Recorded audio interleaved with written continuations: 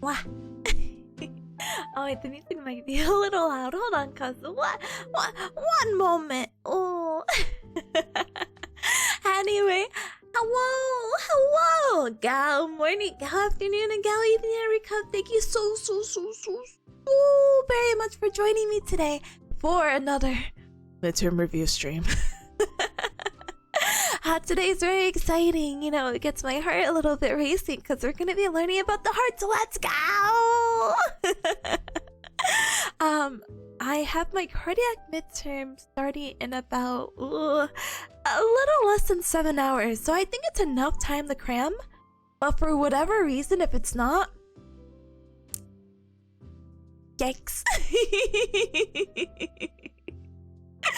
Well, we did a lot of studying yesterday, so the plan today is very simple, Cubs.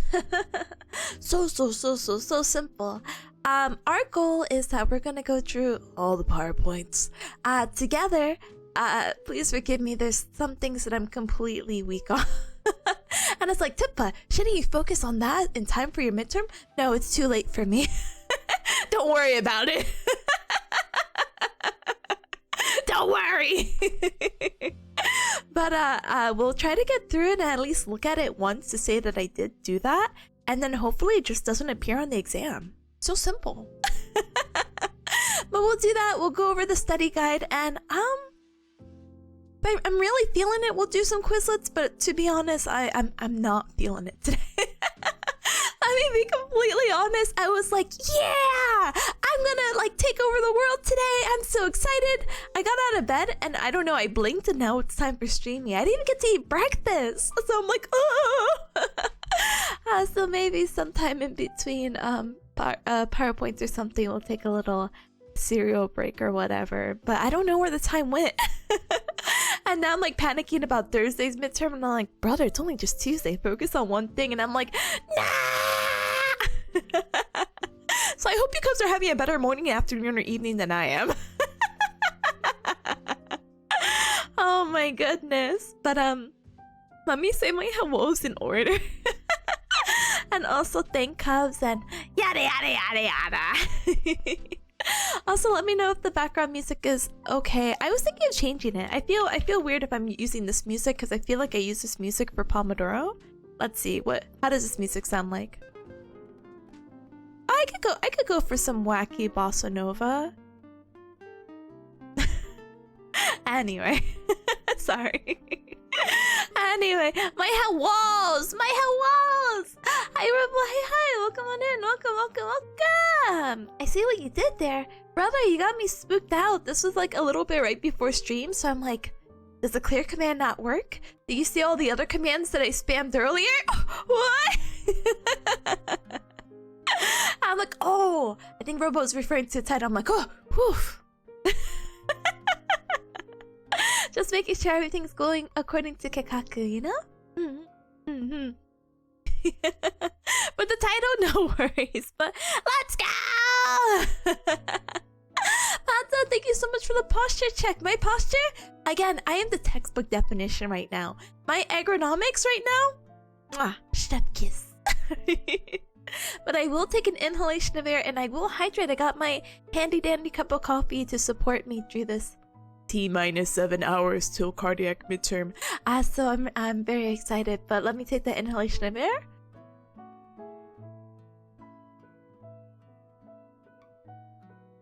And let me take a little coffee sip. Hold on. Yum. So I don't know about you, Cups, but I try to always make like a an off-brand mocha. So I had some hot cocoa chocolate powder mixes still in my pantry, and so sometimes when I feel like I need an extra treat or something like that, I put the hot cocoa mix, and then, you know, I brew the coffee and I pour a little bit of milk or the powdered creamer and maybe a little bit of sugar, and it's so tasty. I always like to spice it up a little bit here and there. Oh, thank you, thank you. But also thank you. Oh my goodness, Gamer. Thank you. So very much for the tier 1 sub for 13 hecky months. Thank you for your continued support as a sugar bear for 1 year +1. Thank you. Oh my goodness, it's already been that long. Time. Oh my goodness. Hi CC. Hi. Welcome in, Galmer. Welcome. I would wave back hi to you if I could. I don't have the technology right now on me. Rancor, hi. Welcome. Gao. Nya. Welcome on in, Gamer. Welcome. Kalo, hi. Thank you so very much for the 1 week streak. Let's go. 7's a pretty lucky number if I do say so myself. I know now. Hi. Thank you for the tip-a-da-da. I'm here. Tip-a-da-da. I feel like my voice is leaving me, which is a really bad sign for someone who's going to be speaking for like probably 4 to 5 hours straight. Forgive me, Cubs, if my voice starts going. But it's fine. My goodness. Hi, friend. Hi. Welcome on in. Welcome. Morning, Gamers. Good morning. Welcome. And hi, Parent. Hi. Good morning to you as well. Welcome. Hi, Julian. Hi. Doki, Waku. Let's learn how the heart works. Let's do it.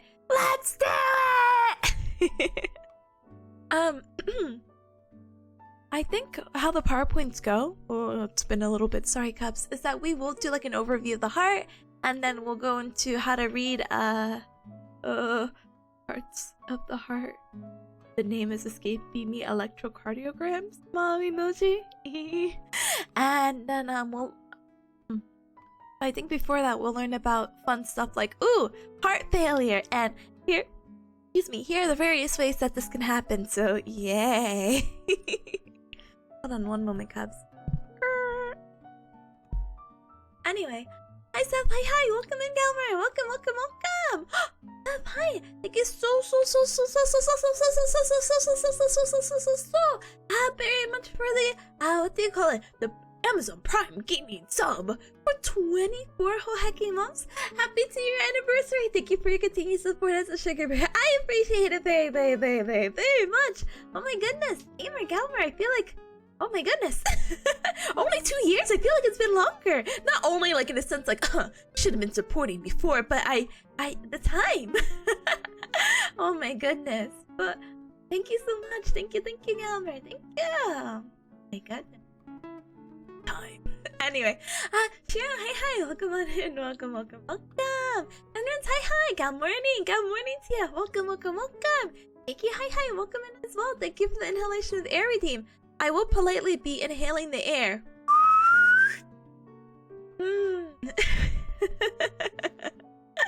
Alright, I'm changing the song again. Would you believe me, Cubs? Oh yeah. Anyway, hi Ricky, hi. Welcome in, Galmer. Welcome as well. Welcome. Oh my goodness. Lex, hi. Welcome in as well. Hi. Galtia, good morning. Ricky says if you don't know the answer, just ask your heart. Yeah, sure, buddy. I'll try my best with that. Oh my goodness. Seth was like, you'll do great. Can't be too hecky hard. It can't. You know, honestly. Hold on, Cup. Sorry. Ooh. I don't think the exam is gonna be hard, but I get a little nervous, you know? I think it's gonna be a breeze. I think I'll pass with a B or higher, and if at worst case scenario, a C or higher. At very worst scenario, lower than that, but if I get lower than that, then I'm hecked. Because again, I need a test exam average of a C or higher to pass the course, so the next test would be the final, and would really suck to be stressed out about that, you know? So the higher I score, the less stress I have towards the end of the semester. So easy, so simple. Huh? Julian says, Tippa, your subject matter mastery may be weak. Thank you. How about your tricuspid, mitral, aortic, and pulmonary valves are strong? What a gamer! Oh my goodness, look at Julian knowing heart anatomy. Let's go! Thank you, they're so strong. You know, it was really fun because during class, I don't know what this thing was. It was my first time using it. But it was to check if you have like some kind of heart arrhythmia, and it was like a little,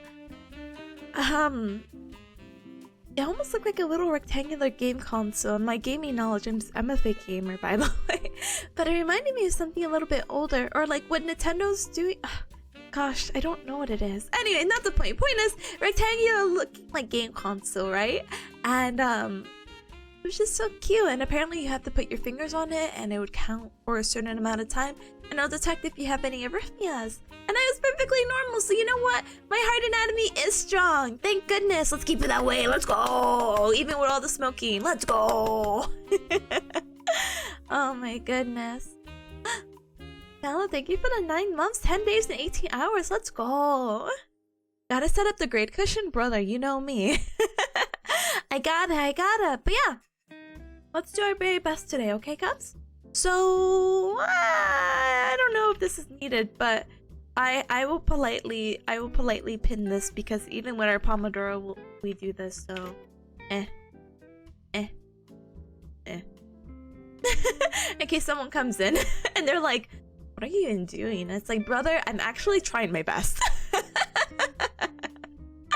But let's get to it, okay? Okay. So we have, I think, 10 PowerPoints to go through. Thankfully, I think they all pretty much correlate to all the things that we have to get through and learn, and also with the little midterm review document that we'll review together. And so we could kind of quiz each other. It'll be so cute, being like, hey Cubs, do you remember what's considered what level of the apex of the heart? Wow. As you can tell, these PowerPoints are going to be very inconsistent in both quality and appearance. Some look okay, some look pretty ugly. So I apologize, these are not my normal notes. But I thought this was the best way, because how do you call it? The only documentation I would have for review, like normally how I go through my notes in a Google Doc, is the midterm review, and that's not formatted the best. And again, it's not teaching, it's more just like, hey, what is the answer to question number 1? Oh, question number 1, the answer is A. Why? Great question. So I thought it was best to work from the bottom up. So let's try our best, and let's see where to go from there. As I said, I think the stream might take a few hours. But we'll be sure to take little baby breaks from here and there, okay? Well, hold on one moment.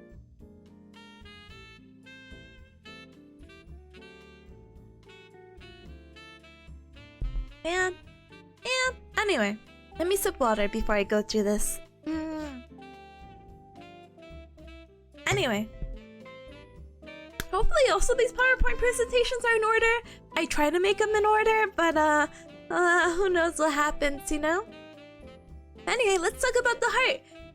Why this is so fun and exciting is because every cup has a heart. And even if you don't have a heart emotionally and you're a cold hecker, ooh, I feel the shivers from here. We all have something that pumps blood throughout our whole entire body, and that is the heart. So as you know, the heart is a primary pump that circulates blood through the entire vascular system.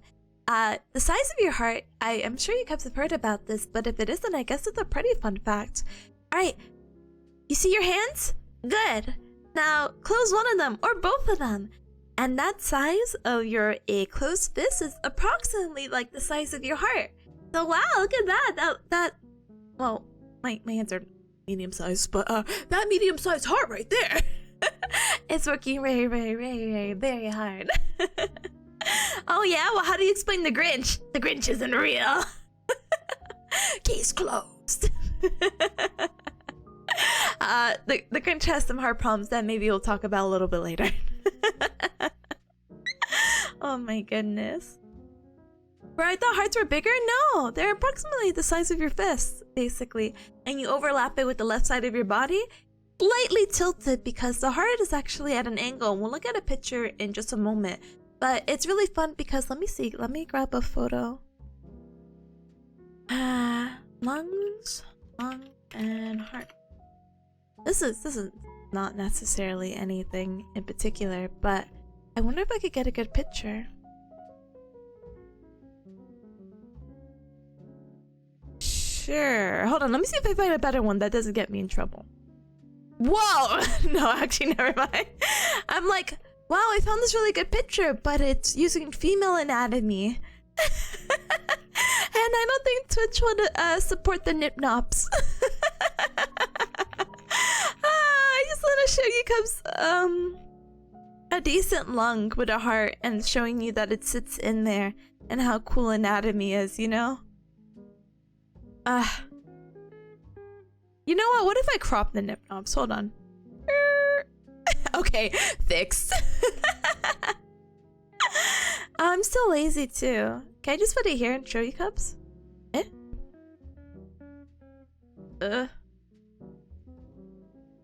Gosh darn it.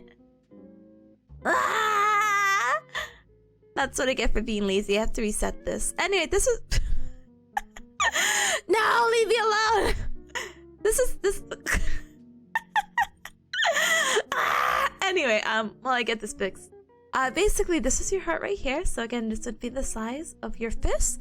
And it's really cool because your lungs, your lobes, they actually have like a little indentation for your heart to sit. So basically, again, make your hands into a closed fist, put it on your left side, slightly angle it, and that's basically where it is. So yay! Now let me go ahead and fix this before I absolutely lose it.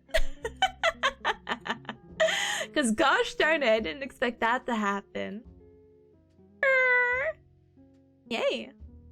Yume, hi! Are you also a nursing student too? Not quite, but I am in the medical field for rehab and all that jazz, so yay! Learning. Welcome, good morning to you. Welcome. Oh my goodness. The nip-nops down Tippa's Discord, brother. I'm not posting that. Brother, we could have a whole talk about it. I'm like, topic, and I'm like, no, say talk. And I'm like, what? But I won't. And it's not appropriate for a Discord, so blah!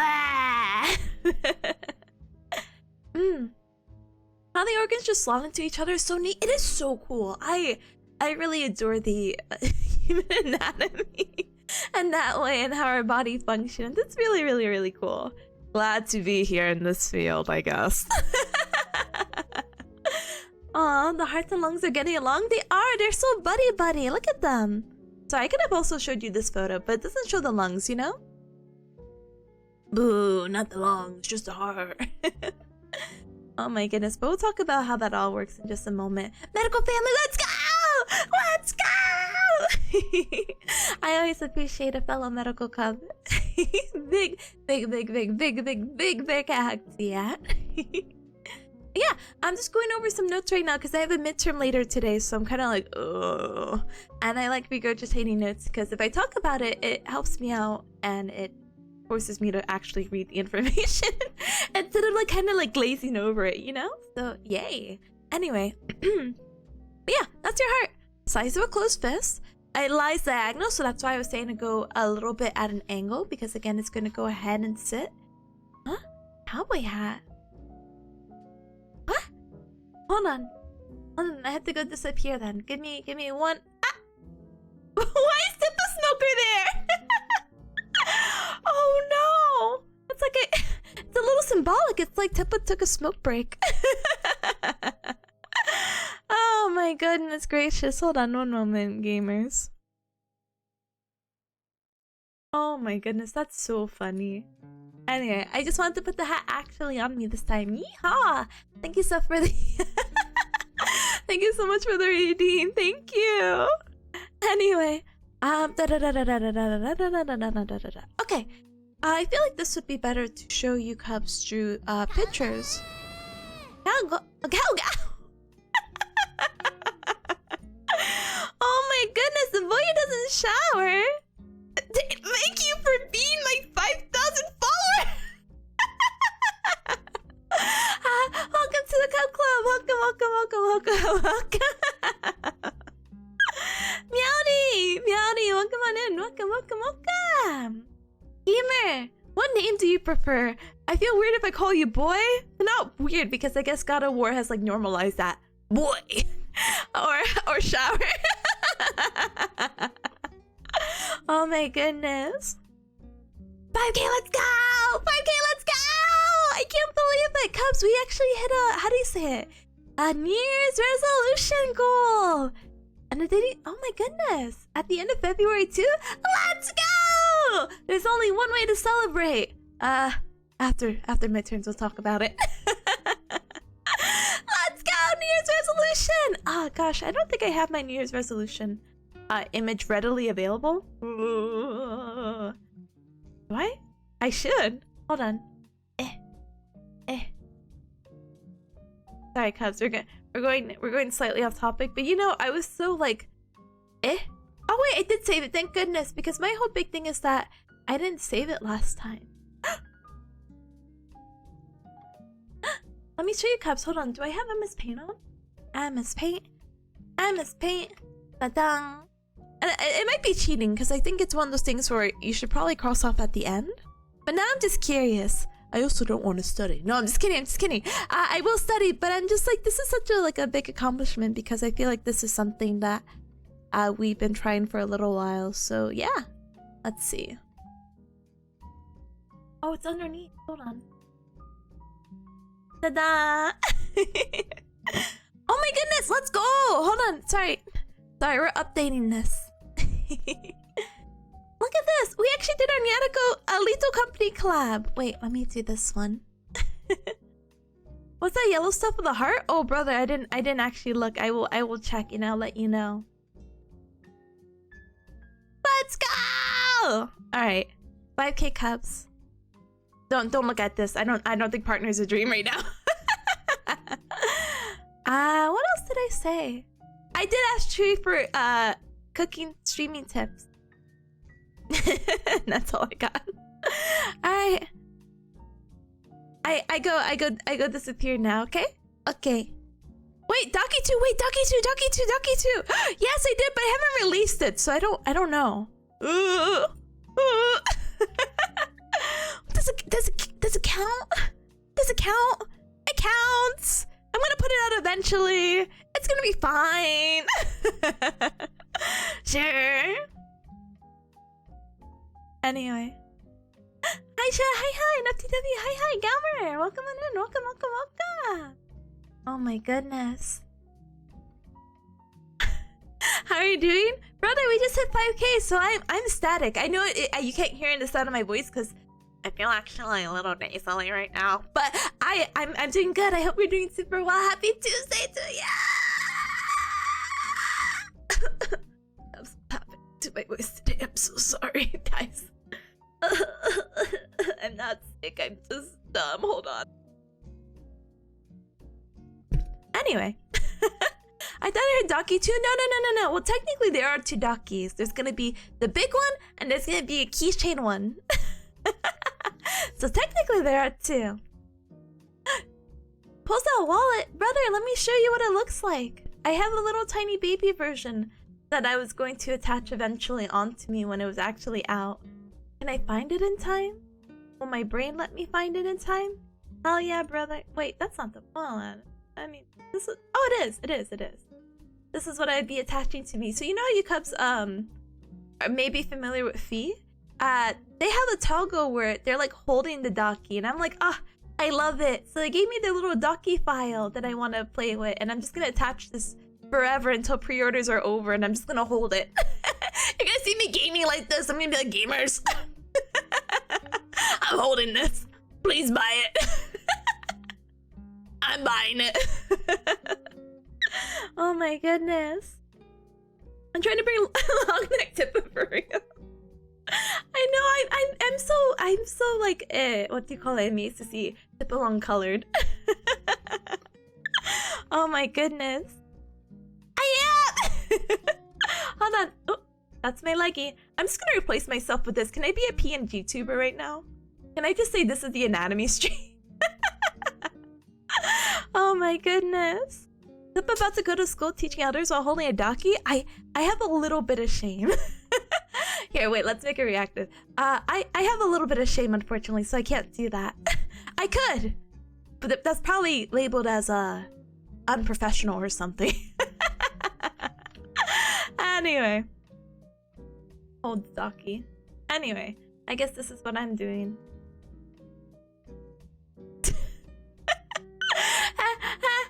Anyway, oh my goodness. Cups. What about the heart? Anyway, Kiki says Teppa's about to... Wait, no, I read that. I'm sorry, my brain is dumb. You could do the interactive ones while you chat? No. It's such a good outfit. I saw the news about it too. Okay, Cubs, if you want spoilers... Gosh darn it.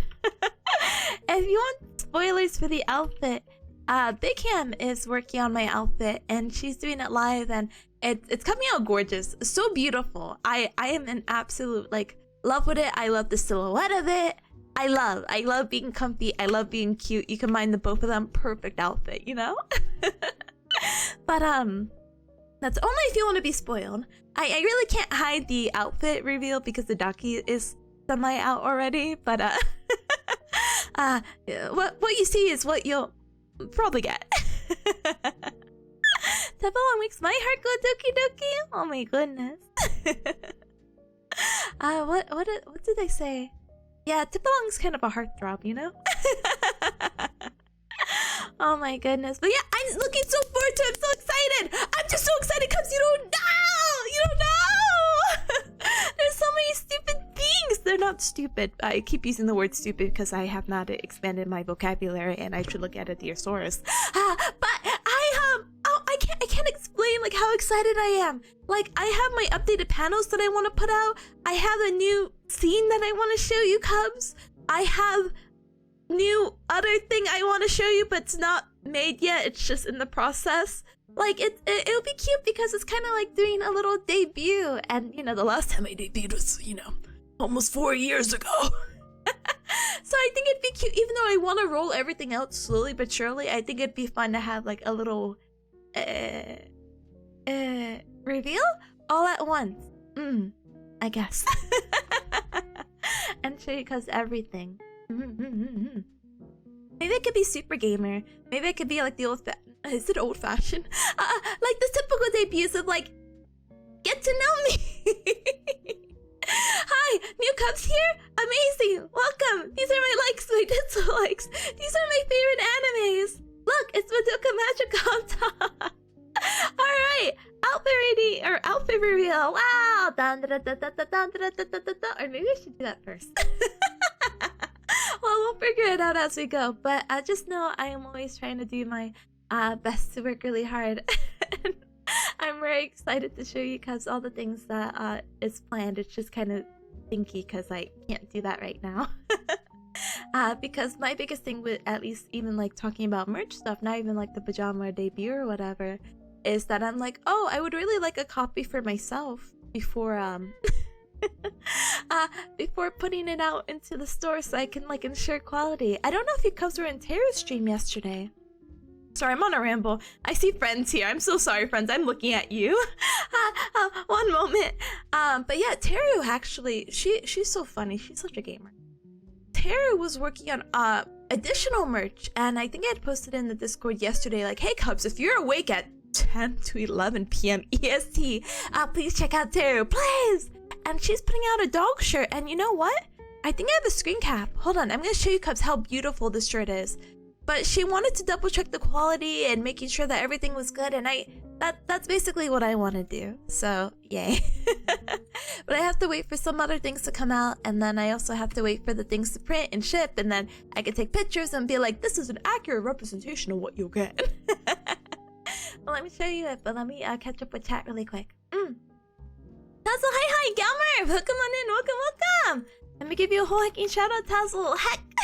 Heck! What do you mean, hi, nerd? Are you saying nerd just like in a loving way? Or are you saying nerd because I'm studying? Either way, don't appreciate. No, I'm just kidding. Hi, Tazzle. Hi. Welcome on in. Welcome. And Fee, hi, Fee. I was just talking about you. I was saying you inspired me to do this like little setup, but one day I'll have hands that are actually grabbing. For now, I'm just showing off. Oh my goodness. Welcome, gamer. Welcome. Nerd, derogatory, affectionate. Well, welcome, gamer. Welcome. Let me show you the Teru merch, not Tazzle merch. Tazzle merch win. Huh? It better be merch of her hoodie, brother. I would love her hoodie, but she's doing something even slightly better. Okay, this is the shirt design that she's putting out. I think she's gonna make fixes, or she's redrawing it. And I think the bottom font was supposed to say something like sheepcore. I didn't get to take a good picture of it. But Teru's art, mwah, chef kiss, Teru, mwah. Putting this on a shirt, mwah. The art style, mwah. So cute, so good. I love all the little details. Look at the sheep E-type bag. Sorry, that's Teru in the corner. That's all her stream element stuff. But it's just so cute. I love it. I want this on a shirt. And it's so... I'm tired of buying clothes, Grandpa. I already brought Ua Moko merch. Brought the Mokoko bundle that comes with a shirt. I brought the Metal Gear Uniqlo collab shirt. I brought the weed shirt that is Metal Gear themed from the Etsy. And now Teru says she's gonna put out this shirt by March. I'm tired. How many clothes do I need? I don't go out. But yeah, that's Teru. But Teru had she's like, this has been in the works for 2 years now. And what happened was this is the older print. And she's like, oh, I just need to make sure that blah blah blah blah blah, that what was it she said, that if she washed it that the quality was this, but then she was saying like, oh, some of these colors of how it printed blended out, so that's why I'm gonna redraw it. So I think the newest one that I just showed you is going to be the most accurate one. But she said she was redrawing some stuff, and she said she would finish it by the end of stream. But Tara also streams at like again like 11 p.m. my time EST, so it's super gamer hours. I couldn't do it. When did Tara have green eyes?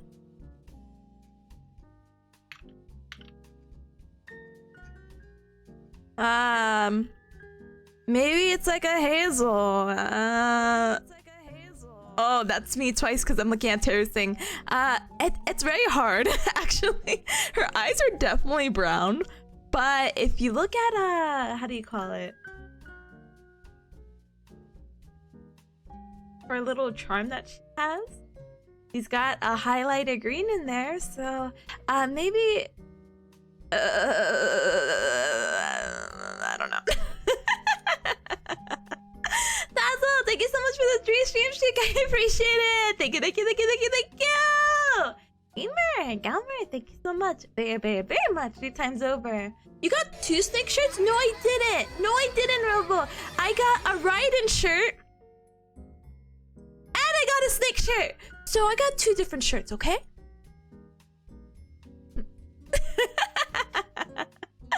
Oh my goodness, help me. Hi, Gamer. Welcome on in. Welcome. No, you're not distracting. Don't worry. Thank you so much. I appreciate it. Thank you so much for the tier 1 sub for 5 hecky months. I can count that on one hand. Would you believe that, Gamer? But thank you for your continued support as a sugar bear. I appreciate it very much. So thank you. But yeah, Terror streaming at Terror Hours is insane. Feelings like I love that art and design, right? Go follow my girl Terror. go follow her. She's gonna come out with really cute merch. I mean, she already has cute merch on her shop. If you are curious, if you Cubs are into like Nikkei and VTubers and Girls Frontline, maybe? Yeah? She has merchandise of that, so yay. Yeah. Eh? It's not done after all? Oh wait, is it? Is it not? Hold on. Sorry, I'm checking.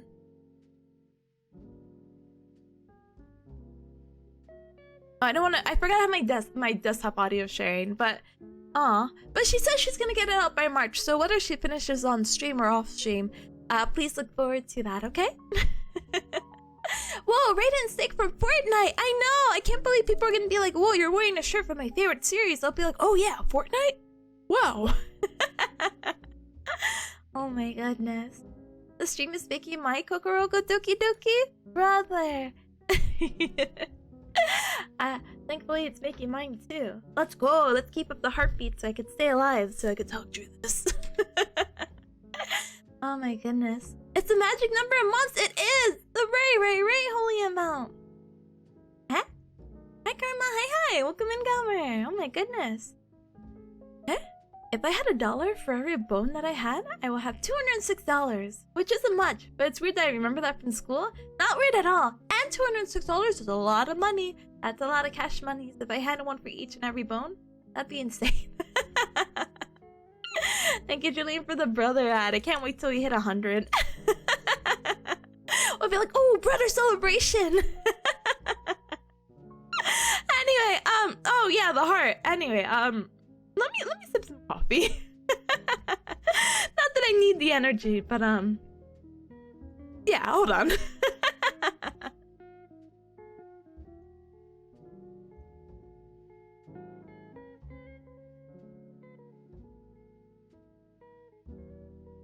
Okay, back to the heart. All right, Cubs, we're gonna get through this. I won't get distracted. Gets distracted.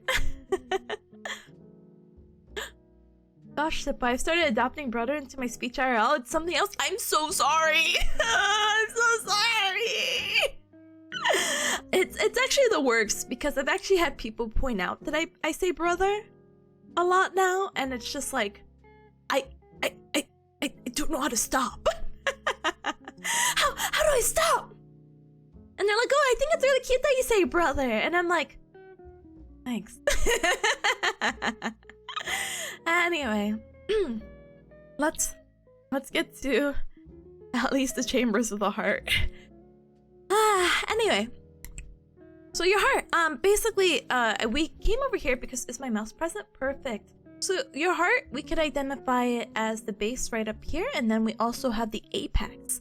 And you guys may be familiar with Apex Legends. No, but apex meaning like the peak of something, like maybe you hear frequently like with the peak of the mountain. Even though this is not really a mountain and it's like an inverse mountain, this peak endpoint is going to be right here, the apex of the heart. This is important because we want to know that the base of the heart is going to be at the second intercostal space, so right about here at the second rib, which makes sense. Costo, by the way, let's show you the word. Costo is in reference to, how do you say it? The ribs. And inter is just meaning between, so in between rib space. Ta-da! First rib space, second rib space, while your apex of the heart, which is right here, is going to be located at the fifth intercostal space, and this is all going to be on the left side, please. Yeah. Okay, it doesn't distinguish between left or right, thank goodness, but it would be on the left.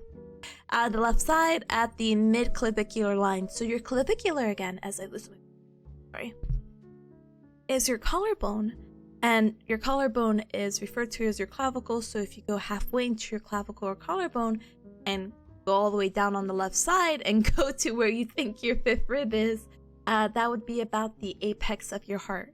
I know you guys are like, Tippa, what the heck does that mean? So they associate your rib, your fourth rib, being around at your nipple. And so if you go like right below that, that would be approximately about your fifth rib, and that would be approximately where the apex of your heart is. Yeah, that's heart anatomy. And we'll go more in depth to it, okay? Apex mention. Wow. Clavicle salute. Oh my goodness. It's just like people who are like, oh, hands are so sexy. Anyway. Okay. Alice has drawn some sisters in there for balance too. But brother for me is so gender neutral. Oh my goodness. Where's the Overwatch of the heart though? It's somewhere in there. My love for Overwatch is somewhere in my heart. Fading. No, but I'll always have like a little soft spot for the game. Dice. Alice isn't poking my ribs right now so I can visualize this area. Gamer, don't poke too hard. But yeah, so did you know that, so the heart beating, you know, contracts, relax, contracts, relax, contracts, relax, and when it contracts, excuse me, it's going to get bigger and it's going to slightly move. And so what they call this is that as the heart contracts, let me just read it, it moves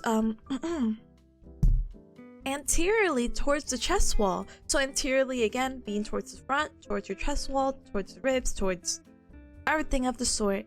And what happens is that the portion of the heart closest to the chest wall is going to be the apex.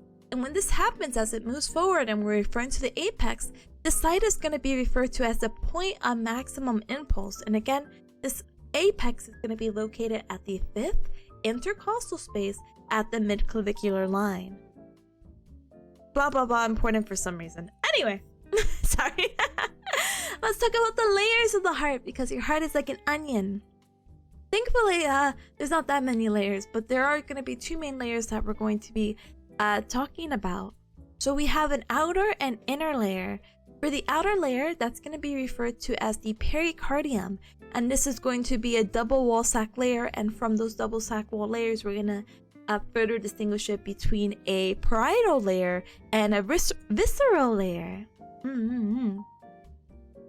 But yeah, the parietal layer is going to be a tough fibrous layer of dense irregular connective tissue, so just describing what it's made out of. And the visceral, think of like your viscera, your organs, your intestines, you know, stuff like that. That layer is going to be a thin, smooth, and moist serous layer. Serous is, oh my gosh, the name is escaping me. Please help me. Power of Google, because I don't remember from the top of my head. Having to do with serum, the clear liquid part of blood.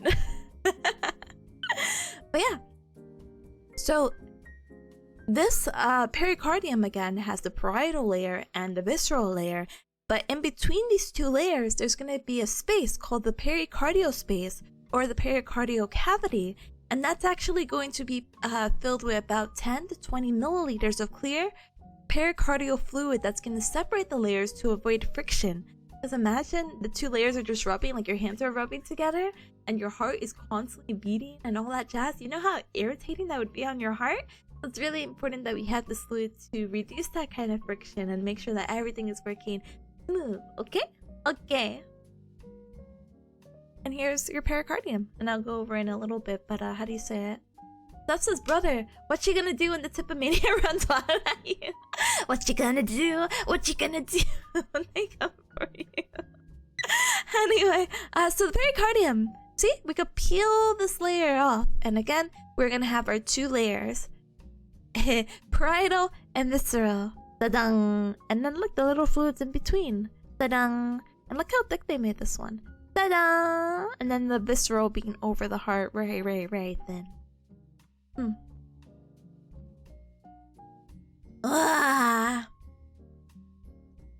So, oh, sorry. There is the middle layer. The heart has 3 layers: pericardium, myocardium, and endocardium. Let's talk about the middle layer, okay? So the middle layer is called myocardium. It's actually pretty self-explanatory if you break down the name. So myo is referring to muscle, and cardium is referring to the heart. So muscle of the heart muscles. So this middle layer of the heart is going to help facilitate the pumping action of the heart as a result of contractile elements. So basically, in the myocardium, you have these cells that are gonna help demonstrate these very unique properties of the heart. So we have, oh gosh, help me with the pronunciation. Automaticity, rhythmicity, and conductivity. Okay. So for the automatic one, or the it's gonna be the ability to contract in the absence of stimuli. So even if you don't have like, how do I address stimuli? Let's see. We can say like a reflex, like, you know, when the doctor hits your knees with the hammers, they're applying like a stimuli to your knee for your knee to jerk. Well, thankfully, your heart doesn't require any kind of external action or stimuli to get it pumping, which is very, very good. But that's gonna be one of the properties that the myocardial cells are able to do. The rhythmicity, that's gonna be the ability to contract in a rhythmic manner. And much later in the PowerPoints that we'll talk about a little bit, I will talk about what is normal rhythm and what you should be seeing on those electrocardiograms. Because I'm sure you guys have heard the term, how do you say it, arrhythmias, and that's like an irregular heartbeat. It's not to the rhythm, it's not to the groove, you know? And then conductivity, that's gonna be the ability to transmit nerve impulses. Why this is all really important to know about your heart muscles and just the layers in general is that, unfortunately, if any of these get damaged, you know how, well, no, let's not make assumptions. Basically, if your heart goes, if the tissues die, they're not able to regenerate. So let's read the paragraph. Injured myocardial cells that, again, will do these three properties cannot be replaced, as the myocardium is unable to undergo meiotic cell division activity. So cell death may result in reduced contraction functioning.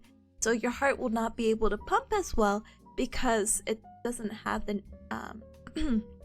the same amount of cells doing the work to make the heart function normally. So, rhythmicity? Huh? Is that how you say FTW? I don't know. I'm busting out the big words, brother. It's so funny because, again, I don't read my notes out loud like this normally. So in my head, I'm like, rhythmicity. But saying it, I'm like, oh, baby. I'm like, But yeah. Our hearts are playing on hardcore mode, basically. We'll talk about that when we get to congestive heart failure, coronary artery disease, coronary... Oh, wait, coronary... Yeah. We'll all get to those disorders. But yeah, heart transplants actually do exist because at one point your heart will just stop. We'll talk about this, I believe, in heart failures when you get to like a certain stage of it, where it's like, yeah, actually nothing we do now can help out. You just need to replace your heart because you actually have less than 1 year to live, you know?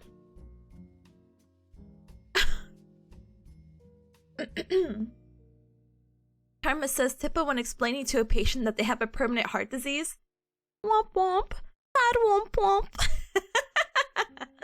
No, I would never. Oh, I'm so sorry. But yeah, look, your heart. So this is actually a really good picture because the endocardium actually doesn't have a, how do you say it, a picture to it. But look, here's your pericardium. So you have the fibrous right here, fibrous layer, parietal layer.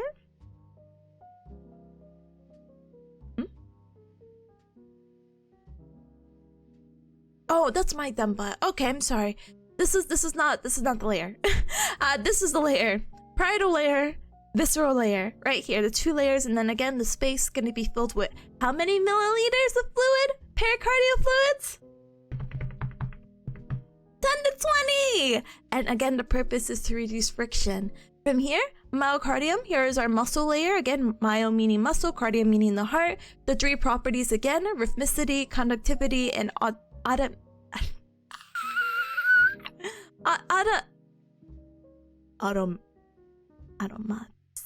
Okay. And then the endocardium, which is going to be right here, and we're going to talk about that right now. Ta-dang! So the innermost layer of the heart is the endocardium. So this is going to be consisting of simple squamous endothelium. Does this count? Wait. Does this term throw you comes back into biology? Ooh, tissues! Simple squamous endothelium! Pop a new one in like a battery? Basically. There's actually a story that I don't know if it's real or not, so I don't know if I should share it with you cubs. It's a little bit actually morbid, so maybe not. But it was very interesting thinking about how someone got like a heart replacement or something like that. If I find out that's real, maybe I'll share it with you, but again, it's a little morbid. Anyway, Arma says I just need more electrolytes, right? Yeah, kind of. You know, it's really funny. Well, I don't know if you would consider it funny. But, on my social media feed, because I'm following other, you know, rehab specialists. Yeah, there was just some guy or like influencer, not in rehab, it's just some random guy who's like, yeah, I'm getting my insides flushed out.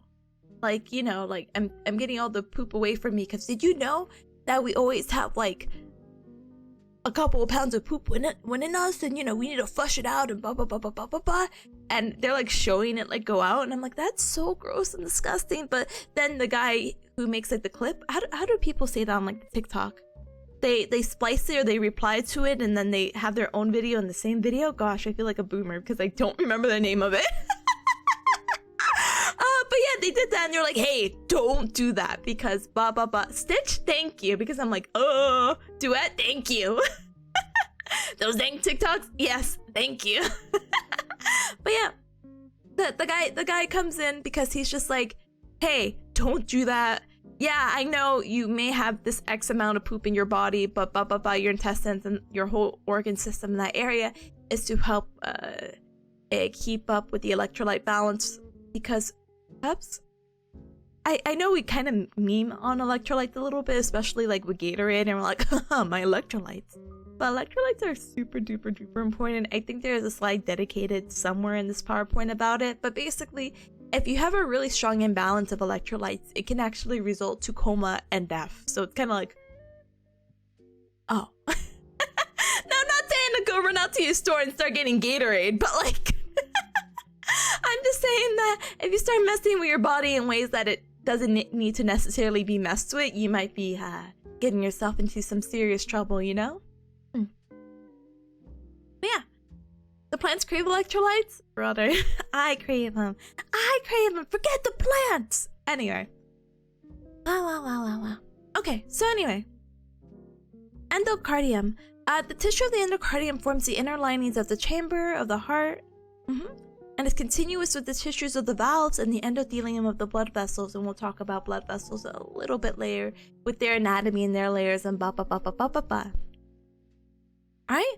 Because the endocardium, again the inner layer of the heart, and the valves share very similar tissue, patients with endocarditis, so endocarditis, this is the inflammation of this layer, must be ruled out for valvular dysfunction. So we have to try to rule it out because they're just so similar. It's like, is it inflammation or is it a valve dysfunction? But that's not my job to decide that. That's the doctors or the cardiologist.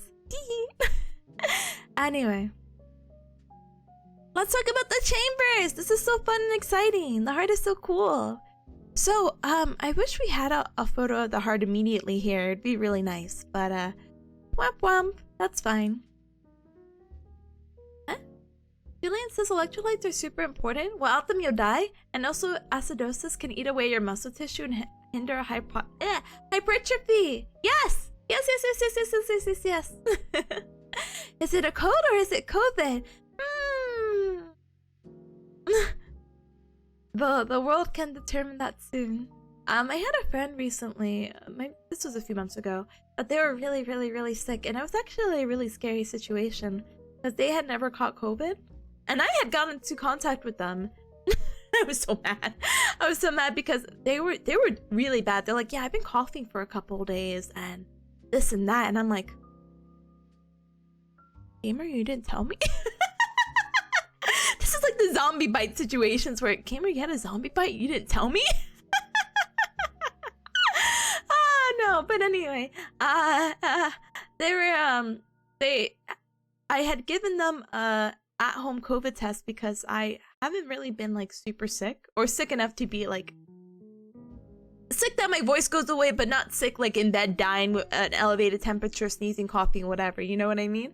And so I gave it to them, and they ended up testing positive for COVID. I'm like, oh, I can't believe this is how I'm finally gonna get COVID. No! But then their job was being very stingy or something about it because they're like, yeah, even if you have COVID, you have to come to work because the at-home tests are not reliable and you could be lying. So go to your doctor's office or you don't get paid for your sick days. So thankfully he went to the doctor and they were able to do the test, and actually they were able to confirm that it wasn't COVID, even though the at-home did say it was. So it's like, oh, but he did have the flu. So, you know, you never know, question mark. Anyway, the chambers of the heart. So, I wish there was a cute picture to show you, Cubs. This is not as cute. I want a cute photo. This is so cute. Can I make it a little bit bigger? Oh, I forget this is not like Google. Hold on. I'm so used to working on Google Docs that you could double click a photo and it'll do it. Alright. So this is a really cute photo because this is your heart. Yes, your heart, and it's referring to the chambers right here. So again, this is going to be in reference to the person's body. So even though it's like, hey, this right atrium is on the left side of this image, you have to put it in anatomical position. So we have the right atrium, we have the right ventricle, we have the left atrium and the left ventricle. And we're gonna go over blood flow, how the heart goes, and in just a moment, okay? When did you take my heart? Hehe, the moment that we met. Anyway, hi Luna. Hi. Oh my goodness. Ayo. Hi bye. Hi. Welcome. Welcome gamer. Go afternoon. Smooth, thank you. So, I'm dying internally, please forgive me. So, those were your chambers of your heart. So let's talk about it now that we have like a little bit of a visual, okay? So, the right side of your heart, so the right atrium, the right ventricle, is going to receive deoxygenated venous blood. So this is all the blood that's returning from your body, from your lower extremities and upper extremities, while the left side of your heart is going to receive oxygenated blood, which are going to be returning from the lungs. I don't know if this PowerPoint again goes over blood flow, but we do definitely have it in the little review document that we'll go over much later, okay? So let's talk about the right atrium. So the right atrium, that is the side again that's going to be receiving all this deoxygenated blood. Deoxygenated blood literally is blood that lacks oxygen. It's been used. Now we have to kind of recycle it through the body, you know? It's like, oh no, we got to get the oxygen back into it. How do we do this?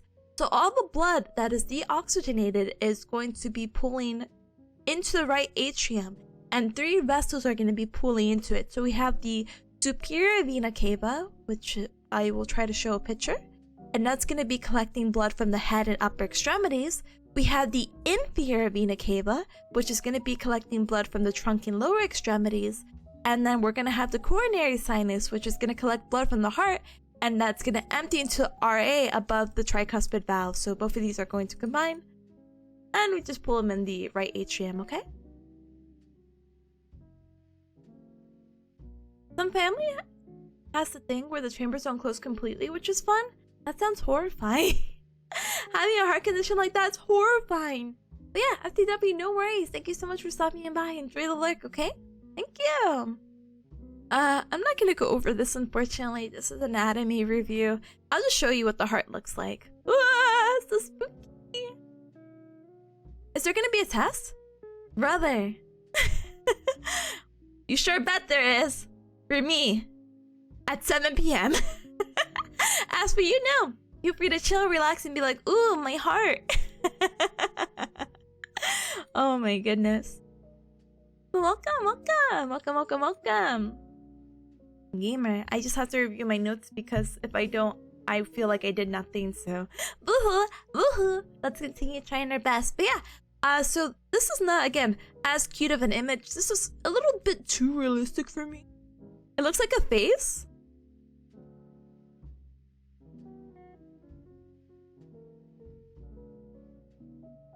Huh.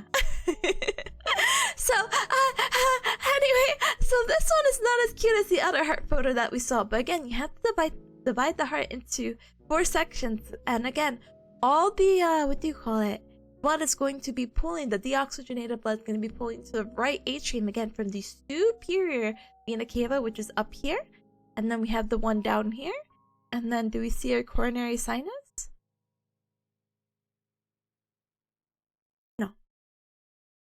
Anyway, so right below the right ventricle is going to be the right... Wait, sorry. Oh my gosh. Right below the right atrium is the right ventricle. And again, I need my cute photos because how else are you guys gonna see it? That's not my cute photo. Here's my cute photo. Ta-da! So superior vena cava, inferior vena cava, pulls in blood to the right atrium. These are all deoxygenated. This blood is going to go through the tricuspid valve into the right ventricle, and this is the thing that we're learning about right now. So let's go back into it, okay? Alright. So the right ventricle.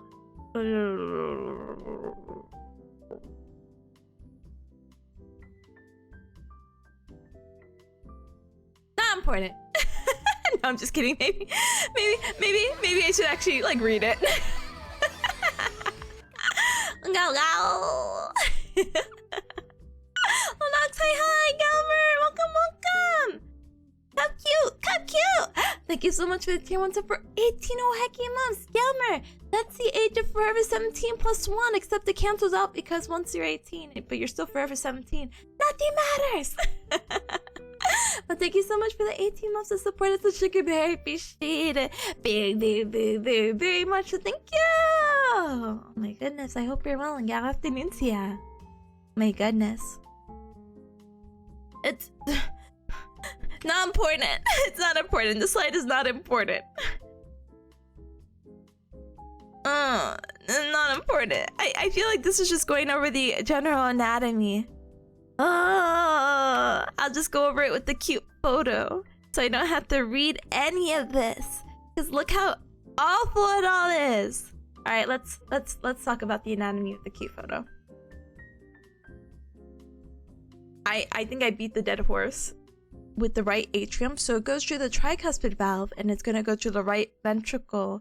From here, the right ventricle, the deoxygenated blood is going to be going through the pulmonary artery, valve, and it's going to go through the arteries. So the really fun thing about the heart is that you have arteries and veins, and the arteries, the A in the arteries can be like a silly mnemonic to show that it's pulling blood away from the heart, while veins are going to be towards the heart.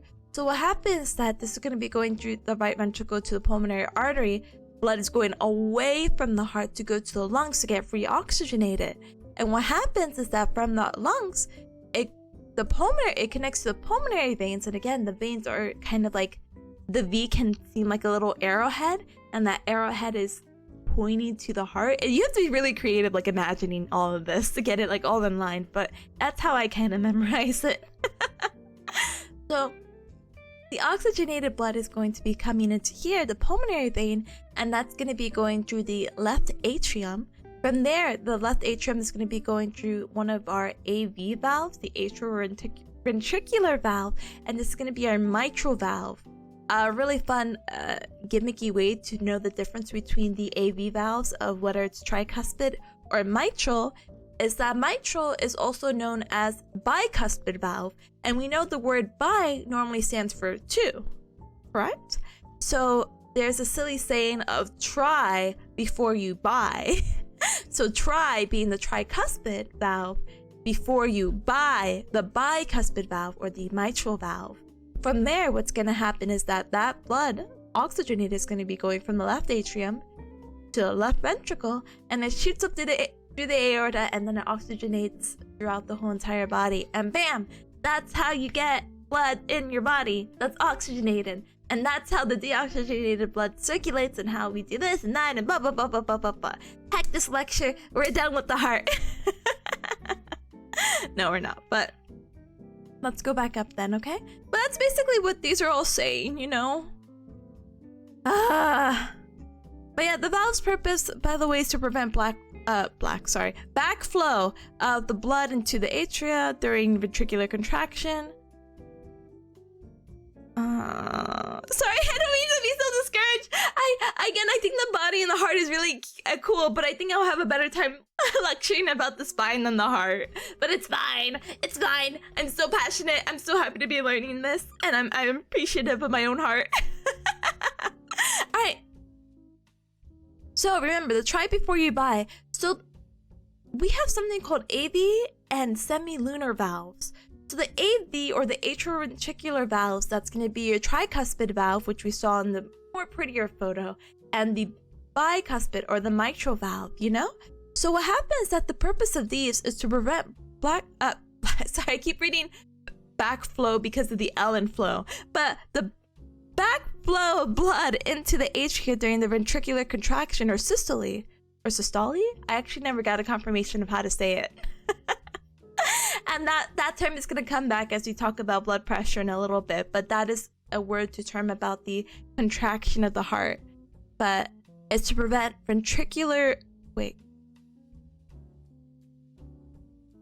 it's to prevent backflow of the blood into the atria during ventricular contraction. I can't say it anymore. So blood will be coming here, and it's going through the valves. If there's anything wrong with this, there could be a backflow of blood into the atrium, and that would not be inappropriate, or it would be inappropriate. Oh my gosh. Ooh. Anyway, and the semilunar valves, this is going to be your aorta and your pulmonary artery, which are somewhere. Aorta, pulmonary valve, yeah. And this is going to prevent backflow from the aorta.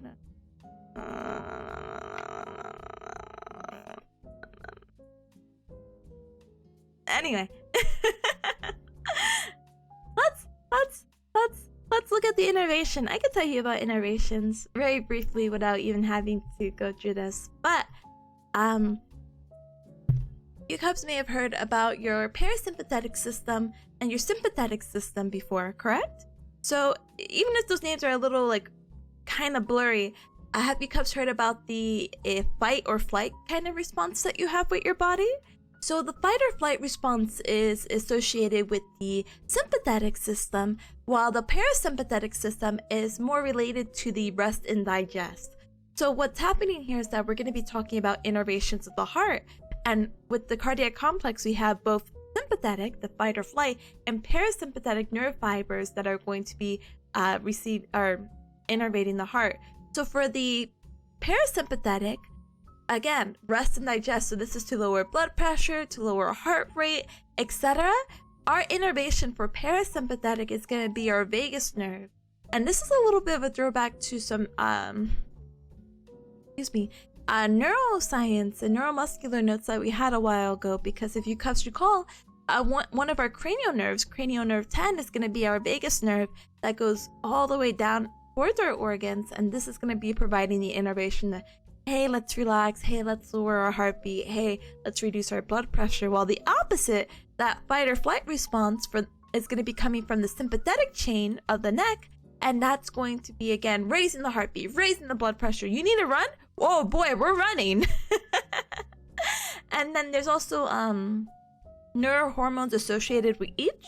So for the parasympathetic, it's going to be acetylcholine, while for the sympathetic, it's going to be catecholamines such as epinephrine and norepinephrine. Yay. Let me read this and then I'll catch up with chat, okay? I just felt bad because I'm like, I'm being grumpy about reading my own notes. I set myself up for this and I'm like, don't be such a butt. So I'm redeeming myself really, really, really quick. But yeah, the aorta. So our aorta, which we could see right here from the heart. Our aorta is humongous and it has all these branches. So let's talk about this a little bit. So we have like ascending and descending aorta. The ascending, this is going to be above the heart. This is going to be approximately at the base of the left ventricle, and it's approximately 2 inches long. It passes upwards and forward towards the right as high as the second right coastal cartilage. Let's think about this really quick. Let me see how I can put this in anatomy. Oh, okay. So what it's saying that it could be as high as the second right coastal cartilage is that, remember how I was telling you, Cubs, like around the nipples, around like a T4 or your what do you call it, approximately maybe your fourth rib? Well, around your collarbone, a little bit behind the clavicle or your collarbone, that's your first rib. So if you kind of move your way down and above your nip-nop and you not necessarily feel it, but like if you go for your second rib right there, that could be where your aorta is. It's kind of at that level, and that's how high it could go on for some people. So what happens is that the aortic branch is the arch is very important because it has 3 different branches. It has the brachiocephalic branch, or sorry, trunk, which brachio referring to the arm, cephalic referring to the head, the left common carotid artery, and the left subclavian artery, which we can all see right here. So arches. Okay, then we have arm.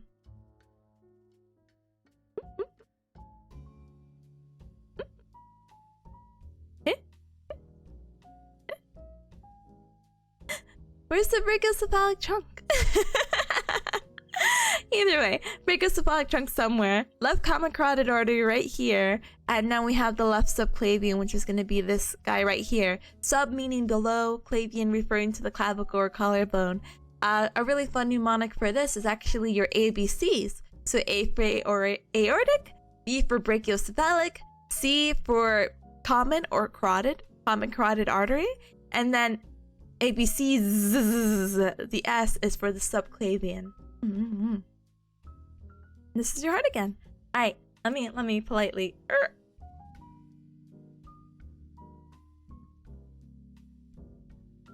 Oh! Halvi says, this gives me context. I have birth issues with my mitral valve, and this is interesting. Gamer, I hope you're okay. Luna says that when you're a baby, the ventricles are open together and they close when you're born.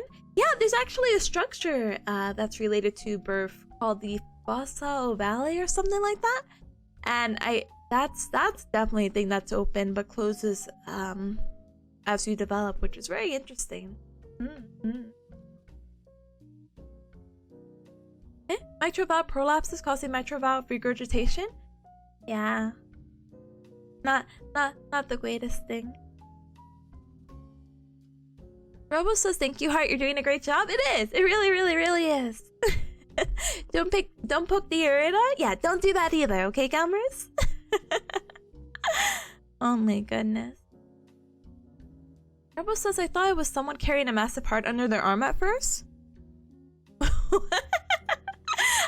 I guess. Maybe. But yeah, let's go ahead and we'll talk about arteries and circulation, and we'll do some math stuff, and we'll be done with our first PowerPoint because we're already past the halfway point with this one PowerPoint. So yay! Well, let me go ahead and take a little baby break. Let me also come back not as stuffy. And I come back with a refreshed mind where I won't be a butt. So I'll politely BRB.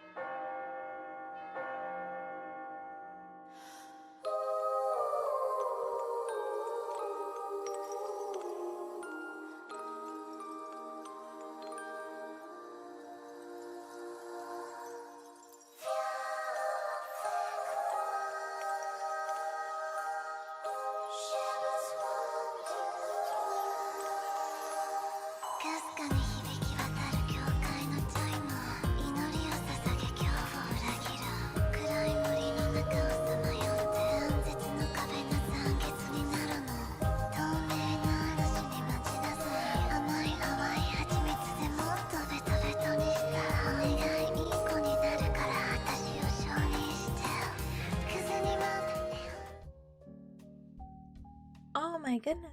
Sorry, Cubs. I got so spooked out. I'm renewed. I'm refreshed. I could be fresher.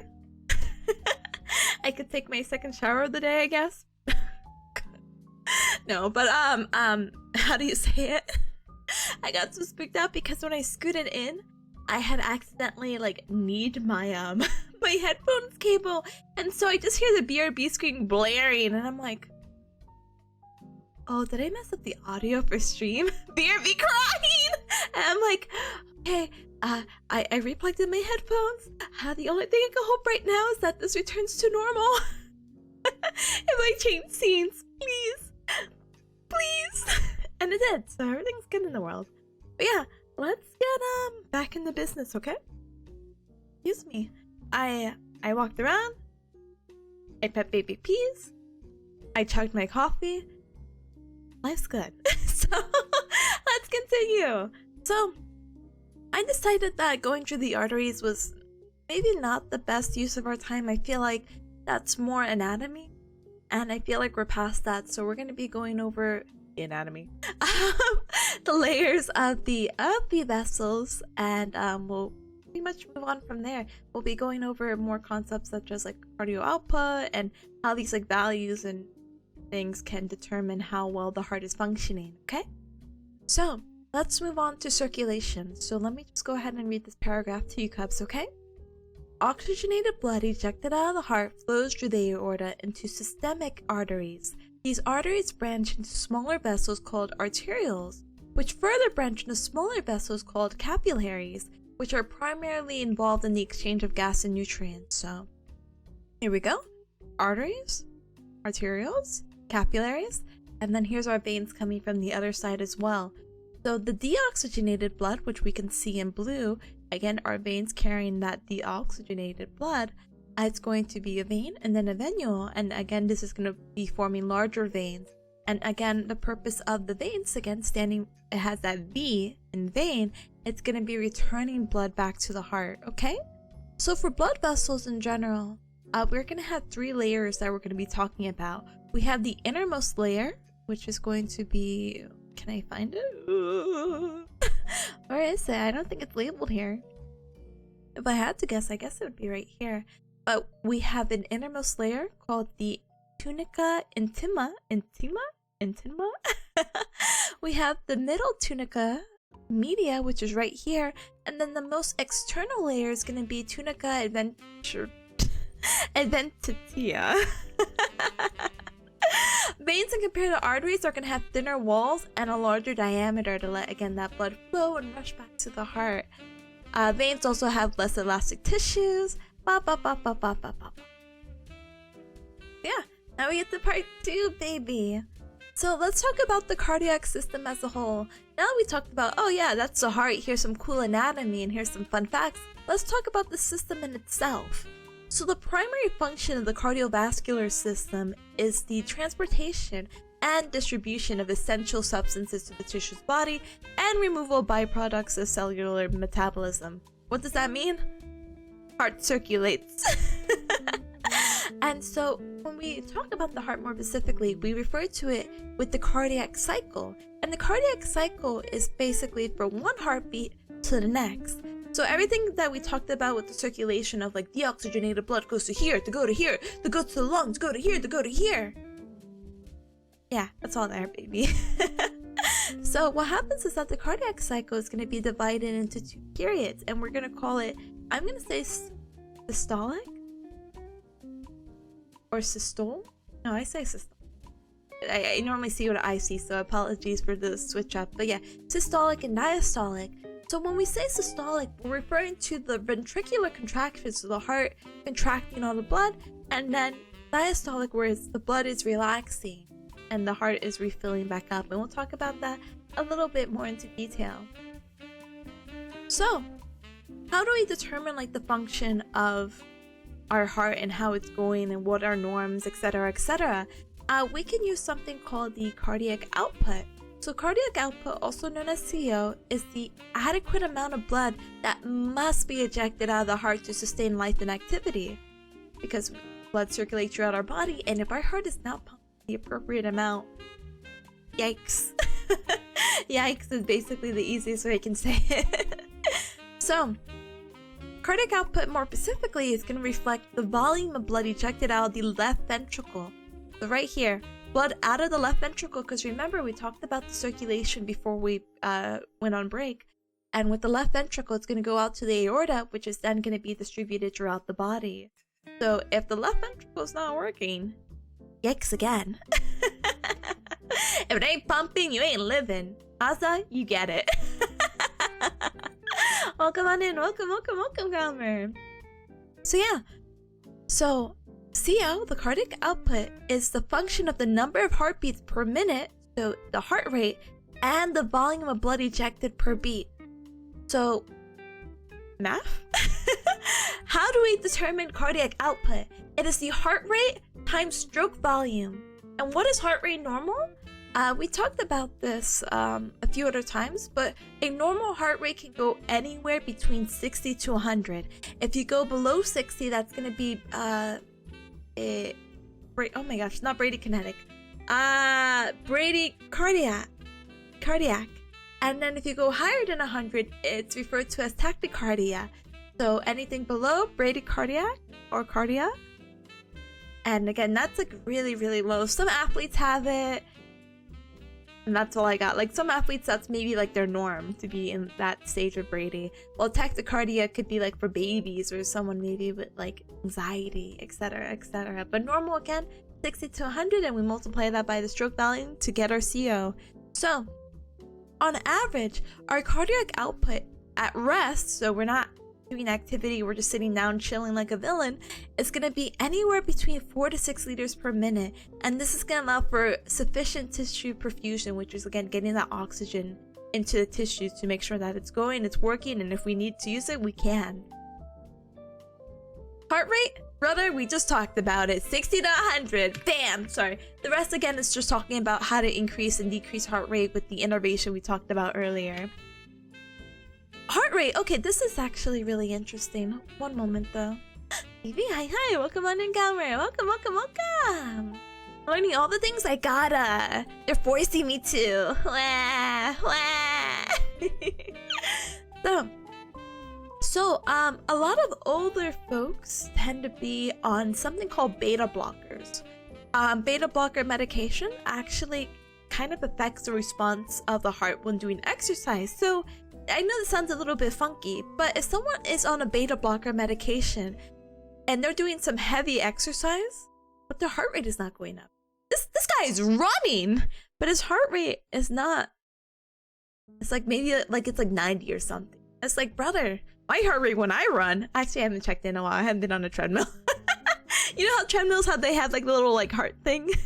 I like to check your pulse whenever you run. Those are fun. I think my heart rate gets to like 160 or something, which there's a whole math equation for your heart rate max, which includes your age and whatnot. And I'm like, oh, I don't really recall my heart rate max. And I'd be like, oh, Cubs, let's do it together. And then I'm like, no. Well, actually, we can because I'm forever 17 and I just have to put the age as 17. But anyway, maybe there's a slide on that we can look at. But yeah, how to raise your heart rate? Play Soma? Brother, it's so scary. Even watching Rip play it was just horrifying. And I wasn't even there. Yeah, any horror game? Heart rate up. Activity, exercise, heart rate up. Doing anything? Heart rate up. Wah. Excuse me. My heart going at 1,000,000 miles an hour the whole time? Brother, chill out. Take a little baby break. But Davey, thank you so much. I appreciate it. I need all the energy I can get. So yummy. Nice. But thank you. I'm hoping that the midterm goes really well. I'm not too nervous about this one, but I still wanted to cover it just to say, hey, I did it, you know? But I'll probably try to speed it up in a little bit because I have been on the same PowerPoint for an hour. So, but we're almost done with this one. This one is actually one of our longer PowerPoints that we have anyway, so yay. But yeah, so someone with beta blockers, their heart rate when they're doing activities such as running, etc., their heart rate is not going the same way you would anticipate. Again, as I mentioned, my heart rate I think can go up to like 160 or something when I run, if my memory is correct. It's been a while since on the treadmill. But this guy who's on beta blockers is 90. They're still within normal range. That's not really normal. So when we're trying to find objective measures, not subjective, not like, yeah, I feel bad. Like, okay, sir, give me a number 1 to 10. But we need an alternative objective measure of intensity. We would use something called the Borg RPE scale, rate of perceived exertion scale, because the heart rate that we're gonna get from this guy is gonna be inaccurate because the medication's messing with it. Borg is just I don't even think it's worth getting an image for, but basically it's a chart where you have the patient point saying, hey, how do you feel? And I think it's like a range from 60 to 6 to 20, and it's like, oh, the exercise I'm doing is very light, moderate, heavy, and it's graded in between 6 to 20, and you could try to roughly calculate what their normal heart rate would have been by timesing that number by like 10 or something. So if I was at rest and I was doing basically nothing and you showed me the Borg scale, I'd be like, yeah, I'm not really doing anything. Yeah, I would say my heart rate right now is the exertion I'm doing sitting here talking to you cubs. Well, talking gets me a little anxious, so maybe my heart rate's a little bit up. Maybe this isn't as light as I think. But for example's sake, let's say yeah, it's very, very light work just to be, you know, sitting here. Yeah, I'll say I'm a 6. Then they can times that again by 10 and they could be like, yeah, I think your heart rate is 60 beats per minute, without actually having to check it. It's a little bit wonky of a scale, but it's the idea of like, we just kind of have to trust the patient on this because we're not getting an accurate reading with the heart rate if they're on the beta blocker, you know? Gamer, your heart rate's at 120 at rest? Gamer, you know, I might need to see a cardiologist. Gamer, you good? Oh my goodness. Hi, Basto. Hi. Happy birthday to you. You zoom in? Is it because you're a zoom? No. Just kidding. That's pounding caffeine back to back? Smoking a pack? What? Caffeine's got nothing on me, brother. Just make sure you're taking care of yourself. If that's real, that's crazy. For me as someone who's like, yeah, my heart rate, I'm basically bradykinetic. Where am I? And not slow movement. Bradycardia most of the time. I'm kind of like, huh? What? Brother, I'm about to get my heart rate monitor right now. Yeah, that's crazy. Oh my gosh. Well, good morning, Bass. Welcome. Hi, Bo, as well. Welcome. Good afternoon to you. Gamer, are you drinking too much gamer juice? That's what I'm thinking. Baz, are you one of those people who drink like the pre-workouts? You know, my classmates were just talking about that recently, and I don't know if you cubs, how do you call it? Have taken pre-workout? I used to drink, not avidly. I was just really curious. What was the drink called again? C9 or whatever? And I really didn't like it because my face, I got the tingles on my face when that happened, and apparently that's a really normal side effect, but I'm like, I don't like it. I don't want my face to tingle. I feel so unnatural.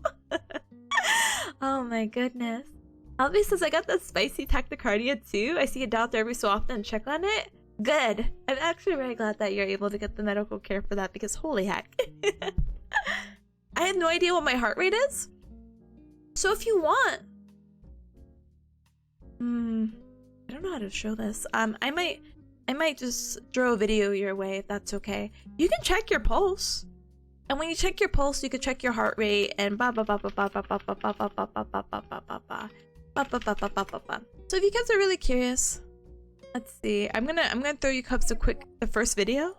Hold on. Is the radial artery. I trust this person, I guess. Yeah, you can do a radial pulse, which is at your wrist, or you can do broaden pulse. I'm clicking the first videos, cubs. You can either check with your wrist or your neck pulse, and then basically you count to 30, and yeah, you double that number. To get a more accurate reading, you would actually count to 60, but no one's doing that right now. It's better to get at least a Vegas idea, you know? Yeah. One of those two videos, and you can check your pulse, and then you can put your results in chat. I would love to hear it. But yeah. Beth says I might be exaggerating a bit, but yeah, it's usually 90s or 100s. You get anxious very easily. Tachycardia Genki. Oh no, it's okay, Baz. I mean, still 90 to 100, less than 100, is within normal. Even if it's a little bit like above that, I mean, I wouldn't see anything so troubling, but ooh. You know what that means, Baz? You just gotta relax. You gotta plan a second vacation. You wanna go to New Mexico with me and Ryan? I'm still deciding what my spring break was or is, because I actually, funny enough, I was talking about the solar eclipse thing, but then I forgot again that I have finals right before that and blah blah blah blah blah blah blah, and I'm like, gosh darn it, I'm never seeing Baz unless Baz comes to Bearcat Mountain. Especially when you know who's over. We can all go to insert places here that I don't want to dox myself. Anytime, brother. The whole gang can come over. I have room in my new place. I'll buy another air mattress for you. Oh my goodness. But yeah, I saw really cheap flights, but Tara's being silly because I was telling Tara, I'm like, Tara, look, there's really cheap flights from Spirit, and she's like, I don't want to fly Spirit, I want to fly Delta. But when she saw that Delta was like $300, $400 to fly to Bearcat Mountain, I'm like, brother. But yeah, come anytime after finals, 3rd week. Wait, hold on. Where's my calendar? Ugh. Sorry, hold on, Cubs. Yeah, come any week after the 22nd, and I'm free for those 2 weeks, baby. Spirit is boo, brother! But when you get a round trip ticket for...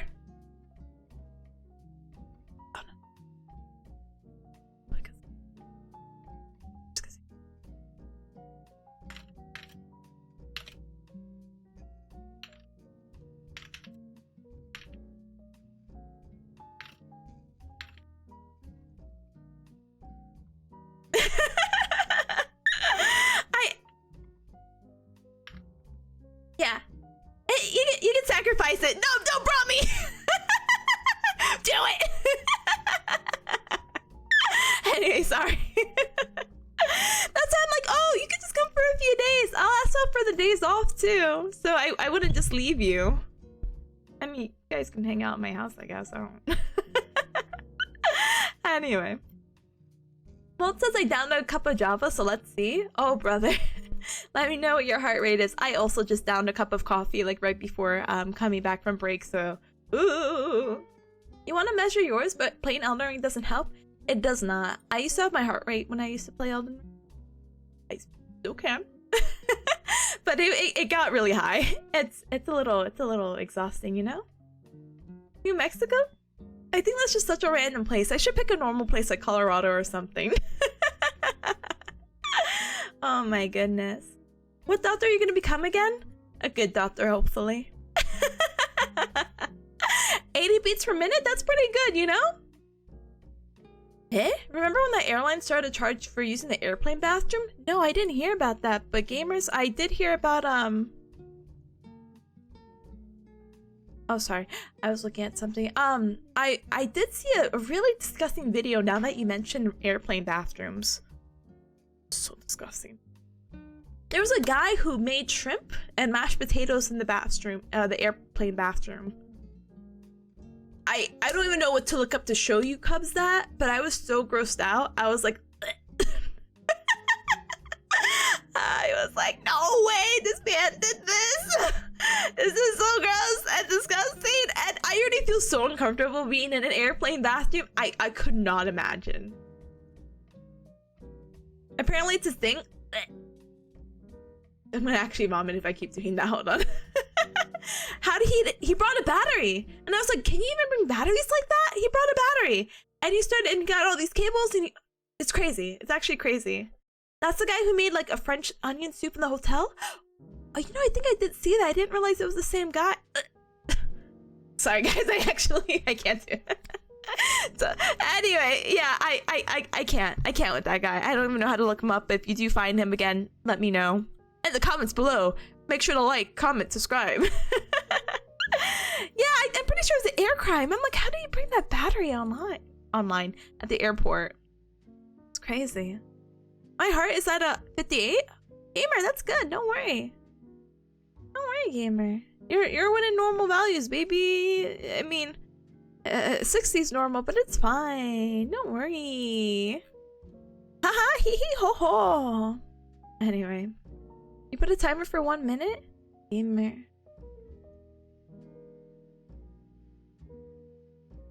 Oh, oh, oh, oh, oh, oh. Anyway, we'll go back. We'll go back into topic, but yeah. More athletic people tend to have a lower, what do you call it? A rate? Yeah.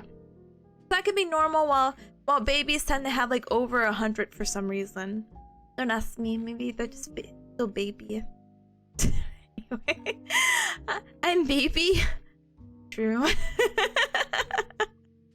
and in a very caring and loving way. True. Not in a derogatory way.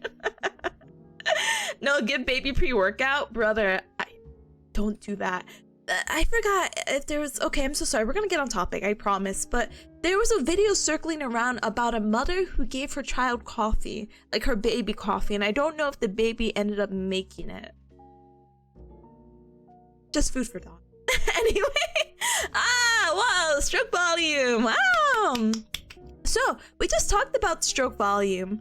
Stroke volume is the volume of blood ejected out of the heart, and it's affected by 3 different variables, okay? We talked about stroke volume when we were talking about cardiac output, you see? How to determine cardiac output? Heart rate, stroke volume, bam, cardiac output. And remember, cardio output is very important, because again, it's determining how much blood gets ejected out into our system to make sure that we are getting sufficient tissue perfusion so our muscles and our body and our whole thing functions correctly. So heart rate, which again the normative values are 60 to 100, and stroke volume, which we're learning about right now. So stroke volume is actually affected by 3 things. We have a preload, contractility, and afterload. So preload, pre meaning before, is a reflection of the volume of blood returning to the heart. It's often correlated with end diastolic volume, which we're going to see right here, and it's referred to the amount of stretch or load, so this could be pre-stretch, preload, on the myocardial walls before contraction. So if this is often correlated with EDV or end diastolic volume, what is it? So EDV is the maximum amount of blood that can be in the ventricle immediately before contraction. So this is again the blood returning to the heart, and this is all before contraction, again determining the stretch of the myocardial walls. This is again the amount of blood in there before it contracts again. So normally the preload is actually directly proportionate to the stroke volume. So the more blood that returns to the heart, a greater volume of blood that leaves the heart with every contraction. I don't know why they made it sound like, but actually this. But no, there's that correlation, okay? So preload, stroke volume. The more blood that returns back to the heart during preload, the more that you have to eject out during your stroke volume. So yay. Tell that baby to play Elden Ring? Brother, the baby doesn't even know how to hold the controller or lift its head yet. How's it gonna play Elden Ring? But why? I don't remember. I don't know why you would give your baby coffee. Not for anything. Not, well, I don't know. If I was taking care of a baby, let's put it that way, I would probably want that baby to sleep. Oh, we played a little bit. Oh, you sleepy. Okay, go bed now. Bye. And then I would continue living with my life. Oh my goodness. Puff out before squishing in. Yeah, basically. So let's talk about a fancy thing called Frank Sterling mechanism. Wow.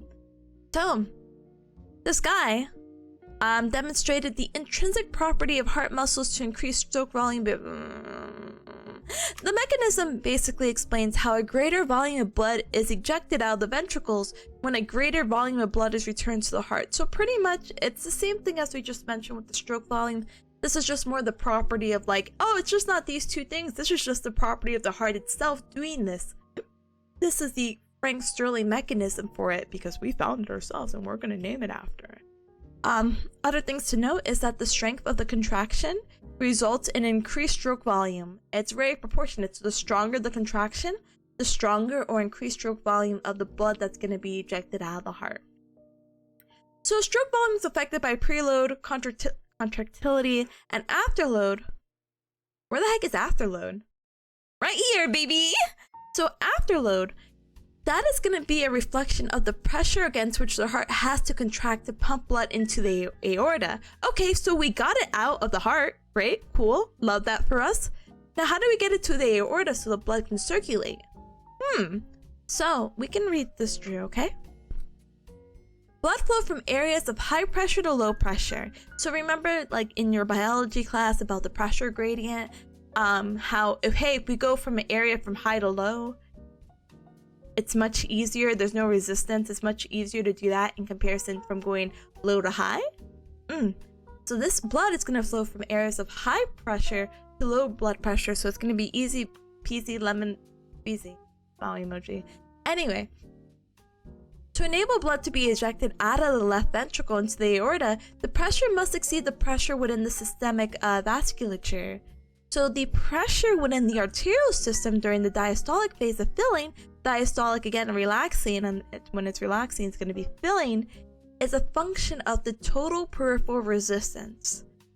The pressure within the system during the filling is the function of the total peripheral resistance. We're gonna get this, Cubs. Anyway, an increase in the total peripheral resistance increases the pressure within the vascular system. The total peripheral resistance is a hindrance to the ejection of blood from the ventricles. The afterload is inversely proportionate to the stroke volume. To maintain the CO at normal levels, compensatory.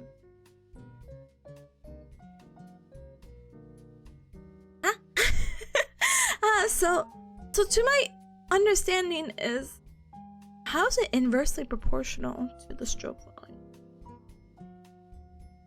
Stroke volume is the amount of blood that the heart has to pump out, but afterload is the amount of blood that has to pump out to the aorta. How did we define stroke volume then? The volume of blood ejected out of per heartbeat. Sure. Sure. Well, we'll look at that later. Ejection fraction! Yay! So talking about more heart and how it functions and what other funky lab values we can get out of certain other tests, the ejection fraction, or EF, is the best indicator of cardiac function and represents a ratio or a percentage of the volume of blood ejected out of the ventricles relative to the volume of blood received by the ventricles before contraction.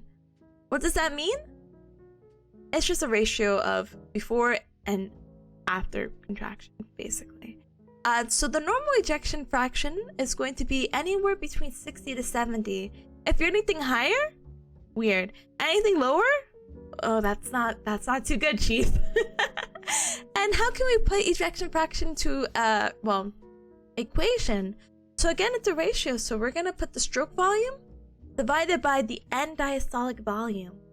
So the volume of blood that remains in the ventricle following contraction is termed end systolic volume, and it's approximately 30% of the end diastolic volume.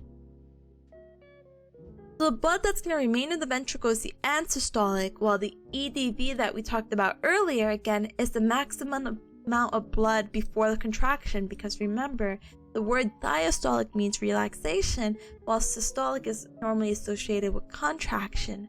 So systolic volume is going to be about 30% of the EDV. That's just like the number for it. Whatever, if like let's say the EDV is 100, then again the ESV is going to be 30% of that. And this is going to be a certain amount of blood that must remain within the ventricles at the end of contraction. Sure. Alright, Venus return! So Venus, again, we got our V, and that's our V, our little arrowhead pointing back to our heart. So this is going to represent the return of blood to the right side of the heart via the veins. Oh my gosh, not the veins, the veins. And so what two factors are going to dictate the rate at which the right atrium is going to be filled? It's with the total blood volume and the pressure within the venous vasculature. And you know, actually, the veins, again, they have a really big diameter in comparison to your artery, so blood is able to flow much easier. But the thing is that the pressure throughout the veins, there's not really much. It's very tiny. Look, it's 2 millimeters in comparison to 90 to 100, which is our mean arterial pressure. Like our, again, all the blood going away from our heart is much higher than the amount of blood returning to our heart. It's a huge difference. 2 versus 100. Hello? But yeah, even though it's this small, a lot of this venous pressure is actually aided by the muscle pump activity of the peripheral muscles. So our muscles outside of our heart are supporting the blood returning back. Also, the sympathetic nerve fibers that stimulates the sympathetic, again, sorry, let me read that and not do that. Sympathetic nerve fibers stimulate the smooth muscle cell contraction in veins. Remember, we talked about sympathetic being our fight or flight, and that's going to be increasing our blood pressure and getting that blood circulating, so it's going to also help aid in getting the blood back into the heart via the vein. Alright, and then we're on our last slide. Let's go! So with aging, kind of stinky. I think we should all accept a very healthy idea of like, yeah, we're all gonna age and our bodies won't be the same as we were when we were like 10. Big whamp whamp. But what happens with aging when it refers to the cardiovascular system is that the LV, the left ventricle, so left ventricle, again, anatomy, anatomical position. Sorry, left ventricle, oh, bottom. This is going to thicken and it's going to increase. So it's going to increase the size of the cells. It might be a little bit more to pump. Just increase thickness overall. Our numbers get reduced, like our maximum heart rate. Maybe our max heart rate was at 100 and now it might be 80 just because we're aging. Oxygen, cardio output, a lot of things are just reduced basically with aging. So big womp womp, and that's it. The forbidden cable management. Honestly, it's so cool. This is not even including our nerves. This is just the arteries and veins in our body that's just helping us live. A little bit crazy. So crazy. Yeah. We're done with that at least. So let's actually go ahead and move to our second one. We might take a little baby break. Big double C? Gamer! Oh my goodness. Oh my goodness! Gamer! Wait, I keep saying 5,000. I keep getting spooked out. I'm like, is someone unfollowing and following? Are we gonna keep hitting 5,000? Anyway, I'm so sorry, Gamer. McDouble C, thank you so very much for the follow. Welcome to the Cup Club. Welcome. Oh my goodness, Gamer. Thank you so much. I can't believe we hit this milestone again. I would be more than happy to continue hitting milestones with you, Cubs. Okay, so let me I know this is kind of stinky. Let me politely take a little inhalation of air, redeem for myself, and step away just for like a really quick moment. Oh, hold on. Will this fix it? No, it didn't fix it. Do I have to adjust for every PowerPoint? Anyway, we're going over some more notes now. Let's see. Oh, wait, wrong one. Huh? Sure. So yeah, as you see, the PowerPoints are really inconsistent. Now we have this like bulky font staring at us, and we're gonna see all these things. But yeah, let's take a little baby break before that. But thank you so much for the inhalation of air and hydrate. I will be sure to do that during break then. Time for you to unfollow, brother. You're getting me spooked out. I'm just so spooked. I'm like, is there someone following and not following? I'm scared. No, I'm so curious. Let's see. There is. Brother. It says I'm exactly at 5,000, but I can't tell. Anyway, did I breathe and drink at the same time? I'll try not to, Gamer. Like Devil Seas is finally able to catch one of your streams. Been meaning to follow you. Gamer, I'm so flattered, actually. Thank you.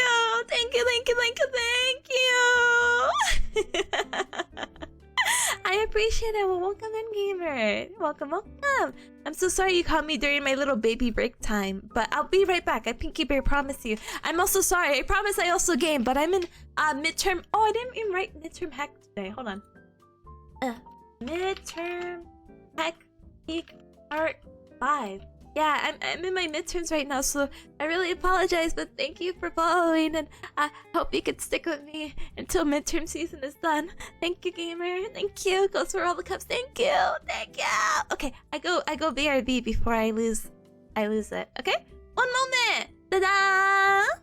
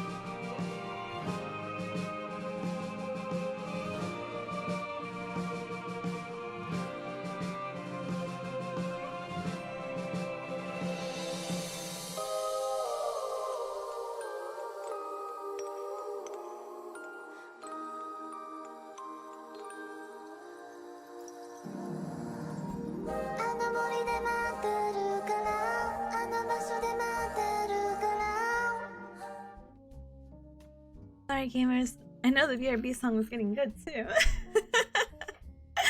Anyway, when I was like, oh, I already reviewed that I was back, so I'm kind of like, oh man, oh man. I can't believe we're just gonna have the Yuri Kuma opening on what do you call it, on loop. We're just like, oh yeah, this is gonna be the next few hours of our life. Don't mind us. Oh my goodness. Oh my goodness, what is this heart picture? Brother, it's trying its best. It's trying its best. It's supposed to look so cool or something like that, maybe. Yeah, let's get back into it, okay? So, alright, Cubs. We're on, we skipped the second one. So we're technically on our third PowerPoint, so yay. So now we're gonna be talking about heart disease, yay! Now that we know, how do you call it? about the heart, we know stuff about the heart, we can talk about the diseases related to the heart. So easy, right? I have this many points, by the way. Anyway. So, what happens is that it's estimated about 48% of adults in America have one or more forms of cardiovascular disease, or CVD. CVD can take form in many ways, which is very, very, very unfortunate. But it tends to be considered an ischemic or coronary heart disease. Ischemic means that there's like a lack of blood flow. Hypertension. I know many, many, many people have hypertension, and that's like their normative values, and we'll talk about normative values in a little bit. Heart failure, that's a dedicated PowerPoint slide in itself. Cerebral vascular disease or stroke to be major cardiovascular diseases, and that heart disease is actually ranked as the leading cause of death in the United States. So there's actually a difference between CAD and however you want to read that. So CAD, CAD, is coronary artery disease, while CHD is coronary or cardiac heart. Oh my gosh, actually, is it chronic heart disease? I don't remember. Sorry. They'll explain it, but right now my brain is like, huh? What? I know the difference between the two if it helps. Smile emoji. I just apparently don't know the abbreviations. But CAD, or the coronary artery disease, is the presence of obstruction that limits coronary blood flow. So again, a little bit ischemic in nature, limiting that blood flow, but it does not significantly inhibit heart muscle function. While the heart disease one, specifically heart because it has the H, it's the presence of an obstruction that's going to cause permanent damage to the heart muscle fibers. Remember when we were talking about the layers of the heart? The outer layer being the pericardium, the middle one being the myocardium, and the inner one being the endocardium. When we're talking about the middle layer, the myocardium, we are saying that, hey, if there's any damage with these cell muscles, our heart, or yes, our heart, but that layer in particular does not have meiotic activity to do the cell division to be like, hey, no worries if we're damaged, we'll go ahead and fix it. Like, no, once it's gone, it's gone. So what's happening here is that there's permanent damage that's going to be inhibiting heart muscle function. This is the anatomy review again of the arteries and the layers, and we could talk about them a little bit more in detail, but I feel like I'm just going to read the highlighted if that's okay with you cubs, okay? I hope that's okay. So, remember, our outer layer of our blood vessel is going to be referred to as the adventitia. Sure. This is going to be the outer layer of the artery, consisting mainly of collagen fibers, and basically this is just going to help provide basic support structure for the artery, and it's involved in repairs.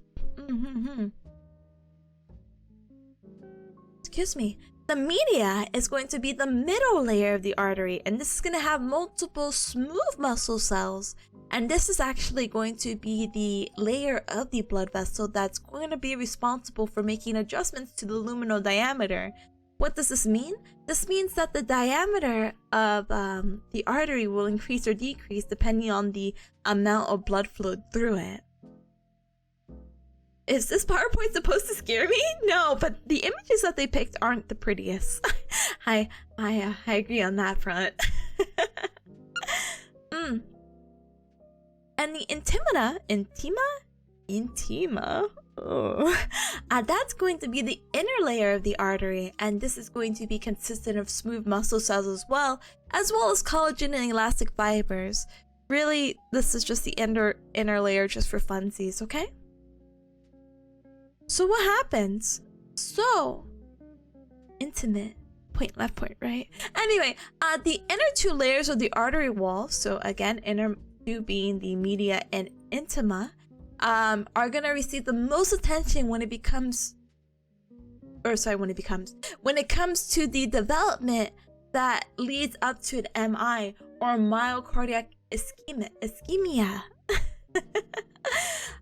What's going to happen is that with the ischemia, I'm telling you, there is a blockage somewhere, or there's a limited blood flow because of some blockage. And what happens, as you see here, have you ever heard of like things building up in your arteries and people are like, oh, the cholesterol is building up, and That's how you're getting this and heart disease and blah blah blah blah blah blah blah. That's basically this. This is what basically the slide is describing. The arterial endothelium is selectively permeable to macromolecules to the size of low-density lipoproteins. So, you cubs may have heard of ADLs. Where am I? Sorry, not activities of daily living. LDLs, which is low-density lipoproteins, and HDLs, high-density lipoprotein. So LDLs are bad. You don't want a accumulation of these. These are the things that are going to be blocking, etc., etc. So what's going to happen is that many... Oh my gosh, hold on. This is going to accumulate, basically. What's going to happen is that this is going to accumulate, especially if there's damage in the innermost layer of the blood vessel. And this is how we're going to get that mild cardiac ischemia. Ischemia? Oh my goodness. Man, all these photos are horrifying.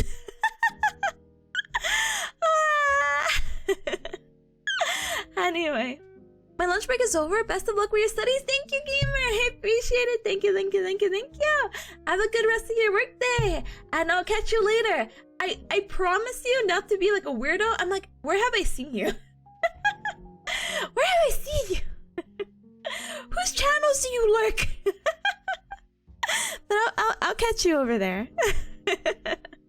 Have a good one, gamer. Ta-dang. But yeah, perfusion. For perfusion, this is just again getting blood over to ba. And Teru's chat? Oh, maybe. Actually, gamer, we're doing some investigation now.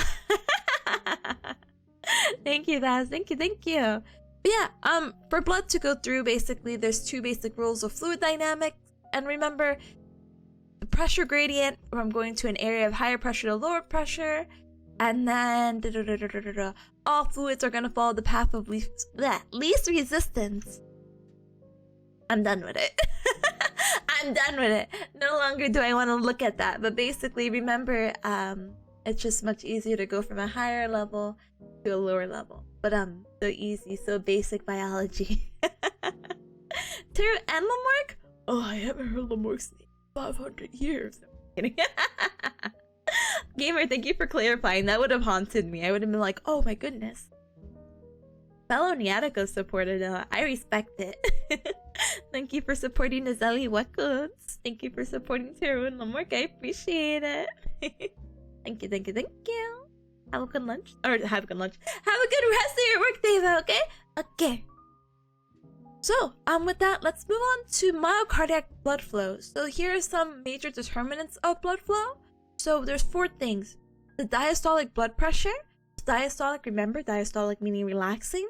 This is going to be the primary driving force that's going to be moving blood into that heart tissue. Vasomotor tone. This is going to refer to how the vessels are going to alter to the diameter. You know, constriction versus dilation. And what is the one layer that affects the diameter in the blood vessel? Media is going to be that layer that's going to change diameter depending on the blood flow. So this vasomotor motor tone is going to alter the diameter, again, constrict or dilate it, and it's going to play a major role in determining the volume of blood passed along the tissue. Whoops. Our third one, Ruria. No, media, like TV media. Oh my goodness. Resistance to flow. That's going to be a determining factor of how well blood will flow. And this is mostly caused due to atherosclerosis. That's going to be, again, that buildup and blocking the blood going through, because, again, if you build a wall, blood is not going to go through it. But maybe if there's a little crack in it, maybe it'll go through it. Maybe it could go around, but it's not going to be as nice to go through. And then we have our left ventricular end diastolic volume. And this is going to be the pressure within the left ventricle at the end of diastolic, oh my gosh, at the end of rest caused by the occlusion force of the capillary beds. Yeah, whatever that means. Anyway. atherosclerosis. Sure. So this, what happens is that wait, did I skip one? Yes, I did. Help me. This condition is a condition which fatty deposits or plaque accumulates inside the arterial walls, causing a blockage to flow. So, you know, the example I was using earlier when we were talking about resistance to flow, because it's here. See? Mostly caused by this. Bam. This.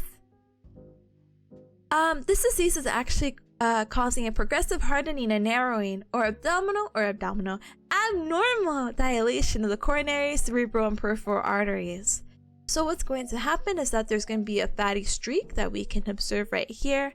And what's going to happen is that this buildup tends to happen once there's like an injury to one of the layers. So what happens is that this is all going to start accumulating, and after several months of that damage, what's going to happen is that the endothelium is going to stretch and it's going to begin to separate. And then what happens is that the platelets are going to begin to accumulate at the intima, which again is going to be that middle layer of our blood vessel, and a thrombus or a clot will form at that location, and that's going to be the hallmark sign of the sclerotic. The athero, or the first part, is in reference to the fatty streaks on the blood vessels, while the sclerotic is in more reference to the clot. That's painful? Yeah, and if it pops, you're gonna have a bad day? Yeah, it's not pretty. That's why I tell you cups to frequently stand up and stretch, do a little bit of ankle pumps, avoid DBT as much as you can. Yeah. Sclerosis is just in reference to the formation of like a fibrous cap or the incrustation of thrombi over that plaque, and again causing that clot, causing that ischemic, causing that lack of blood flow, etc. Oh, we could talk about, wait, are we already going to angina? No, I guess we're not. Okay, so there's two ways to say this word. I apologize. There's angina or angina. So I might go in between both of them, but this very angina is actually referred to in different ways. It's referred to as vasospastic. Prince metal is also an alternative way of referencing it. And yeah, so what happens is that angina is literally chest pain in your heart. There's different types of it. Variant is one, unstable is one, and stable is another one, and I think we'll talk about that a little bit later. But the variant, what happens is that this chest pain is going to occur at rest, and this is typically in the morning. Other anginas that we'll talk about are usually associated with a level of activity. Brother, I think I need a deep inhalation of air because I am stuttering over my words. I'm so sorry. Anyway. So, other anginas that we talk about, like when you do increased exercise, or maybe you're doing a warm-up on a bike and you're starting to experience chest pain, that's normally can be referenced to, maybe, for example, like stable angina. Stable angina is the idea of like, oh, you exerted yourself, your body is unable to meet the oxygen demand that you're needing to perform this exercise, and with rest, what's going to happen is that pain will go away. For the variant one that we're focusing on, though, again, we're saying that this is just going to occur at rest. Kind of happens out of nowhere in the morning. It's not associated with any preceding increase in myocardial oxygen demand. So basically, not associated with exercise. The episodes of chest pains are associated with the ST segment elevation or depression. I don't know why it says or depression. I'm pretty sure a lot of the textbooks only focus on ST segment elevation. ST segment elevation is going to be, again, when we talk about the electrocardiogram, so just hold off for one moment, okay? But yeah, pain is promptly relieved by nitroglycerins and other vasodilators similar to typical angina. So nitroglycerin is just a type of medication. When I used to work at the pharmacy a while back, what my pharmacist used to tell people is that this kind of medication you should take when you feel like an elephant is sitting on your chest. This medication is going to help open up the blood vessel, because as can't really see in the image, but this is your normal vessel, and this is vasospasm. So this is like, it's like constriction that is causing that pain, and when you take that medication, it's gonna help open it back up and become normal again. Is your heart in pain? Take this explosive. Bam! No. No. But yeah, so there's a lot of risk factors when it comes to coronary heart disease, or CHD. Oh. that was it. Coronary heart disease, coronary artery disease. So we talked about the artery disease with atherosclerosis, so let's talk about heart disease. So there's a billion risk factors, as you can tell here, and we are unfortunately going to just briefly talk about each one again, but very briefly. I think the Framingham study is very interesting because it's one of those like lifelong studies that they've been studying, I think, since the 70s, I think. And they're like, oh yeah, these people develop heart disease because maybe XYZ factors. So let's talk about it. Smoking? Don't smoke. Even if someone's like, oh yeah, I used to smoke a pack a day and now I don't. Even smoking 1 cigarette a day increases your risk. Physical inactivity, it's really important to meet that 150 minutes a week of moderate activity. So about 20 minutes a day. Maybe go out and take a walk, or, you know, do something that is more demanding than sitting, basically. Or you could do 75 minutes or a week of vigorous, intense exercise for the ideal cardiovascular health. Sorry, I just went back. Even though 150 minutes doesn't sound like a lot, or it is a lot, depending on your perspective, it's the idea that less than 25% of adults in the US don't meet these guidelines. They don't exercise or do anything 20 minutes a week. A lot of them maybe have a lot of sedentary jobs or whatever. So it's really important to meet this because, again, you're going to put yourself at a higher risk for coronary heart disease if you don't move, basically. Obesity is related to a coronary heart disease. There's the BMI.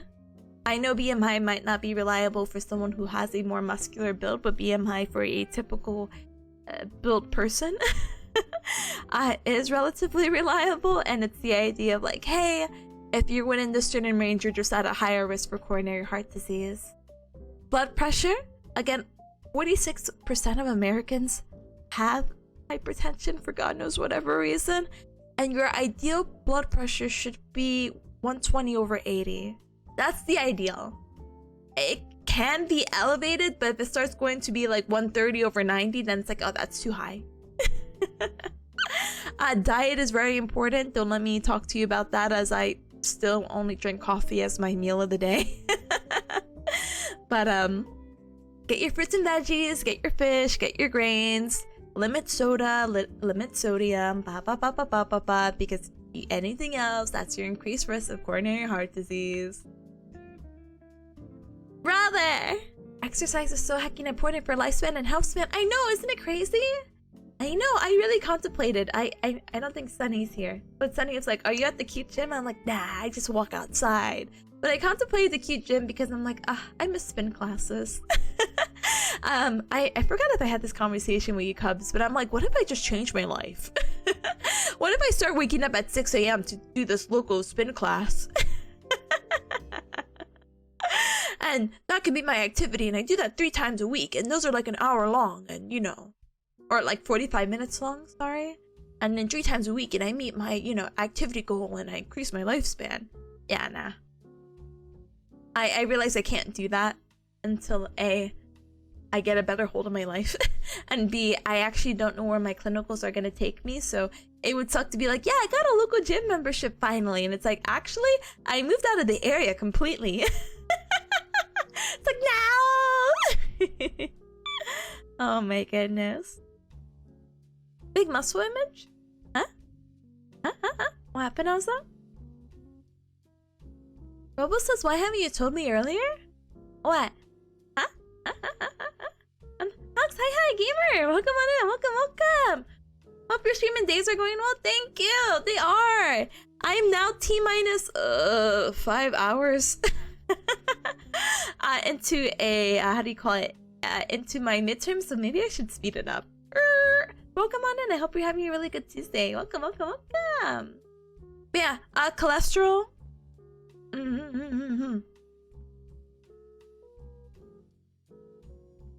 BMI? Yeah. Wait. Big muscle image? Yeah. BMI, body mass index. Yeah. All right. Cholesterol. Cholesterol gets a really bad rap. But it's something that's naturally produced in the liver and is an essential hormone in bioproduction and cell development. But the issue where cholesterol gets a bad rep is the high density or low density lipoproteins. Again, you want HDLs, you don't want LDLs. Stop, what? You mean drinking energy drinks every day isn't healthy? Brother, we already talked about caffeine intake in one of the classes. I don't remember. But yeah. Blah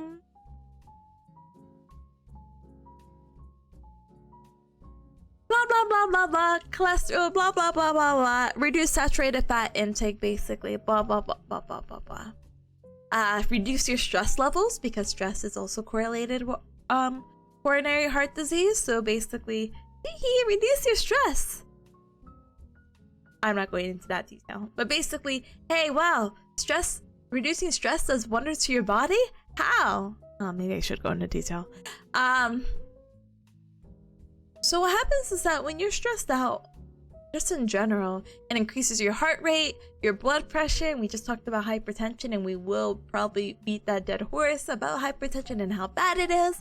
It increases your inflammatory responses. Sometimes people get flare-ups with certain diseases that they have, and that's correlated with stress. Systemic vascular resistance, so your blood doesn't flow through that well. Platelet activation, whatever that means. Insulin resistance, sorry diabetic patients, and autonomic dysfunction. So yeah, it's really important to identify what are factors in your life that are stressful and just get rid of them, forehead. Some factors that you can't really change or non-modifiable is family history. Unfortunately or fortunately, you can't choose who you're born to and the family history associated with that, but some people are more prone because of their family history. Their age, the more that you grow in your age, you're more likely to develop a heart disease. And gender, it turns out that females during pregnancy are at an increased risk of CVD, or coronary vascular disease. But in the lifetime risk, men are more higher risk than women when it comes to getting a coronary heart disease. So, coronary heart diseases, we keep talking about it. It can actually be it could be divided into 4 categories. It could be divided into sudden cardiac death. It can be chronic unstable angina. It can be acute coronary syndrome, and it could be cardiac muscle dysfunction. So let's talk about each of these, okay? Sudden cardiac death. So as the name suggests, it's an abrupt, unexpected loss of consciousness and heart function verified by no signs of circulation. Pretty much, if we're not able to address this in a timely manner, death will occur within 1 hour. That's why they have AEDs around in certain places to see if we could get the heart going again. If you're not able to receive treatment or get back within 4 to 6 minutes, irreversible brain damage starts occurring, because what happens is that when your heart stops pumping, the blood that's carrying oxygen doesn't go to where it needs to be. Your blood is not going and bringing oxygen to the brain. Your brain is cut off from oxygen. Your brain stops functioning. Your brain is like your heart, and it doesn't have that meiotic activity to like repair itself. So basically, if you're without oxygen for so long, you will start getting brain damage. Some risk factors again are very similar to what we had saw earlier, so I'm not going to review that. Apologies. Angina, we basically talked about the unstable, we talked about unstable, stable, but we talked about the vasospastic or the Prince-Metal one a little bit more, or the variant angina. Sorry, that angina for whatever reason has like 3 different ways to describe it. But again, angina in general is just, again, this chest pain or the substernal pain that you have. And it can actually radiate, so it can be anywhere from the epigastric, so above the organs, to the jaw, and we're actually going to see an image of different ways that angina or chest pain can manifest. People usually describe this as a squeezing, a tightness, or crushing, and really this is just known to be an imbalance in supply and demand of oxygen. So here are various ways that this could take part. So yes, you normally hear when people have a heart attack or a angina or whatever, is that I have chest pain in my chest and it's radiating down my left arm. Huge sign. But that's more common in males for whatever reason than females. A lot of females may actually, who are having some heart problems or angina, actually may complain of pain between their shoulder blades. They're like, ow, it hurts. And it's like, wow, that's really weird. That's not something you would normally associate it with, right? But yeah, these are different kind of pains. Hey, hi, Gamer. Welcome on in. Let me go ahead and give you a shout out. Give me one moment, okay? Just in time for brain damage? Let's go! Welcome on in, Gamer. Welcome. Emotional damage? Gamer. Me every day. Luna says changing my family history like Marty McFly. Don't do that. Anyway, so what are the most common warning signs of a heart attack? So there's an uncomfortable pressure, squeezing, or pain in the center of the chest that's prolonged. I believe prolonged is defined as more than 20 minutes. Pain that's spreading to the throat, neck, back, shoulder, jaw, or arms. Lightheadedness, dizziness, sweating, pallor, which is just a fancy word to say that you're getting pale, nausea, shortness of breath. And prolonged symptoms are actually going to be relieved with rest or medication. That's when you know, hey, this person might be going through a heart attack right now. Alright, let's move on to chronic stable angina. So usually this is something that we're able to predict because again, the stable angina is normally associated with increased activity. So when we reduce the activity or take medication, pain should be relieved.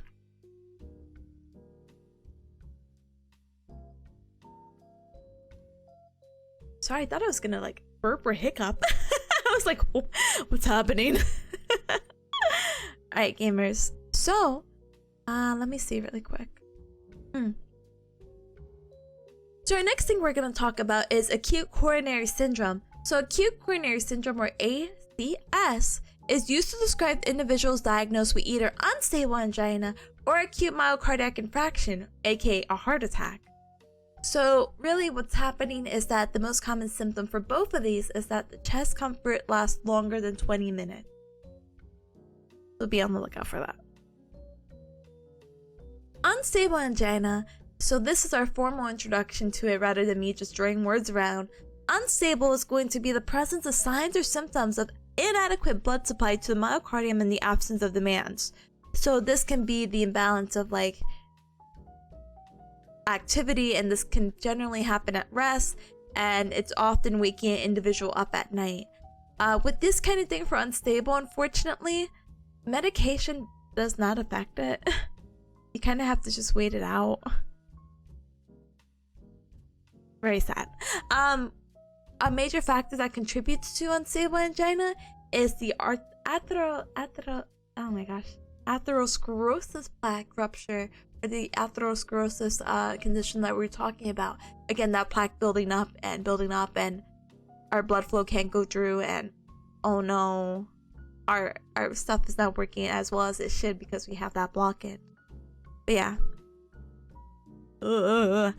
Friends, unstable angina, basically you should get more medical help, or at least go notify a physician.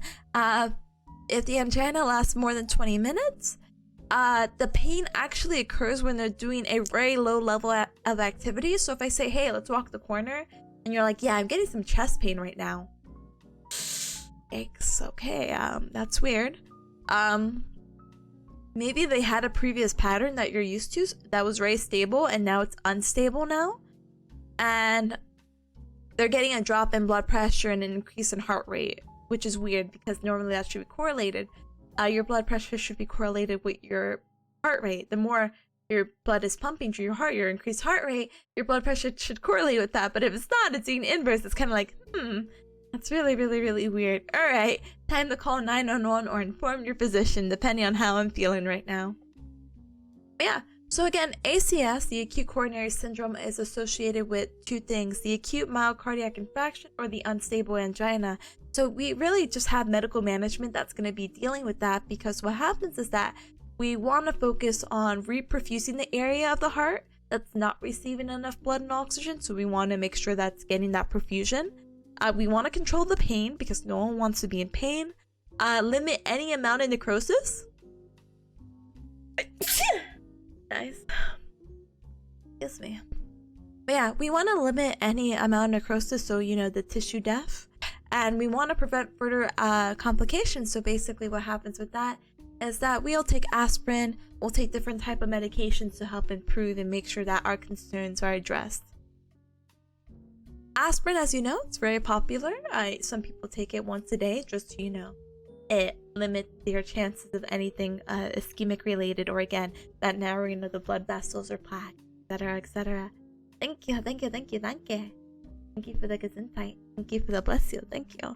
I am so blessed right now. So, there's some studies about aspirin that's like, maybe you shouldn't take it as much anymore. But really, if you stay within a certain dosage of 75 to 162 milligrams per day, you're so good, gamer. Any higher dosages though, you might have gastrointestinal bleeding, which is no good. Get blessed. Thank you, gamer. Oh, gamers, we're gonna get into blood pressure. We're almost done. Let's go.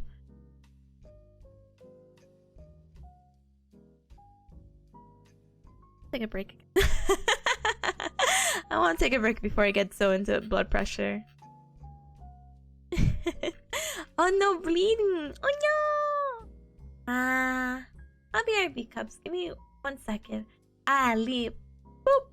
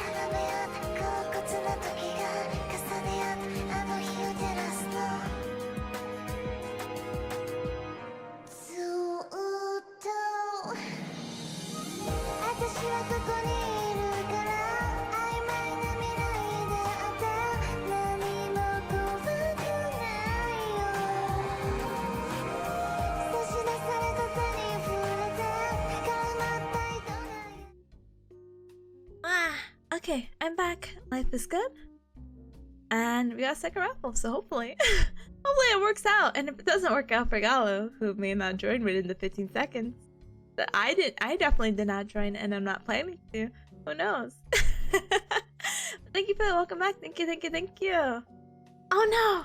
Gamers, I don't think he's gonna make it. He made it! Let's go! He did it! Let's go! Oh my goodness. Fog. I'm fogging out right now for you. Alright, gamers. Rigged? Yippee! Congratulations as well. Let's go. Big yippee! Tara was so funny yesterday.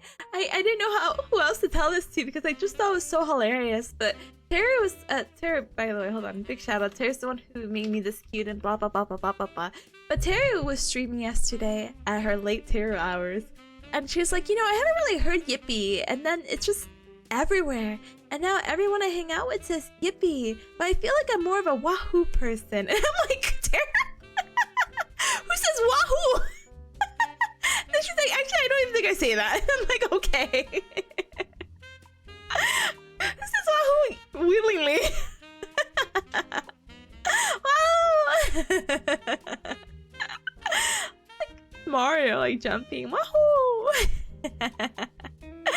Oh my goodness. Anyway, apparently Taro, brother, the more you know, you know? Oh my goodness. Anyway, gamers,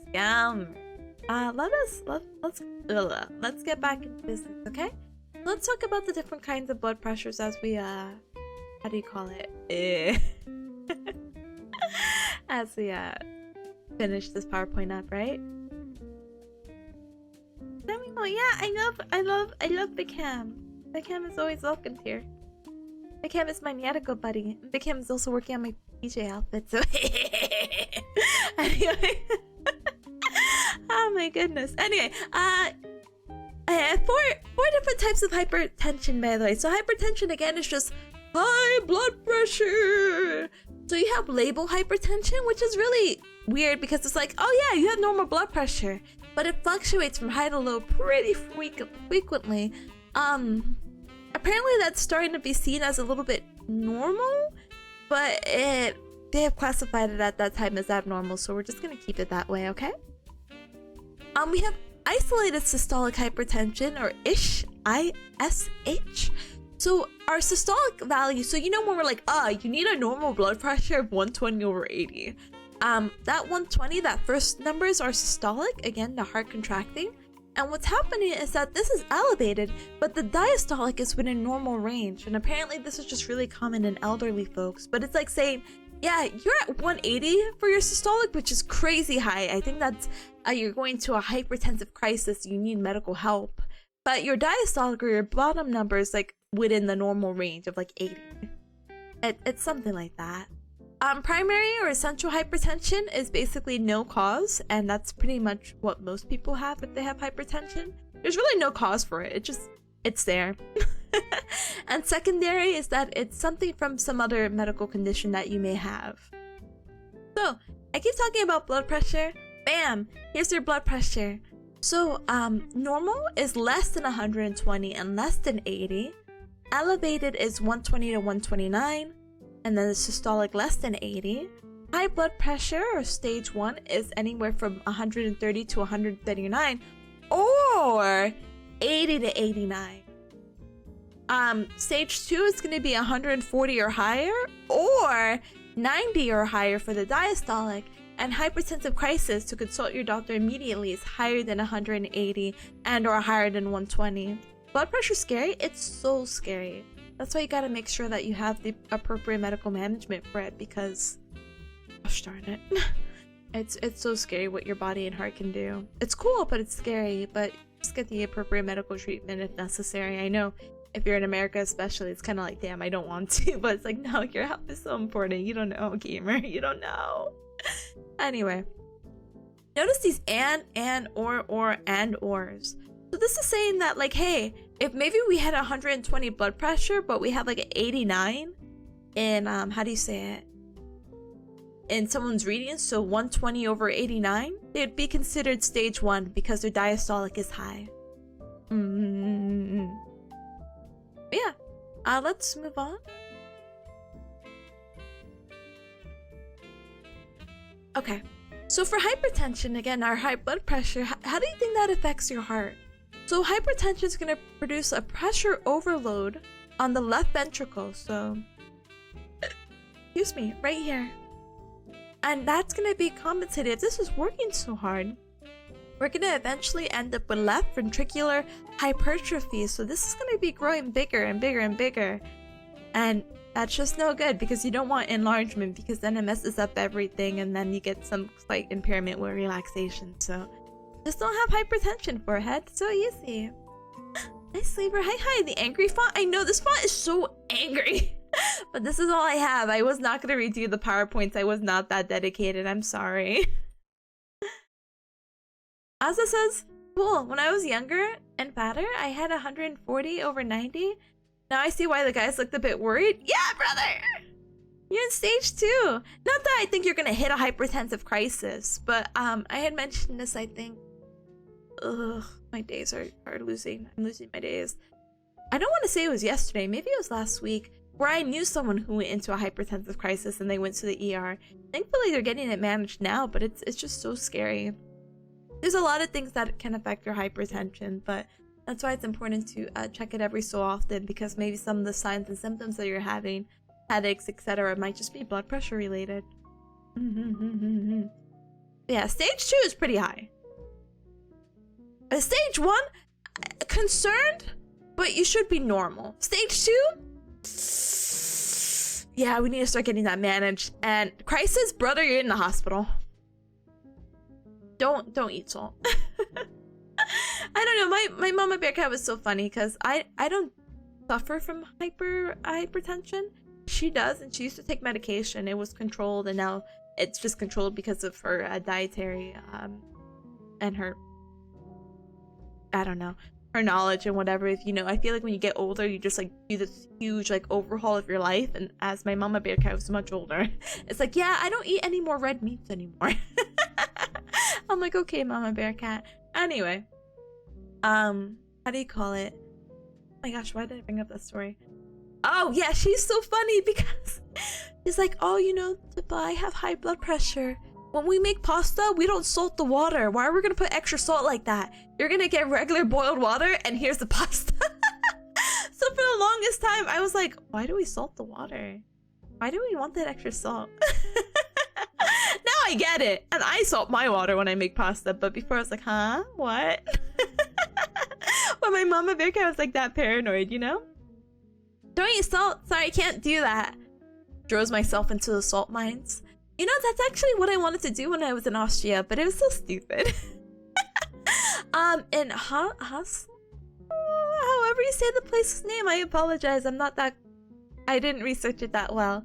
But there's a really place in Austria, the storybook place, and I was like, oh, I really want to go. Me and Ryan want to go. And they're like, yeah, you could tour the salt mine. But it's like $40 per person, which is a little ridiculous, first of all. But it's like, oh, I crave to go to the mines. And there's a little dumb slide to go down. For $40, sure. No, but it wasn't worth that. Oh my goodness. But yeah. Dad says I want to start meds, but Dad says there's a lot of side effects. You have to keep taking it. Yeah, like how to explain it? I don't know the exact name of like some psychological medications, but yeah, there's some psychological medications. Not assuming that, but just letting you know from personal experience of things that I've seen. Yeah, like certain medications for maybe, let's say, depression, anxiety. Yeah, don't cut those cold turkey cups, okay? There's a huge relapse effect to your mental psyche that, as someone who was a bystander to any and all of that, was like, oh yikes. So yeah, you have to be careful. You'll have to talk to your medical provider if you're interested in like stopping your medication, and they're most likely gonna wean you off so you don't have to do those like side effects, or have to at least what do you call it, get impacted with those side effects as much, you know? Nutty putty flashbacks. Sliding down a mine, what could go wrong? Nothing. It looked fun. I'll link it if I find it. You went to the Austrian salt mines in high school for band? Wait, what? What? You just did that in high school? What? Steph, aren't you from blah blah blah blah blah blah. How did you go to Austria? What? That's so funny. Oh my goodness. Well, I'm glad you had fun and a wacky experience to talk about. Holy heck. Alright. Da da da da da da da da da. Da da da da da. Sorry, now I'm skipping. Treatments! Lifestyle modifications for hypertension! And medication. Exercise. Sorry, we're speed running through this now. PT interventions. People who are most likely to have hypertension are people with stroke, diabetes, coronary artery disease, aortic aneurysms, PAD, peripheral artery disease, obesity, renal failure, alcoholism, chronic pain syndromes, and patients in those high stress environments. Those are people most likely to end up with, hypertension. PAD is peripheral artery disease. This is for people who, oh my gosh, the stuff is escaping me. I feel like I could only throw words at you. Claudication. Rubor test. Circulation not going to their legs. CAD? Oh no, CAD is coronary artery disease. CAD peripheral artery. Cultural exchange? Prearranged schnitzel dinner every night? Brother, that sounds like so much fun. That's so crazy. That's crazy. I don't think my high school offered international trips even though we were on the coast. Not saying I was at the beach. I'm just saying like East Coast, I think it's much easier to travel to the EU in comparison to like the Midwest or West Coast. So I'm just like, what? Huh? That's so crazy. Actually, maybe I lied. I think maybe there was a slight travel abroad to the UK for a bit, but like, brother, that's... Anyway, we're not getting into that. Anyway. Sorry, I'm skipping this. Is it? Okay, never mind. We're gonna be talking about the diseases that we just talked about, so yay. So stroke, again, is one of those, conditions that you can have that can be associated with hypertension. Stroke is the leading cause of disability and the fourth cause of death after CAD, or coronary artery disease, CA, I don't know, chronic lung disease, and accidents. So what's going to happen is that a lot of these strokes can either form ischemically or through a hemorrhage. So either a blood vessel pops or there's a blockage somewhere. And what happens is that a cerebrovascular event is defined as a transient meaning temporary ischemic attack if symptoms resolve in 24 hours. So you can have a transient ischemic attack, like temporary blood flow blockage, and if the symptoms resolve in 24 hours, great. But if they don't resolve within 24 hours, then it's considered a stroke. Treatment for stroke, medication, therapy, lifestyle modifications, etc. are going to be helping with the treatment of stroke. I'm not going to be focusing on the therapeutic or rehab. This is just, again, everything related to like hypertension and stroke. What people recommend as well is to take aspirin because it outweighs the risk. Yeah, you may get GI bleeding, but for what you need right now, because half your body doesn't work, yeah, take the aspirin. Go ahead. Cardiac arrest? Honestly, probably. Because we did mention that heart disease and blah, blah, blah, blah, blah was like the #1 leading cause of death in the US. So I wouldn't be surprised if it is cardiac arrest, but I don't know why they didn't just type it.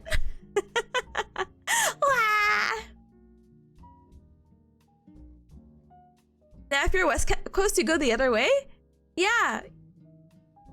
Imagine just having like a nice, like, hey guys, we're in California. Yeah, let's have a little trip to Hawaii. High school trip. Let's go. Gamer, that's so cool. Oh my goodness. It was only for band and it was a fancy public high school? Yeah! As soon as you were like international for high school, I knew it was fancy. Even fancier if not doxing your location if you're located at this place to be like, oh, you flew from there? That's crazy. Slaver, thank you so much. I'm glad that it could be relaxing even though I'm like panicking inside and I'm like stumbling through words. I'm like Hawaii is a 5-hour flight from South. I was gonna say South Carolina. Where am I? SoCal. Ah, that's so painful. The U.S. is so painful. Like traveling from East Coast to West Coast is already like what, a 5 to 6 hour flight. So imagine from California. Imagine from the East Coast. I don't know. I don't think I even really want to travel to Hawaii, but I think it'd be like a fun bucket list thing to be like, oh, Hawaii. Not like right now though. But, you know, eventually. Persona 5, they take a high school trip to Hawaii.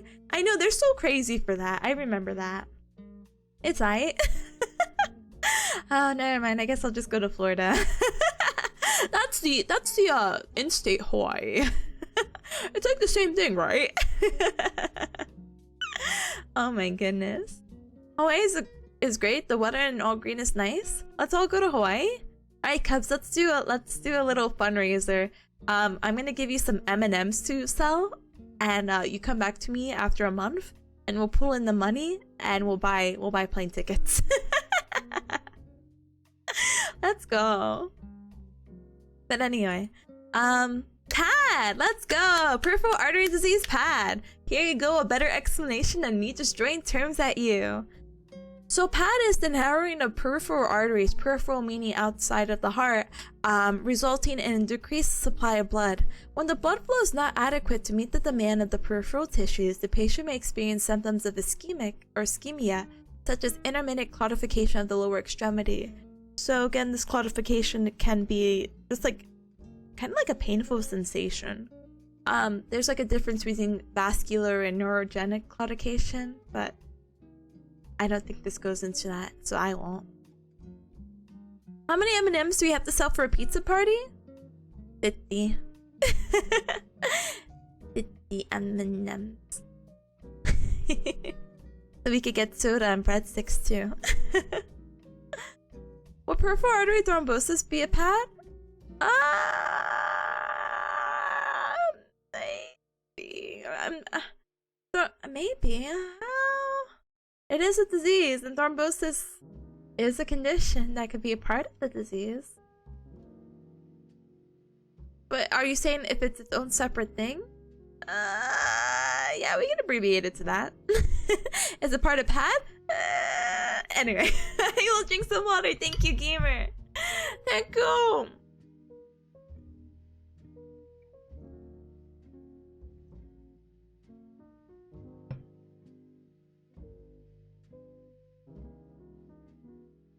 Sorry, my water is so cold. I got more water during the last break, so I was like, ah. I'm not used to drinking it, but thank you so much for the hydrate, gamer. I appreciate it. Thank you, thank you. Alright, PAD! Yeah, so basically as a disease progresses, they experiencing more severe symptoms such as rust pain and skin changes. And basically, if we're not able to get blood to where we need to get to, we're going to end up with dead tissue, aka necrosis. And, you know, possibly amputation, because it's just that dead. That's like, yeah, there's no point. We can't save it. We gotta cut it off.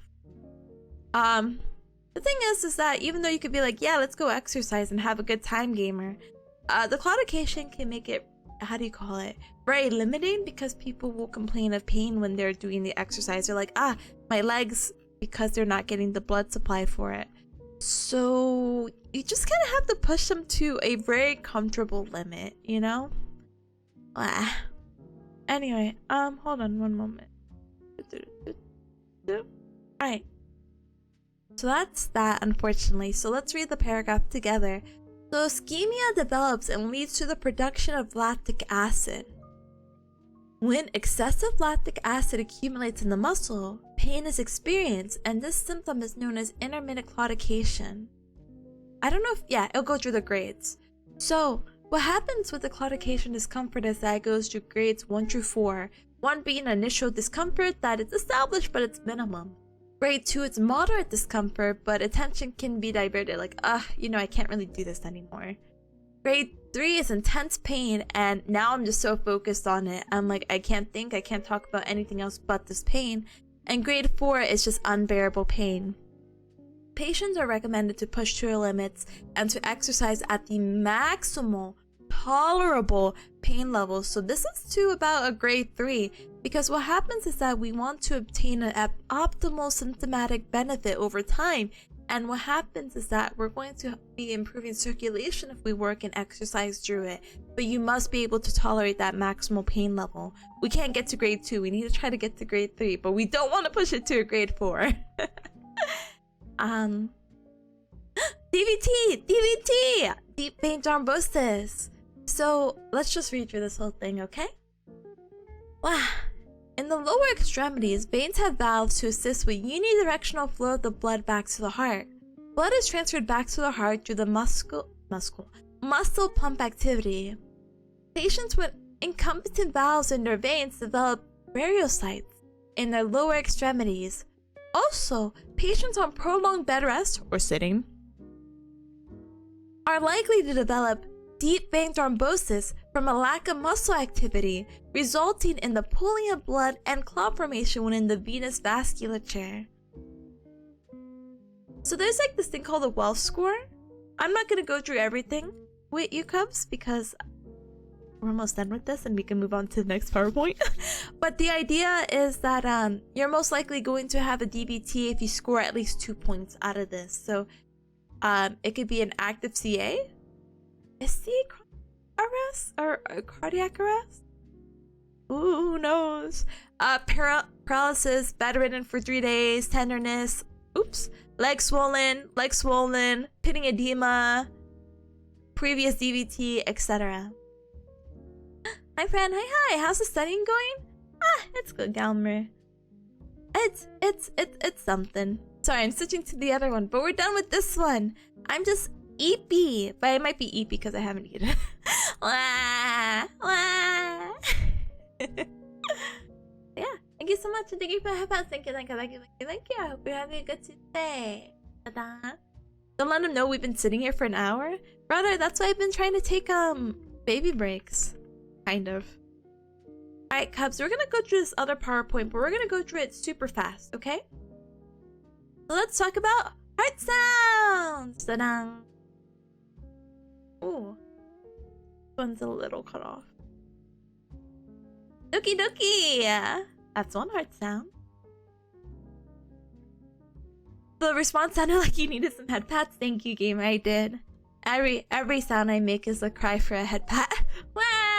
Wah! But yeah. So the cardiac cycle, we talked about this earlier. Again, the cardiac cycle is from one heartbeat to the next. And we can divide again the cardiac cycle from systole to diastolic, so the heart contraction and heart relaxation. We're not going to go over blood flow. I'm sorry to the Cubs who just came in. Just believe, okay? So when we're talking about heart sounds, there's several areas that we would like to identify and not have the PowerPoint cut off. Ooh. So this, we have the aortic area at 1. We have the pulmonary area at 2. Erb's point, which is actually a really good point to identify right here at the third intercostal space. This third intercostal space, Erb's point, is going to be good to identify murmurs, which we'll be talking about a little bit more in detail later. 4 is for the tricuspid valve, again, that AV valve that we have in our heart. Our 5th one, which is right beside it, is the mitral valve or the bicuspid valve, so remember that tri before you buy. And then 6 is for the epigastric, so right above our organs. Here's another one, or another image of that. These again are just where to put the stethoscope to basically hear for these sounds. There's a little mnemonic of all people enjoy Time magazine, or all people take medication, if we want to know the order, or at least the descending order of where these points are. Here's the stethoscope, here's the anatomy of a stethoscope. Ear tips, ear tubes, the spring, the tubing, the diaphragm. With the bell. So yeah, they actually do have the heart sounds. Let's see, can we hear it? Well, I guess we'll have to mute our background music. Alright, Cubs. This is the Doki Doki Waku Waku. So this is referred to as the S1 heart sound. The S1 heart sound is going to be the result of, I believe, blood flowing through the mitral and tricuspid valves. Or sorry, the closing.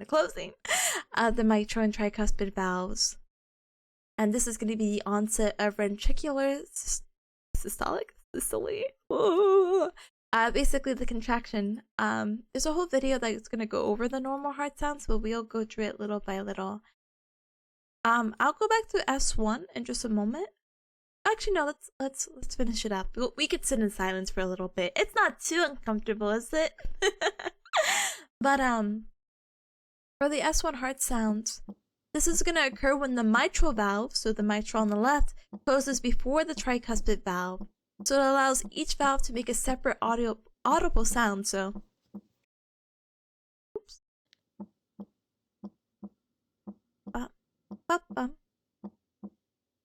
And it's of each valve.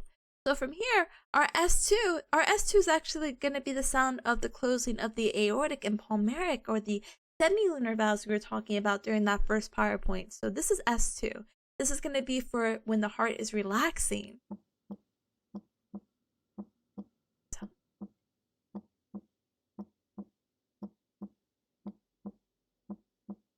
Right?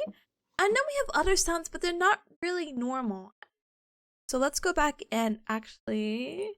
Oops, that's not what I wanted to put. Where's my background music? Alright, back to our regularly scheduled program. So our normal heart sounds when we are going to put the stethoscope over is that we're going to have this S1 and S2 sound. It's basically to indicate the the contraction and the relaxation of the heart and the valves closing, whether it's the AV valves such as the tricuspid and the bicuspid valves, or the semilunar valves, which are going to be our aortic and pulmonary valves. Oh, S3 has a sound? Yeah, S3 doesn't sound that great. Alright, let me know if you're able to hear it over the music. Zoe! Hi, Kamadon! Hi, Galmer! Welcome on in! Welcome! Don't mind me cramming for my midterm. But anyway, that sound, they describe it as a ventricular gallop. Ba-bum! Ba-bum! Like a horse, galloping. Ba-bum! Ba-bum! And so this S3 sound is actually associated with chronic heart failure, which we didn't get to quite yet, but we'll get into detail in just a moment. But this can also be a normal, it's not, well, how to explain it? Though it's strongly associated with congestive heart failure, normal adults can have it, but it's considered abnormal. Gala! Gala, I can't believe you changed your name in the Discord. No, I'm just kidding. With the horse emoji, though. You have to combine it, though. Kentucky Fried Chicken? No, don't mention that. We were talking about it in the Cup Club yesterday. And I haven't had KFC in a really long time, but they had the pizza? Not the pizza. The cheesa? What did they call it again? It's the chicken with the Parmesan and cheese. The cheesas? I don't know. Cheesa? Thank you. And I was really tempted to go out last night to be like, yeah, I'll get it too. But then Marshall did it for me, so yay, thank you, Marshall. And said it tasted just like a chicken parmesan. And I'm like, wow, amazing. 148 out of 88, is that bad?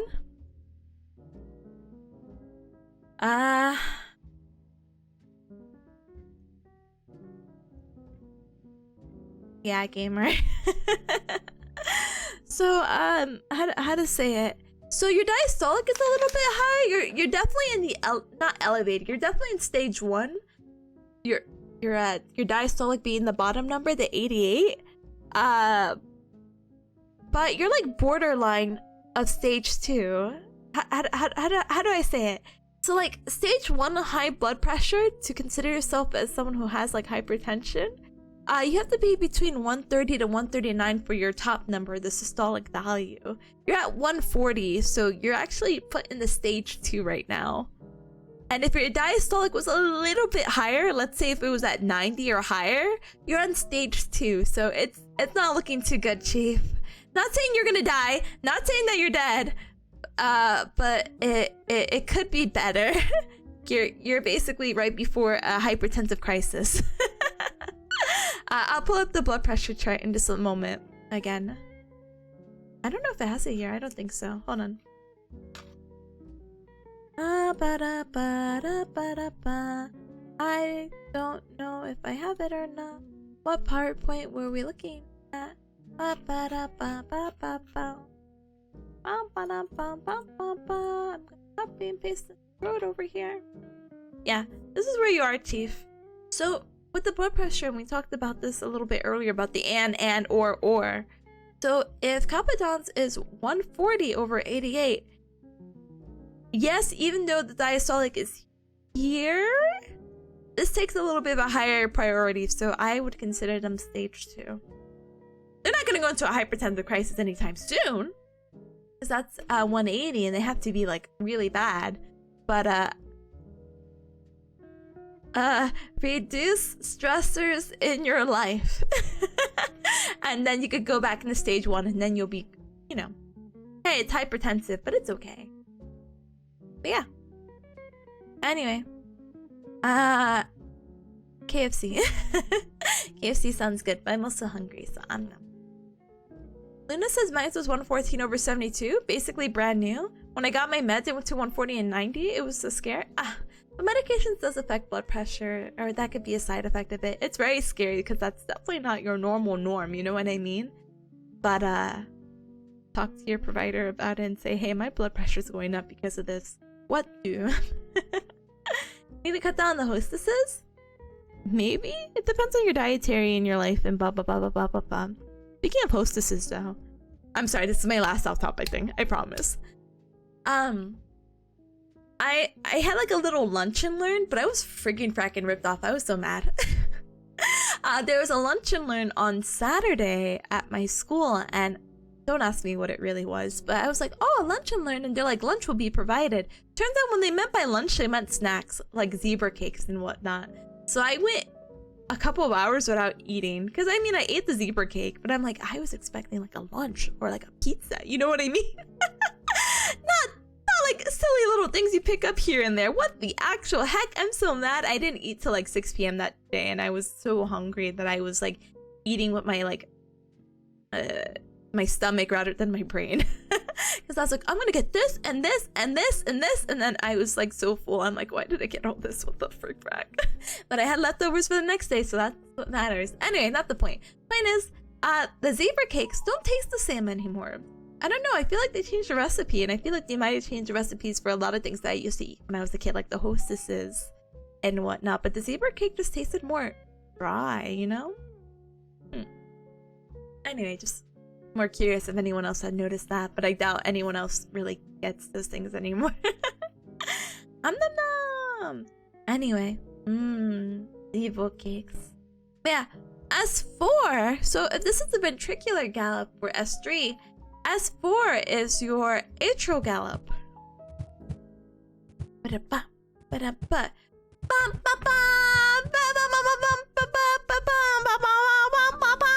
It's like the Fox intro thing.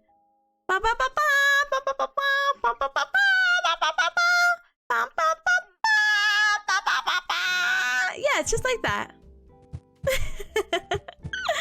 Oh my goodness. Yeah, so this sound definitely not normal. It's not normal at all with anything else. This is just something like, hey, your atrium, there's something wrong with it. I think the review goes a little bit more in depth of what could be wrong, or the chart does. 20th Century Fox reference. Pog, big pog. They changed the recipe when zebras became more scarce. Damn. Fix it. Anyway, so S3, S4 both can be associated with heart failure, but it looks like S3 is more in relationship to the systolic heart failure, while the S4 is more for diastolic heart failure. S3 is considered normal, could be abnormal depending, but S4 is definitely abnormal. It's not like, oh, maybe they were born that way. Like, brother, if they're born that way, they have heart failure. Like, no, and ifs or buts about it. These are just the sounds. Oh, murmurs. Yeah. So murmurs, remember, Herb's Point would be a really good identifying place to put your stethoscope to hear for a murmur. But it looks like they can be categorized in 3 different ways. So it could be categorized in a way of a high rate of flow, a forward flow or a backward flow, so it can be maybe like a regurgitation. Murmurs are going to be classified according to their timing, their quality, the intensity, the pitch, the location, and radiation. So I actually didn't really go over murmurs, so I'm kind of like, whatever. But yeah, systolic murmurs can be pretty common, and then they're either by the ejection or regurgitation of blood in the heart. Ba ba ba ba ba ba ba. While diastolic, though they're less common, this usually occurs following S2 and diminishes quickly, while the systolic murmurs tend to be between S1 and S2. Bam! Done! Don't care anymore.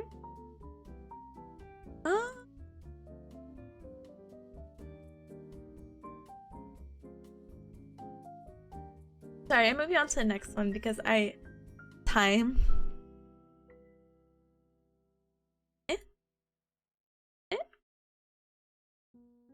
Oh my goodness. Thank you. Did I take a little baby break? What time is it? 3? Okay, Cubs, I want to be done by before 5. And I think it's still possible. Let me see. We have, if I narrow it down, we have 3 more PowerPoints to go over, and I do want to go over the midterm, so we'll see. Here, let me politely BRB. Sorry, I need these stand-up and stretch breaks for A, my mental health, and B, I just talking constantly is like, I feel like, again, if I talk for too long, I feel like I sound like this to you. So if I come back new and refreshed, it would be pretty nice, pretty pong. Yeah, it does look like a Western. It doesn't help that's like this. Wow, wow, wow. Huh? I wonder if there's any associations between cardiac diseases and people who follow politics closely. Maybe. I feel like those involved in politics and whatnot are in high stress situations. And yeah. Bear, be right back. Nodders! Big nodders! Big nodders! Beer, bee!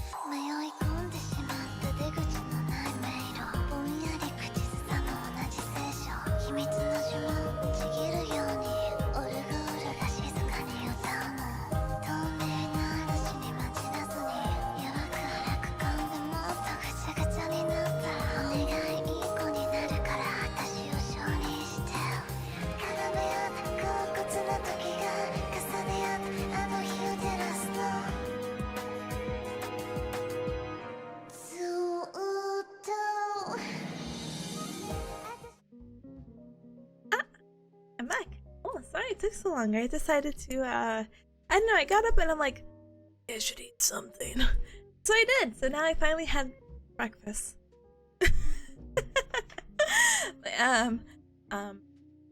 How do you call it? Of course, baby Peace, who's been sleeping all day, she's been like switching. Every time I like hear a bee to go like find her, she's like in a new spot every time. And I'm like, baby Peace, I can't believe you. I can't believe you do not want to hang out with your mama. I can't believe you don't want to hang out with your mama and do your little peace cam. You've been hanging out everywhere but in my room. Why? But it's fine. It's fine. I'll move on. It's okay. But anyway, I'm just gonna say my hellos. Hi, Licker. Hi there. Hi, hi. Welcome, gamers. Welcome, welcome, welcome, welcome, welcome. Alright, gamers. We're getting into, cardiac muscle dysfunction? Yeah, cardiac muscle dysfunction and heart failure. Let's go! HF is just heart failure. I'll try to always like how do you call it? Expand on it. Sorry that they're being lazy. Yeah. Let's get through this one. This one is not a very long. Or sorry, it is a longer PowerPoint as well. Not one of the longest, but we can get through it really fast. Again, my goal is maybe we get through the next few PowerPoints within the next hour. Then we review the guide and then turn off our brains. After the exams, of course. because now we are at T minus 3.5 hours for the exam. So yay, let's do it. Whatever. So, cardiac muscle dysfunction. So this is going to be the most common cause of heart failure. As you would imagine, if there is something wrong with the muscles of the heart not working, it will result to heart failure. And we talked a little bit about that in the first PowerPoint. We were talking about the inner layer, the myocardial layer, with the 3 unique properties. And imagine if that had some kind of dysfunction, again, there's no way to recover that. So it normally happens as a result of some underlying abnormality of the structure or function. And pretty much what happens is that the heart fails to function effectively to meet the demands of the system. So when we talk about cardiac muscle dysfunctions, we could talk about several things. Several things. But let's break it down for congestive heart failure. So congestive heart failure can also be divided into different things. It's going to be divided into right or left-sided heart failure, which I think we'll go more in depth with. But if we don't, the document that I will show you, Cubs, definitely does go through more. So right-sided or left-sided heart failure with reduced ejection fraction, and then heart failure with preserved ejection fraction. And remember, ejection fraction is the best indicator of your heart health if your heart is ejecting the amount of blood that it needs throughout the body. And if it isn't, yikes. So left or right sided heart failure is just describing the side of where the heart failure is. There is signs and symptoms that discriminate between left and right, but I'm hoping the PowerPoint goes through it. And if it doesn't, again, we'll go through it in more detail. Heart failure with reduced ejection fraction. This is just something. Where did we say? I think the normal ejection fraction of the body of humans is anywhere between 60 to 70%. So this is saying that someone has less than 40, and that's their resting ejection fraction. That is when you know the heart is not working the way that it should. Heart rate with preserved ejection fraction usually results from impaired relaxation of the left ventricle and passive left ventricle compliance. So this is going to result in stiffness and increased diastolic pressures, or again, the relaxation pressure. So normally these people with preserved ejection fraction, they're going to have, what do you call it, more than 50. But recall that normal is going to be 70%. Oh no problems, Kevin. Thanks just for joining me. I will always try to do my best to explain, as I said. And this is why I do these streams, because I'm like, if I can explain it to others and Cubs can hear me out, I feel better. But yeah, I could skip that. But basically, this summary of this slide is basically saying, like, hey, your heart depends on the contraction and relaxation function of it. Causes of heart failure are varied, but again, as the background said, that most likely the most common result of this is going to be from some CMD, cardiac muscle dysfunction, okay? And we're going to talk about the different ways that it can happen or occur. Excuse me. We had a whole PowerPoint presentation, it felt like, on hypertension, so I won't focus on this, but we'll just focus on the highlighted, because some of these are like very like superficial. So some causes for heart failure is hypertension. So the extremely elevated ventricular and occasionally atrial pressures tend to produce a less effective pump as the myocardial contractile fibers become overstretched, thus increasing the work of each fiber in an attempt to maintain adequate cardiac output. Eventually produces left ventricular hypertrophy as the contractile fibers adapt into the increased workload. Basically, your heart is overworking, your heart is stretched, but your heart is not pumping out even the same amount anymore, even with these differences. That's because of the hypertension. CAD, coronary artery disease. Again, this is relating to atherosclerosis, which can affect heart failure, because if there's blockage, the blood is not going through, and your heart is not getting the blood that it needs to, again, do what it has to do to maintain normalcy. Arrhythmias we'll talk about, I think, in the next PowerPoint after this, and this is going to be look, this is the electrocardiogram right here, and it's just the ideas of, hey, do you have a tachycardia or a bradycardia arrhythmia? So do you have a, you know, super fast heartbeat? Do you have a slow heartbeat? These again can impact the functions of the left ventricle, right ventricle, or both, and then the cardiac muscle dysfunction will ensue. Hi, welcome gamer. That emote's so cute. What the heck? What the heck? Anyway, long time no see, gamer. Hope you're doing super well. Welcome. Just cry me for my midterm, so don't mind me. Alright, renal insufficiency. So renal, oh my goodness. Renal insufficiency tends to produce fluid overload. So when we talk about renal, by the way, we're referring to the kidneys. Ta-da! Didn't know we were talking about hearts today? Yeah! And then on Thursday we'll talk about spines, so yay! Yeah, we went through heart anatomy, now we're just going over like, oh, here's a condition of the heart that's bad. But yeah. So acute or chronic renal or kidney insufficiency tends to produce a fluid overload, which will eventually progress to, again, cardiac muscle dysfunction and heart failure. So what's going to happen is that the primary treatment, if we're having this overflow of fluids and we don't know where to like take it out, what we want to do is do our best to discrete it. I'm combining words all day. I'm so sorry, Cubs. But we want to excrete it. We want to decrease it. So you would take medications that can, what do you call it? Help you urinate a little bit more so you could get rid of that fluid. We talked about this earlier about the electrolyte balance, but the electrolyte levels are carefully monitored because if you're prescribing someone a diuretic medication, aka a medication to help them start peeing more to get rid of that fluid, they might be getting more than what is necessary. So just to make sure that their levels are okay. If it's really severe though, it's probably best treated with dialysis, and that they may remove as much as 1 liter, a lot, 1 liter of extracellular fluid per hour. Yippee! Bones! Yippee! Alright, cardiomyopathy. Myopathy? Oh my gosh, where am I? So cardio muscle disease. A disease in which the contraction relaxation of the muscle fibers are impaired. So there's going to be a primary or a secondary cause to this. So the primary can be due to some kind of pathological process in the heart muscle itself. And secondary is that like, it's not directly from a pathological process, but it's like a indirect systematic disease that's affecting this contractility and relaxation of the heart. What a good reference. Wahoo! Shout out to Teru. Wahoo. Anyway. Heart valve abnormalities.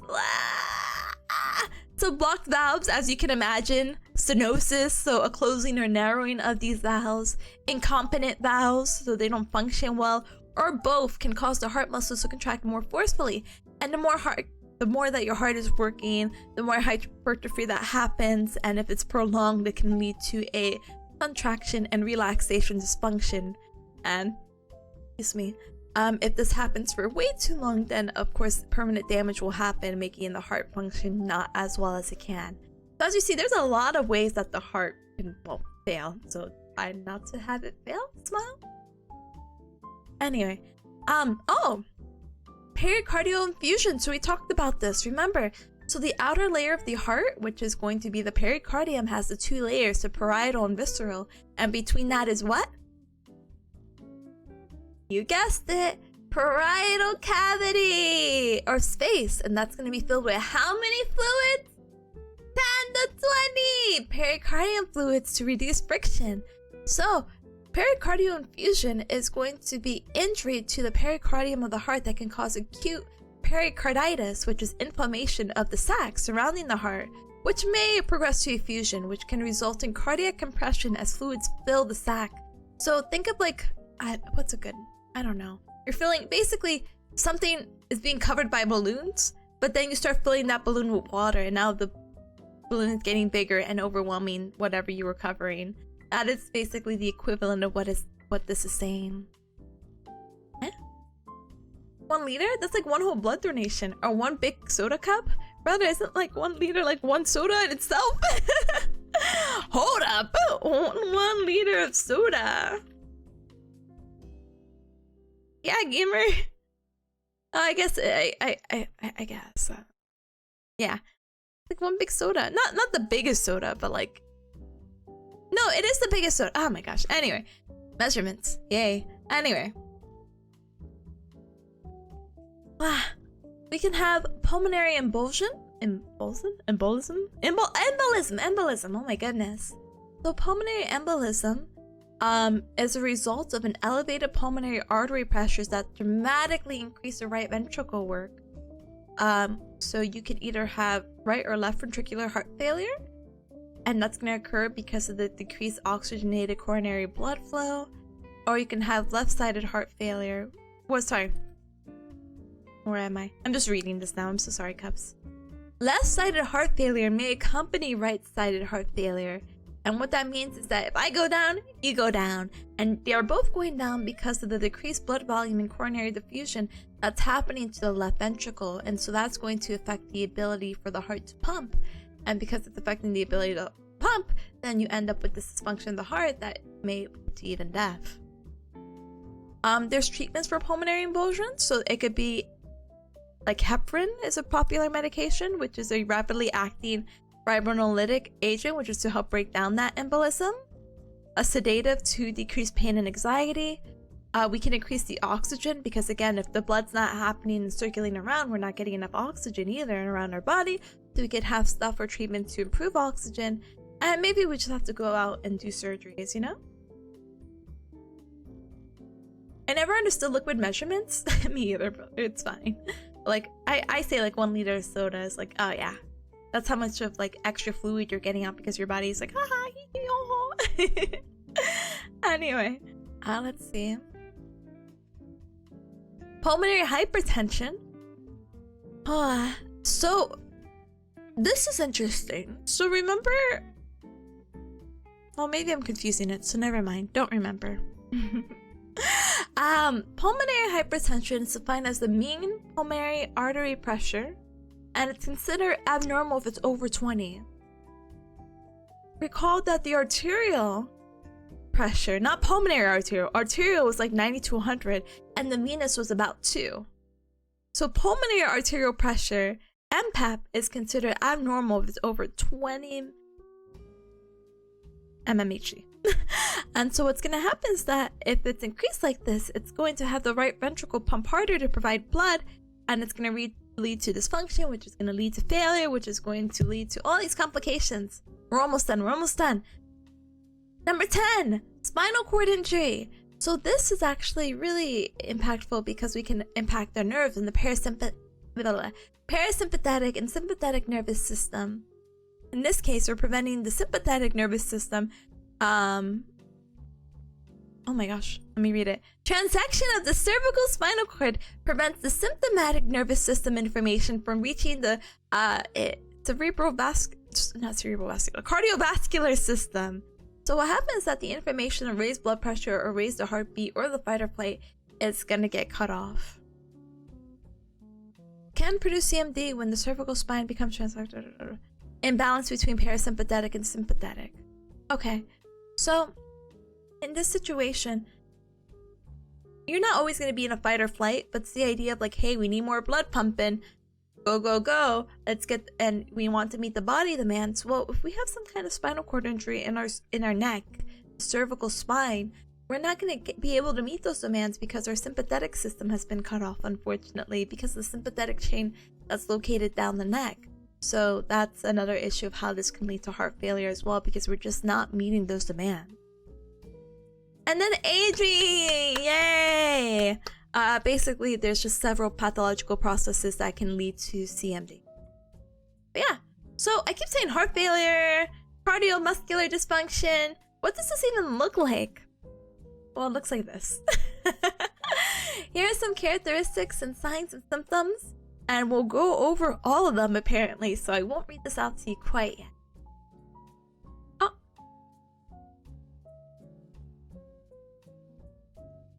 Alright, characteristic number 1. Dyspnea. So this is breathlessness, or this is new. I've never seen this term before. Air hunger. Basically, you're just short of breath. You're like, and this is commonly associated with findings of heart failure. And this is frequently the result of poor gas exchange between the lungs and the cells of the body. We can have paroxysmal nocturnal dyspnea, PND, and this is actually sudden unexplained episodes of shortness of breath that happens in the supine position when you're laying on your back when you go to sleep. What happens is that individuals with this condition tend to sleep with 2 or more pillows or assume a more seated position to sleep, because sometimes people will wake up in the middle of the night and like and they actually experience an episode of this. And now don't get me wrong, I'm sure you guys have also experienced an episode of this, but I don't think it's because of heart failure, or I hope to everything good in the world that it's not due to heart failure. I think maybe you just had a really scary dream or you're not sleeping properly, you know? And orthopnea is to describe the shortness of breath in a recumbent position, which is the same thing. It's basically you laying on your back. And you're like, yeah, I can't breathe if I lay on my back. I need to be slightly elevated. Well, this one is more just at night. Breathing patterns are much different for those who have some kind of heart failure. Their breaths tend to be very quick and shallow, so something like that. Such tachypnea, which is like the fast breathing, is apparently not caused by the lack of oxygen, but like the stimulation of stretch receptors in your body. Crackles. So when we're talking about the stethoscope and the heart sound from earlier, what happens is that was in relation to your heart. Well, you would do the same auscultation or using the stethoscope to hear your lungs. So when you breathe in, it should be a very smooth sound. You shouldn't really hear anything strange, but if you do, you might hear something called crackles, aka rales, or rowls, sorry. And that's going to happen in a sense if you breathe in. You hear, what do you call it? This crackling noise, and that crackling noise is a representation of movement into your alveoli,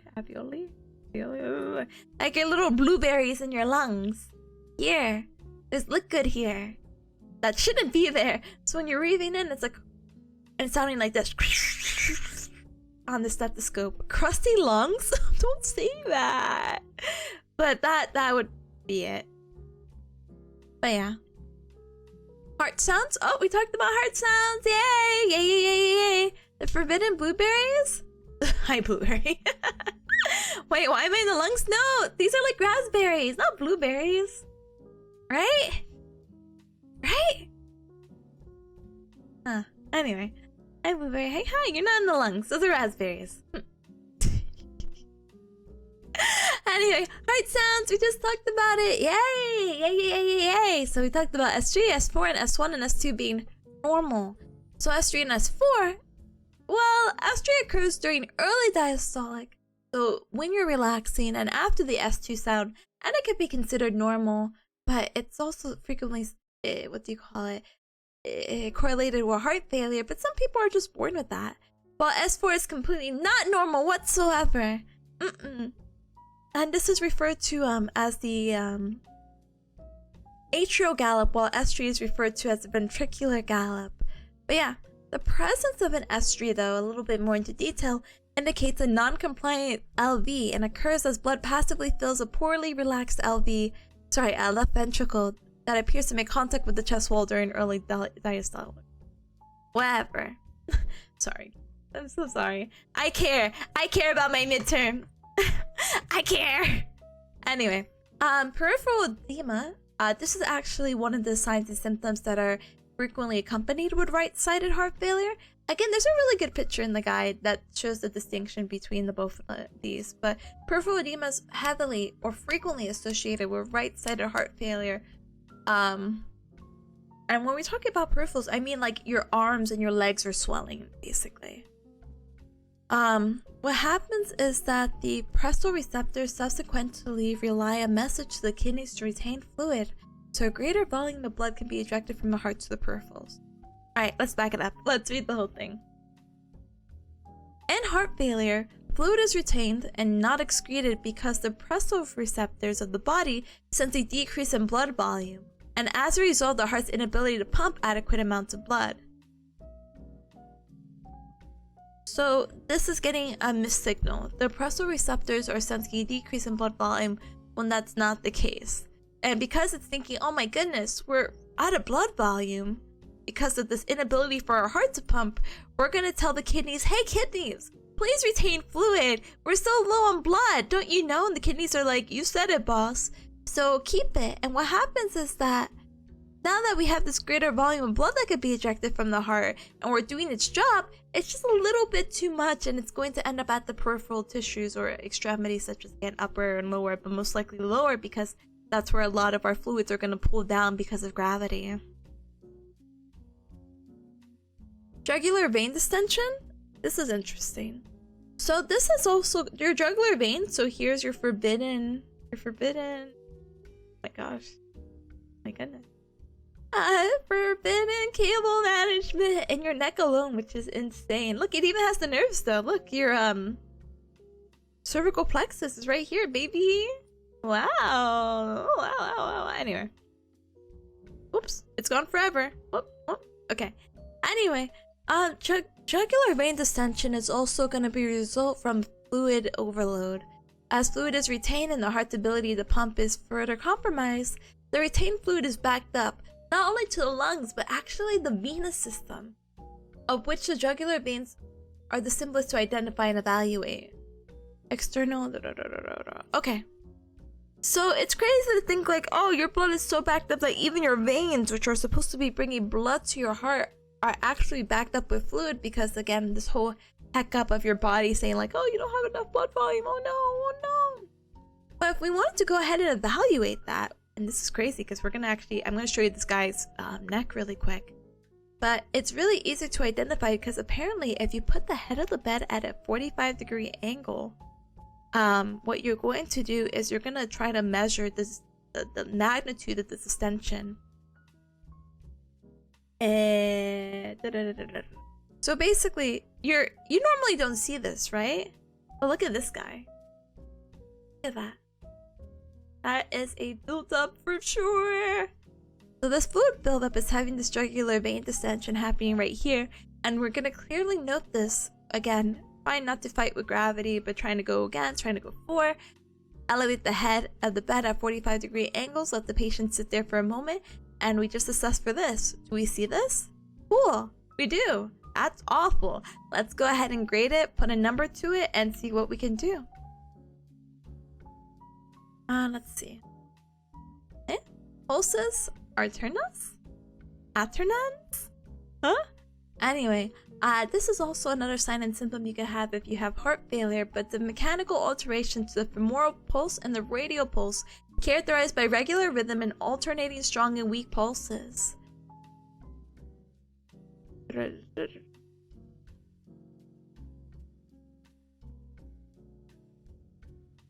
Alteration of the femoral and radial pulse, characterized by regular rhythm and alternating strong and weak pulses. Okay. So, we grade pulses on a scale of 1 to 4, 2 being normal, or sorry, 0 to 4, 0 being absent, 2 being normal, and 4 being bounding. So if it's alternating, this is a really, really weird sign. But it looks like if it does exist and you're able to identify it, if you take their blood pressure, there's a 20 mmHg or greater decrease in systolic pressure across the breath holding.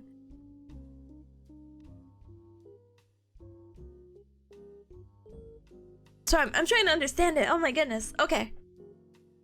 To my understanding, other than the alternating pulse, which is again weird to grade and everything like that, it's the idea if you take someone's blood pressure and they hold their breath, there can be a difference of 20 grams or greater decrease.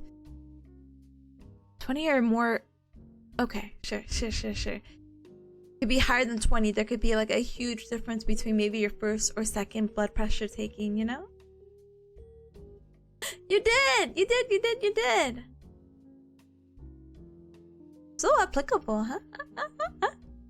Don't hold your breath cups? Yeah, basically. Make sure to always take your inhalations of air readings very seriously, okay? Anyway. Almost done! Alright, other characteristics and signs and symptoms. Changes in extremities. So, hey, if blood is not flowing and your blood is not pumping, you know when someone's like, oh, my blood is boiling and they feel really hot? Yeah, because their blood is circulating and they're angry.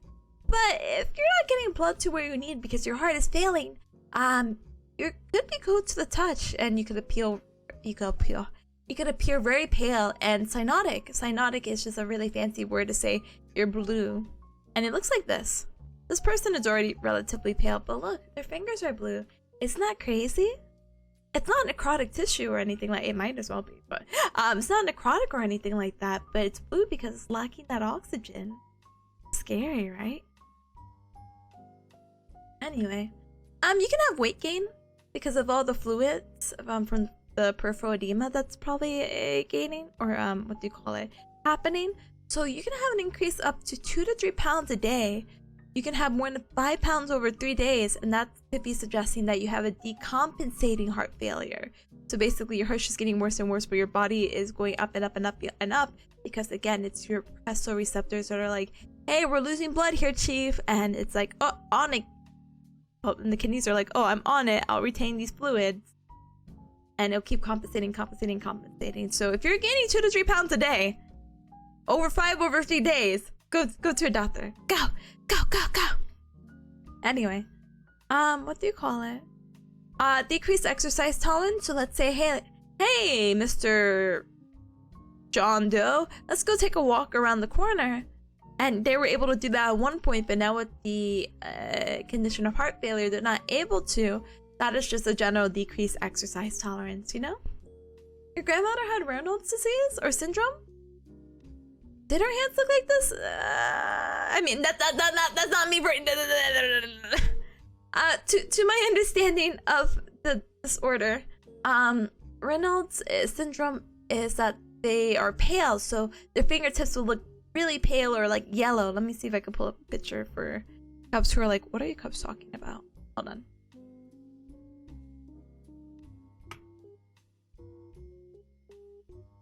Or maybe, actually no, maybe. Apparently it could be blue. But to my knowledge, it looked more like this. Hold on.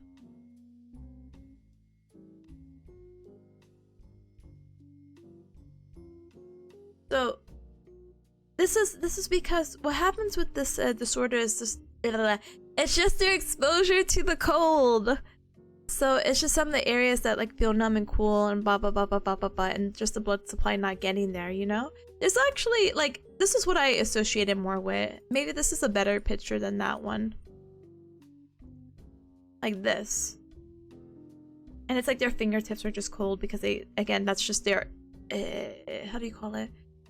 Exposure to the cold, and that's how their fingers or the yeah, I think it's just fingers. I wouldn't say toes, but maybe there's toes, you know? They would fluctuate between pale blue and really red. Yeah. I didn't know about the blue part. Thank you. I appreciate it. I love learning. That's why I was like, are you sure? And I was like, oh, I guess, yeah. Actually, now I'm looking at this picture. I always thought it was just pale. That there's no in between. But it is low oxygen, baby, so who knows? Ew? Oh, I'm sorry. Sorry, Cubs. Sorry. I didn't recognize how level of like gross that could be. I was like, oh, it's just a color change. Oh, whatever. Anyway. Yeah, decreased exercise tolerance. What we could do now is now this is gonna sound a little morbid, but I promise it's not. This is for the betterment of the patient. So if someone has a congestive heart failure and they have this decreased exercise tolerance, we can do something called an outcome measure. We could do a certain test called the 6-minute walk test. It's a very valuable tool for those who have heart failure, and it's going to provide insight about their functional status, their exercise tolerance, and O2 consumption and survival of the patient with heart failure. I say it's morbid because it determines their survival. Are they able to walk down, or are they able to walk for 6 minutes?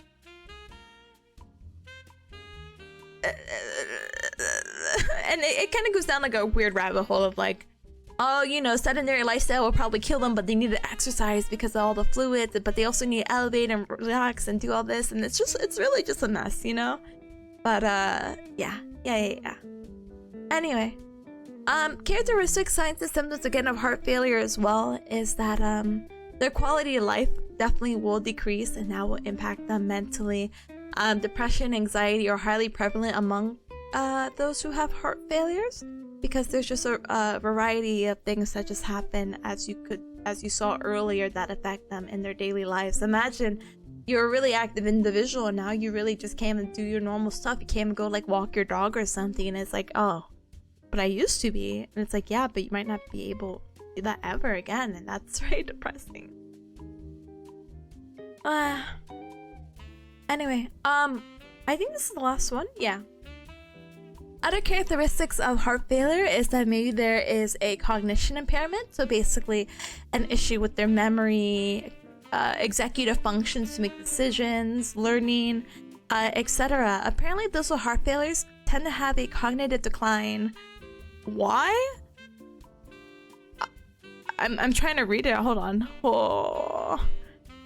It's most likely due to the oxygenation in their brain. Again, if your heart is failing, you're not getting oxygen to where you need to be, and it's not that you're completely gone. It's not like what did we just talk about earlier? The not heart failure, cardiac death, acute cardiac death. It's not like that, but it's just so slow, and it's not getting to where it needs, that your brain will slowly basically cease to function because it's not getting the needs that it needs, because the oxygen is not going there, and that's why you're having this cognitive decline. And so that can be also really depressing, because maybe you kind of vaguely remember something and it's like, oh, I don't know anymore.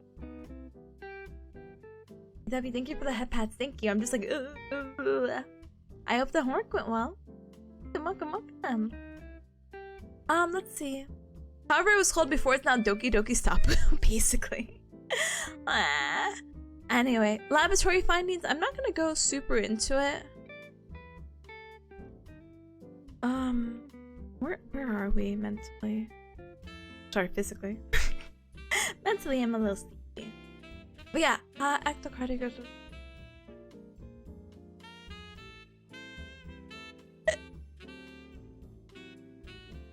So electrocardiographs, this is just more medical management. We could talk about laboratory findings, but it won't be as beneficial. There is a PowerPoint slide dedicated to it, you know? But it's me. Electrocardiograms is just a diagnosis tool. Probably the most useful one in evaluating the anatomy and possible etiology and severity of heart failure. So it could tell if the ejection fraction was produced or reduced. What does the structure look like? Is it a little bit bigger? Is it dilated? Is it normal? Or is there any other structural abnormalities that we didn't identify that could, you know, be at fault of why the patient is how they are? And there is some medical management. Of course, you can take the appropriate medications to help improve the heart's ability to pump and reduce the workload, and reduce definitely that water retention. But there's some medications that you should not take if you have heart failure. We'll talk about that in just a moment. Hold on. Luna says, mentally, I'm in the lands between. Me too, brother. Me too. I'm like a fire giant. Oh, I did my stream. I did my internet die yesterday. Boo! Boo! But it's fine. It's whatever. Anyway, classes of drugs that can actually exacerbate the symptoms of heart failure and should be avoided is the arrhythmatic agents. So what happens is that, yes, abnormal rhythm can be pretty serious, but it's not going to overweight the fact that, hey, this is actually slowing down your heart. Your heart is already not doing that great, buddy. You don't want to slow down your heart. You want to help improve its ability to pump, so that's why you should not take this medication. Calcium channel blockers, I want to assume it's almost like beta blockers, but let me not assume. I'm just gonna memorize that, unfortunately. Don't mind me, cubs. And the third one is NSAIDs, a non-steroid anti-inflammatory drug. Sorry, that's not how you say NSAIDs. No, yeah, it is drug. Oh my gosh. Sorry, the S threw me off. Anyway, NSAIDs. So what happens is that with NSAIDs and medications like this is often an increase in sodium retention, and we don't want sodium. Salt. You know when you eat something super salty and you're like, I love these French fries. Now let me chug a gallon of water. That's basically your body. Basically your body, like, it's counterproductive for heart failure because again we talked about the peripheral edema. So if you're seeing the increase in sodium retention, it's going to cause also peripheral vascular constriction, and we don't want that. We don't want constriction, we want dilation, we want the heart to function. And apparently NSAIDs can also impair the action of diuretics, but we need to pee out and get this fluid out somehow, gamers. So don't take this medication. Don't take NSAIDs, calcium channel blockers, or anti-arithmetic, oh my gosh, arithmetic agents. Don't do it if you have heart failure. All right. Auntie, hi. Why trying nightmare.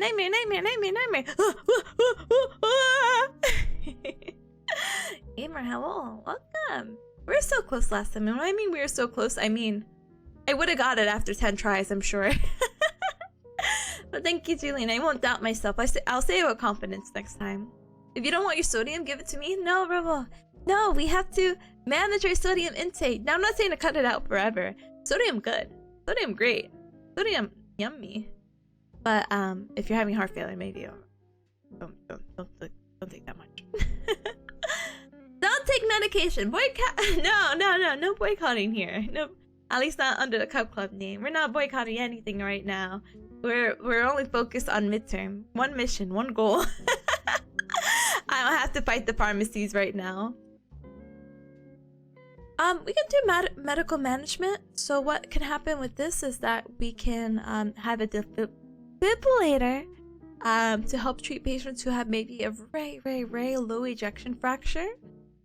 We can have electrical stimulation by cardiac resynchronization therapy, which may help contraction, and dialysis again, because these are for people who are not respecting. Yeah, they don't. The disrespect of this. No, that they're not responding to diuretic therapy or the medication that help them excrete. So we're just gonna go ahead and do a dialysis and hope for the best, you know? We can also do other things like put a balloon in their aorta for goodness knows whatever reason. Apparently someone thought about that and it works. Sorry, now I'm a hater. I don't mean to be, but that's the assisted circulation. So if you put a balloon in the aorta, apparently it can help with some of the contraction and actually profoundly improves oxygen delivery. So I'll take it. We can also use a VAD, a ventricular assistive device, which is a mechanical pump that's going to provide support to a failing ventricle. We can do reparative, reconstruction, incisional, and ablative surgeries to help out with it. And really, as one of the Cubs had mentioned before, I want to say Julian, but maybe let me not put names. Not doubting myself. I just want to cover my booty. But last resort basically is cardiac transplant. This is the heart replacement that was mentioned earlier. And this is the last treatment effort that a lot of people put because with patients with heart failure or cardiac muscle disease, maybe they tried other conservative treatments, they tried medical treatments, they even tried previous surgical ones, but now we're not able to do much. What happens with these people is that they're going to be potential recipients because they're going to be at end-stage heart disease. They have to have such a severe level of heart disease and a life expectancy of less than 1 year to go ahead and do that heart surgery. Because it's one of those things where, haha, YOLO, you only live once. So it's one of those things of like, hey, if you're going to die within the year and there might be a lot of complications with this heart surgery and transplant, might as well just go do it anyway. Sure. What's the worst that's going to happen? I don't know. I feel like it's so scary, but I think if I was put in that situation, I would have to mentally already prepare myself for like death and be like, yeah, just go ahead and do it. And if I live, great. And if I don't, yeah. PT can take a big part in people who have. Oh, look, it's the Berg the Berg scale. Look at it, comes the Berg scale for people who take beta blockers. Look, it's the 6. Me sitting here, no exertion. And then we multiply it by 10 and you can get my estimated heart rate. Look, let's go. Anyway, sorry. Oh, exciting. Wait, was that 2 hearts?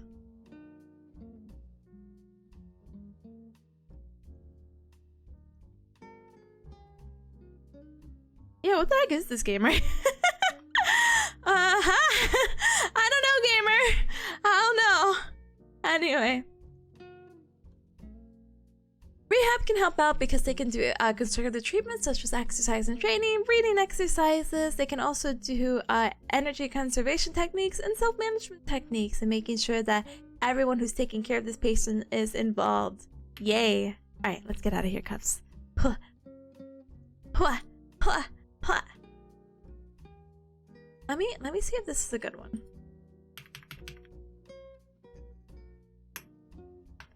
No, do I have to go over this one? No, hold on.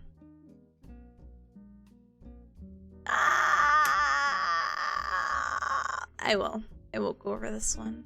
So these next series of PowerPoints, there's 3 points, but they're actually all really painfully short. Not short. They're not. You'll see. Okay. Oh, wrong one. Hee like that. Haha.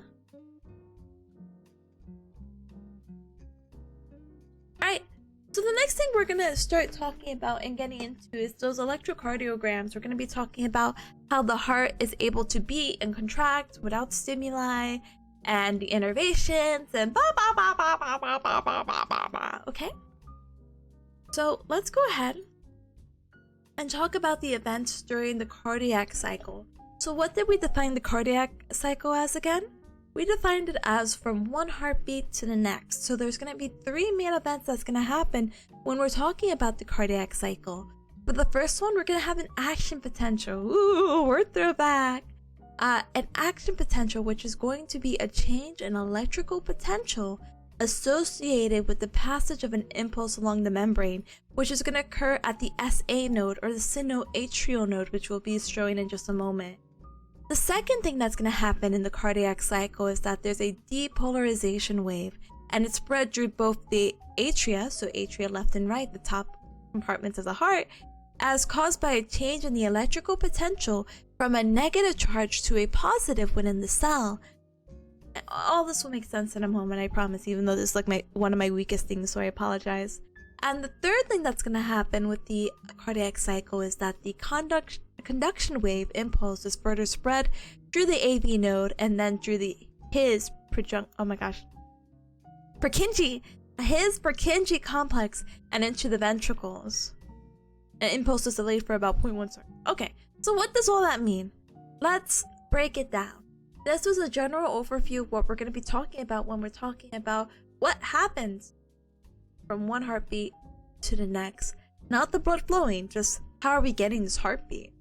So let's break it down by talking about the SA node, okay? So the SA node is the sinoatrial node, and this is going to be located at the junction of the right atrium and right by the superior vena cava. This SA node is actually termed as the pacemaker of the heart, as it's going to make and create impulses that pace the heart. P cells of the SA node are sites of the impulse generation. And remember, hey, this SA node is the pacemaker. What is the normal heart rate for humans? 60 to 100, at rest at least, yay! Sinnoh region? Throwback to the Pokemon direct that happened earlier this morning. Gamer, I just woke up and again, I'll never get it. I'll never ever get it. I'm like, oh, someone's streaming it, thank goodness. And I was like, I don't know if there was anything worth it at the beginning, but I did see the training card going more online, and then I saw the game reveal, so yay. I have no feelings about it until I see more of it. So forgive me. Anyway, the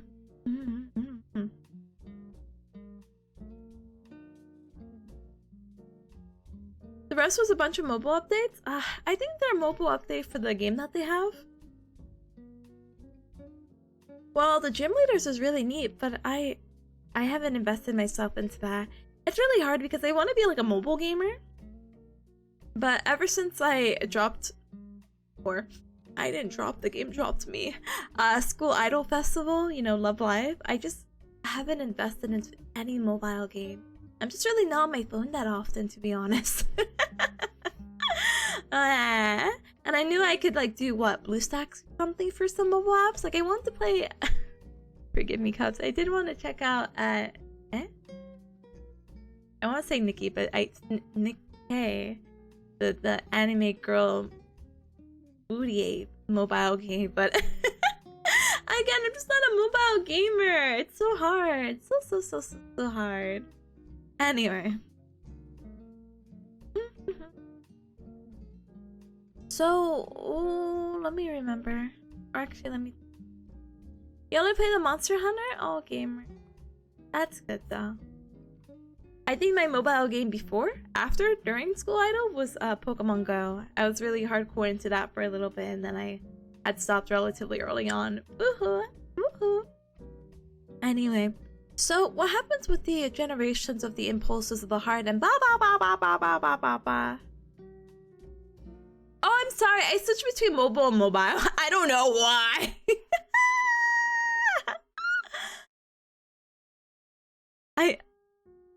It's like, oh, your mobile device. Sorry. Sorry, gamer. Anyway, heart. Yeah. So essay note, AP note, ba ba ba ba ba. What's gonna happen is that there's gonna be conduction pathways. We have the track of Bachman, which we have the bundle right here. We have the track of Winkerbach. What the heck are these names? And then we also are going to have the track of Dorel. Gamer, I'm not memorizing that. Gamer, I'm not reading that. Gamer, I'm not reading that. Gamer, I'm not reading that. Gamer, not reading that. Gamers, I'm not reading this. This is what I want to read. This is what I want to read, so we could get to it. I didn't even tell you guys what electrocardiograms are. I'm sorry. I'm sorry. We're gonna get to it though. I promise.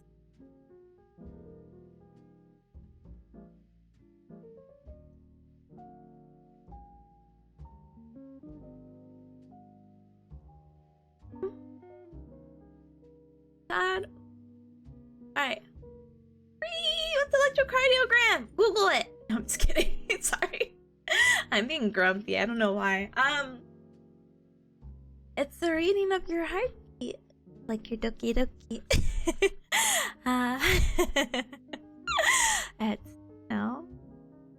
It's abbreviated as EKG or ECG. It's a test that measures the electrical activity of your heartbeat. Anyway. So, no, let's just go in here. So what happens about your Doki Dokis and your Waku Wakus is that these waveforms can form when we're trying to graph it on paper, trying to do these electrocardiograms, and that the waveforms are going to represent the depolarization to the excitation and the relaxation of the heart muscles, and these are going to be labeled in different ways. It's going to be labeled as P, PRS, T, and U waves, and we're going to hopefully talk about it in more detail, so I would not fret. I would not be like, why did they name it like this? Gamer, I don't even know why they named it like this.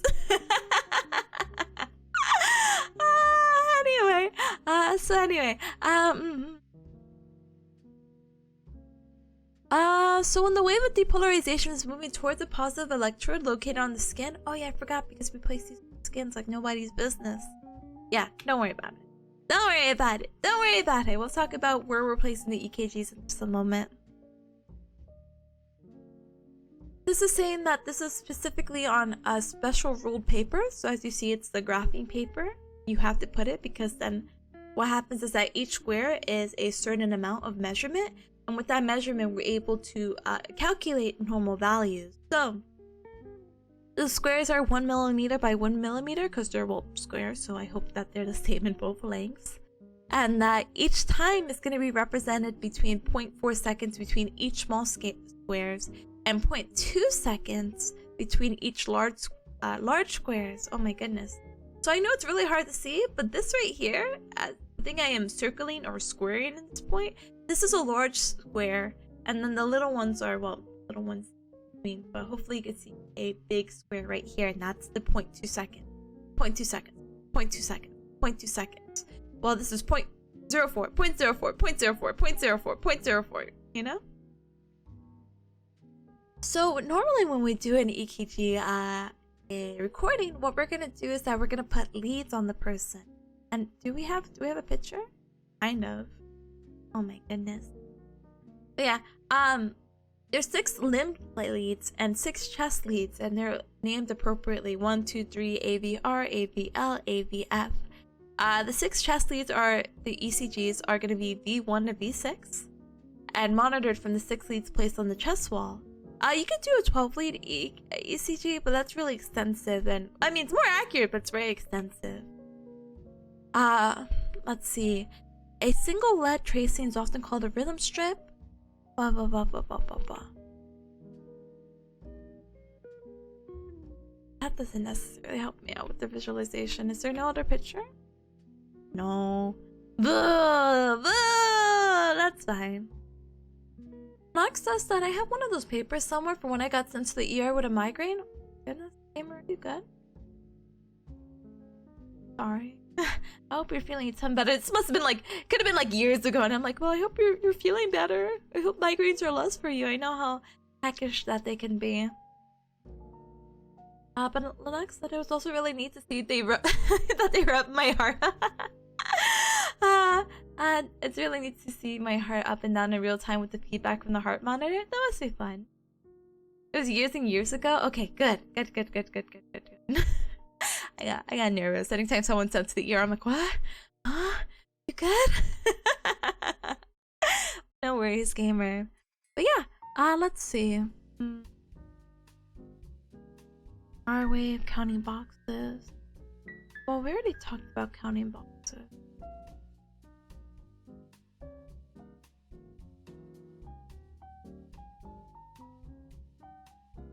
Alright, we're gonna break down each of the waves, but these are just talking about the normal rhythms and the timing that you should expect for each. So the PR interval should be anywhere between 0.12 to 20 seconds, and the QRS duration should be anywhere between 0.6 and 0.10. How are we gonna remember this? PR, 12, 20, QRS, 6 is half of 12 and half of 20. QRS copies its first thing. Sure. But doesn't do as good of a job, so it halves it or something. Yeah.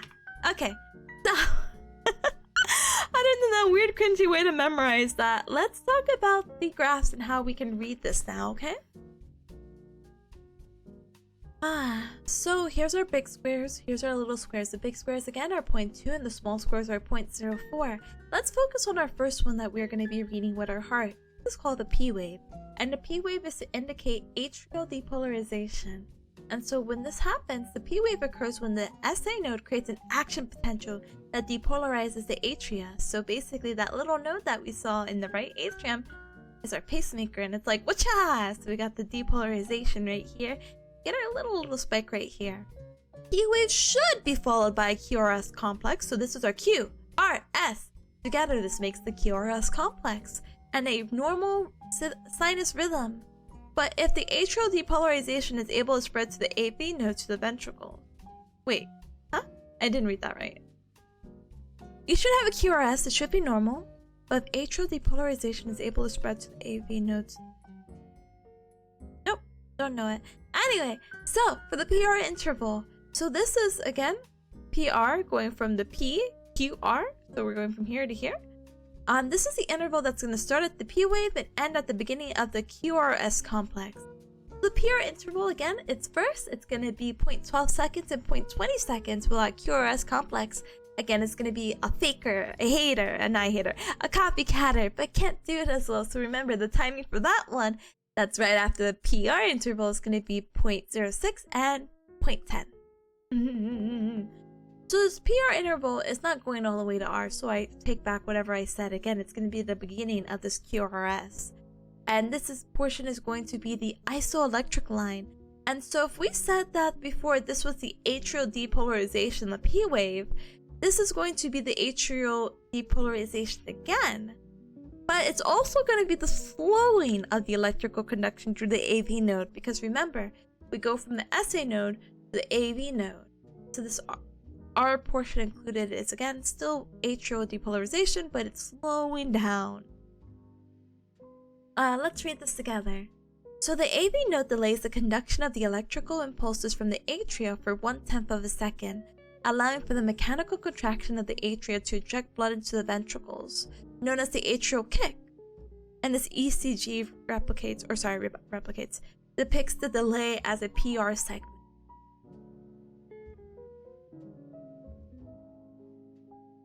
Okay. Sorry. I promise I'll do well on this exam. I promise. Alright, the conduction system. So then the impulse then passes from the AV node to the bundle of His. So look, our SA node, AV node. Oh, look at that little bump right there. That is called the bundle of His, or His bundle. And then it goes to the bundle branches, which are right here, and it's divided to left and right. And the bundle branches consist of left and right and are located in the interventricular septum.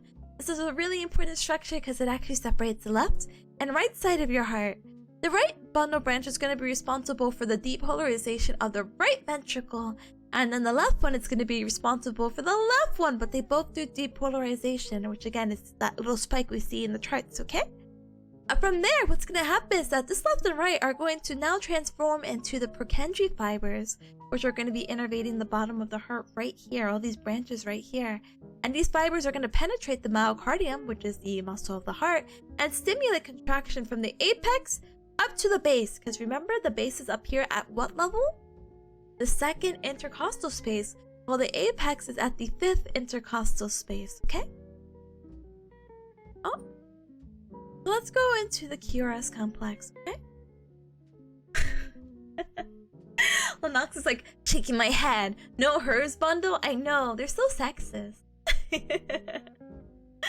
Anyway, so what's following our P wave? Our QRS complex. Technically we have the PR interval, but for the QRS complex, what's gonna happen is that has multiple deflections. So we have here. And there's a numerous amount of variations that I'm sure that we may or may not talk about. Doesn't look like we will, but there could be variations, and that can be good or bad. Normally they're bad. So we'll go from there.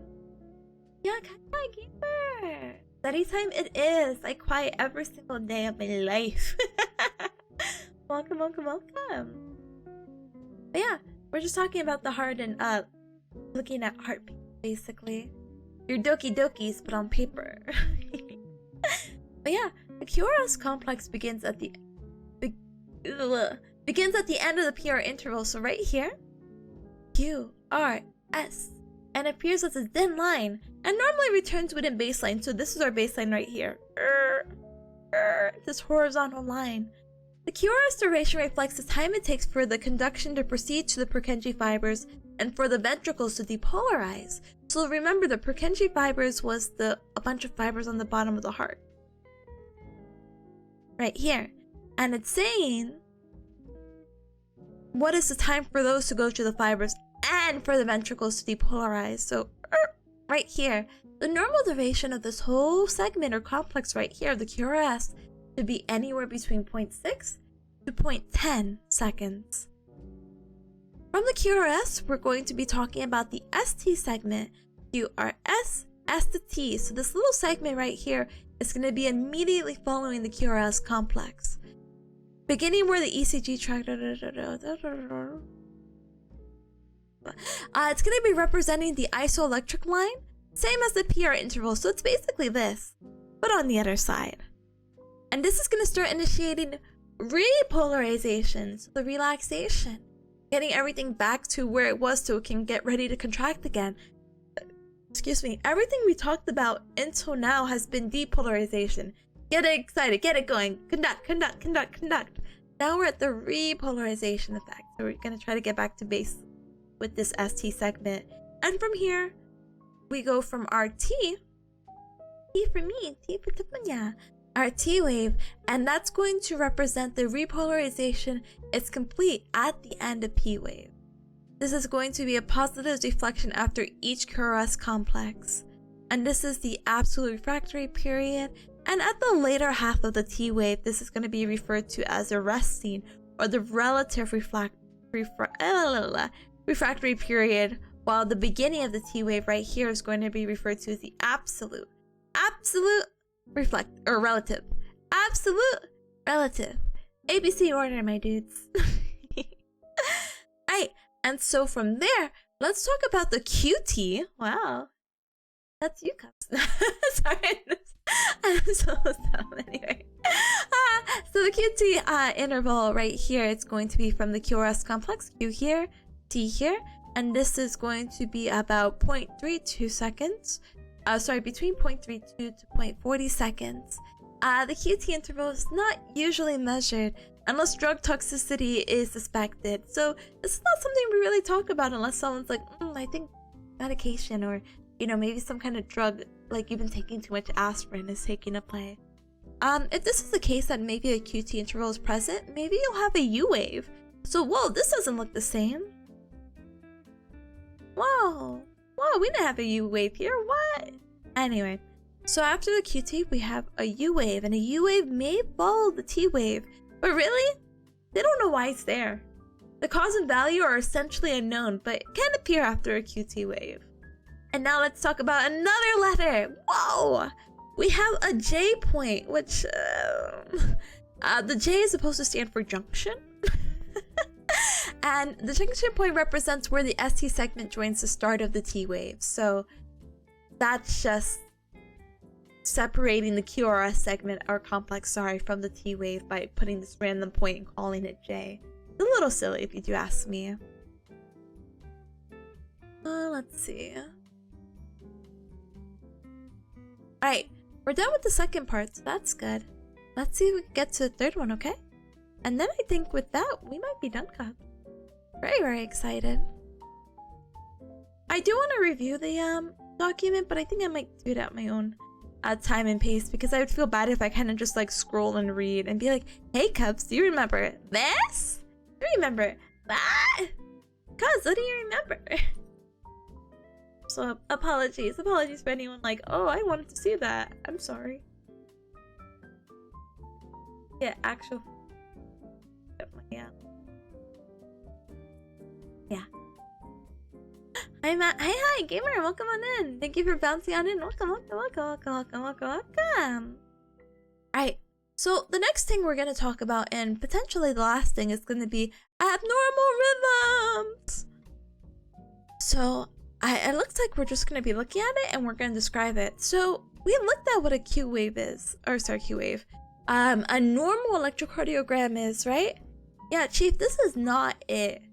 Bradycardia, we talked about that being as someone who has a below normal heart rate.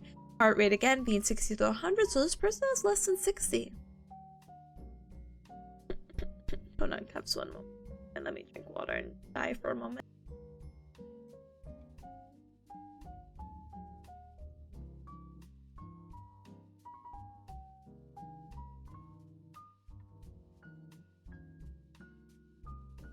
A normal rhythm, so like 17:30.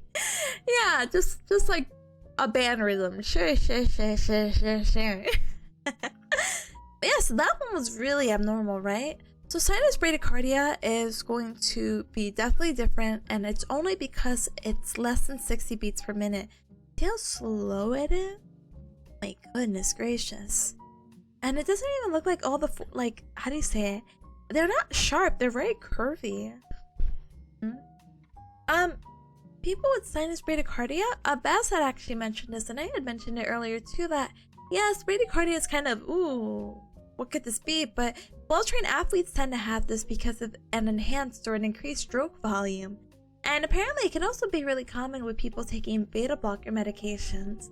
But yeah, the reason why we would see this in the electrocardiogram is that there's a decrease in the automaticity of the SA node, or an increase in the stimulation of the parasympathetic. But yeah, there's really no treatment for this. unless, you know, there's symptoms related to this, we don't really care if your heart rate looks like this. It could just be, it is what it is. So, what about the opposite? Whoa, brother! That's a pretty fast heartbeat. So we have sinus tachycardia, and this is going to occur when someone's beats are more than 100, and this could be due to pain, fear, emotion, exercise, you know, exertion, and artificial stimulants such as caffeine, nicotine, etc. This can often be found with patients with increased oxygen demands, fever, congestive heart failure, infection, anemia, myocardial infarction, and hypothyroidism. So we don't want the heart to constantly keep working like this. Look, if the heart wants to slow down and be chill, cool, who cares? Unless there's symptoms, then we care. But if your heart is beating that fast, gamer, yeah, we need to treat that. We need to determine what is the underlying cause of it, or potentially put you on medications such as beta blockers to reduce that heartbeat.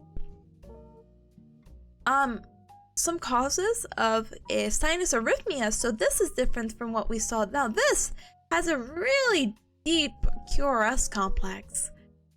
This is something to do with more of your respiration and what do you call it? Let's see. Respiration cycle, non-respiratory sinus arrhythmia. Okay, so this seems like this abnormal rhythm can actually be, though it is in relationship to your respiratory cycle, it could just be related to medication. So really, hey, if you're taking medication and we could correlate the cause and it's all harmless, then really, no treatment's required. That's just your heart rate, baby. But, if it's not as harmless, maybe we should check it out a little bit, determine the underlying cause, because not saying it could get more serious, but it's better safe than sorry. So let's go ahead and try to see if we could get it treated. Sinus arrhythmia, again, it's going to be the irregular rhythm, and this can still happen between a normal heart rate, but it looks like they extended the heart rate. So this can occur to anyone who has a heart rate of 40 to 140. That's pretty low, you know? But yeah, it looks like, oh, you're not gonna give me pictures?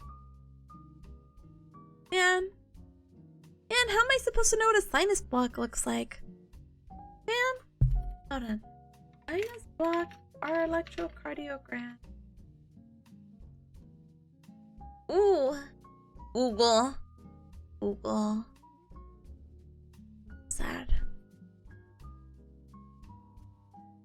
So, Cubs, this is what an right here. This is what it looks like. SCW, thank you so much for the like. Thank you. Hi, gamer. Bye, gamer. But yeah, sinus block. Look at how long it is from each QR. Like, there's not even a P wave. Oh, well, there's a P wave sometimes. No, okay, wait. I lied. The P wave is consistent, but like, it's such a huge, almost inconsistent gap between QRS, what do you call it? Complexes, yeah. Oh, yeah, sorry, I did not mean. Yeah, that's what you do all the time through your seasonal allergies and nasal drainage.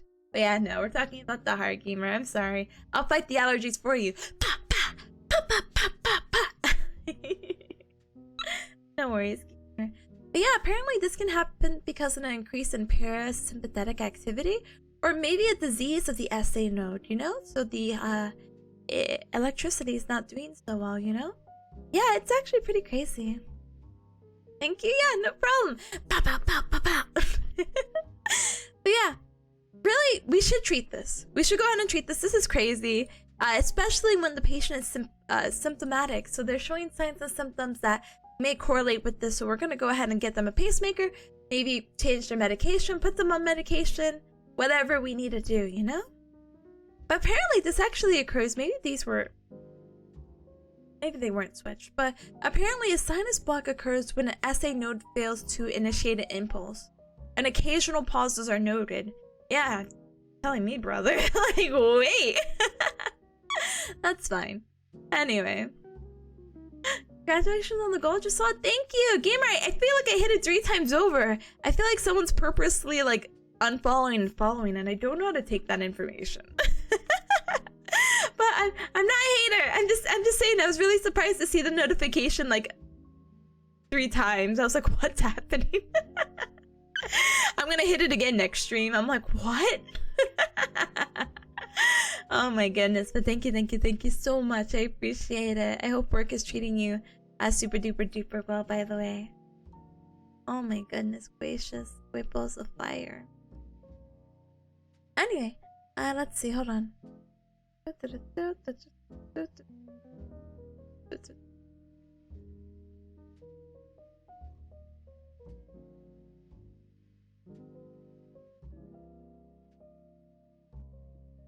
I lost my thing. Sorry, I got distracted.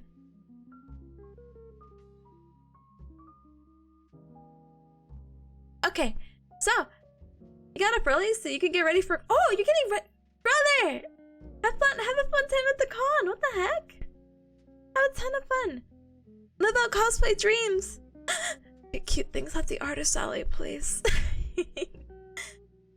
Yeah, have a ton of fun. Oh my goodness. All right. Let's speedrun this cups. Arrhythmias! Bad. Tachycardia! Fast heartbeat. Okay, now this is a new one. You have a surprise picture, gamer? I'm excited. Alright, I'm here whenever. I'm free this weekend. I don't have school. I'm ready to receive it whenever you send it. No worries, gamer. Thank you. Thank you in advance. Yeah, so we see this word perils atrial tachycardia. So tachycardia again is that fast heartbeat, and the paroxysm we associated when we were going to bed. So, but this is really interesting because it's saying that this kind of symptom or sign happens when the heartbeat is 160 beats per minute. That's crazy. I'm sorry, they're slightly offside. That's a me issue. But yeah. So apparently this can happen because of all of a sudden my heart was racing. It can happen because of an emotional distress, overexertion, hyperventilation, maybe some type of drug, maybe some sort of disease. There's a bunch of things that happen, but if your heartbeat is at 160 beats per minute, holy cow! Yeah, you definitely need some treatment for that, Chief. It looks like... Wait, they didn't even send me a video. Why does this hate me? Alright, Cubs, we're talking about the most common ones now, because heck the rest of these. We've heard of AFib before, right? So, the reason why we may have heard of AFib before, or atrial fibrillation, is because it's actually the most common irregular heart rhythm that starts in the atria, and it looks a little like this. Look at that! AFib. You see how it's not like a straight line? We don't have that, like, maybe we do still have the repolarization, but it's so squiggly in between. Oh my goodness. But yeah, so what happens with this is that apparently, there's many different impulses rapidly at once, the mechanical contractility is reduced, lowering cardiac output. Untreated atrial fibrillation doubles the risk of a heart-related death and is associated with 5-fold increased risk for stroke. Alright gamers, if you see this, someone takes the electrocardiogram of your heart for whatever reason and you see this, get this addressed immediately. Why? Because you might die and or get a stroke. It might die from the stroke if you're unlucky. So definitely go seek help and get the appropriate medical treatment. This is not a pickup line. Yeah, not a pickup line. Serious medical condition. You can say like, oh, atrial flutter. You make my heart a flutter. Dies. Well, what's up with this one? Look how big the QRS complex is. Holy cow. But yeah, apparently it's the second most common pathological tachyarrhythmia. So it's very fast, very high, and this is what happens. Your heart rate's... Wait, no way. The atrial rate ranges from 250 to 350 beats per minute. No way someone's heart is going that much. Holy, no way. No way. But apparently it's known for its sawtooth appearance. Interesting. Alright, Cubs, we're gonna look at these. We're just gonna look at fun images. If they don't have an image, I don't care. Ouch. Oh my gosh, ouch indeed. Look at this one. First degree AV heart blocks. Apparently it's harmless. Look at that. My dad actually had AFib in the aftermath of a major accident. It was interesting times. I hope your dad is okay. Hope everything's gonna be from that accident. And I hope everyone is happy, healthy. Oh my goodness, gamer. Yeah, no, it's thankfully how do you call it? Not thankfully in a sense of anything, but like thankfully it's something that could be identified and treated easy, you know? Not too bad. Huh? Is that just not the Australian ECG? Oh, now that you mention it, oh. No, but this is so weird. I've never seen something like this, gamers. That's so funny. But apparently it's a lengthened PR interval. Oh, I mean, you see the highlighted? The highlighted supposed to indicate the PR interval. No one's gonna comment about the QRS? The Australian one? That's so weird. Alright, give me a picture. Okay, that was first degree. This is second degree. This looks pretty normal. Minus the long intervals in between each maybe like cardiac output or each beat, but it looks fine. But apparently it could be from an infarction or a heart attack or coronary artery disease.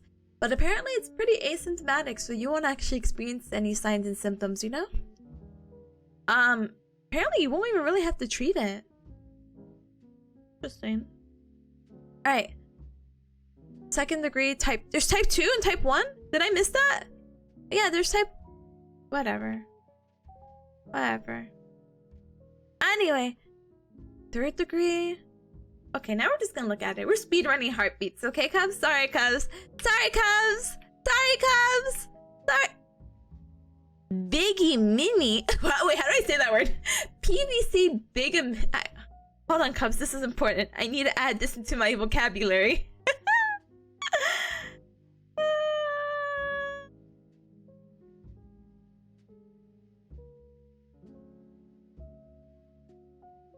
Let's see.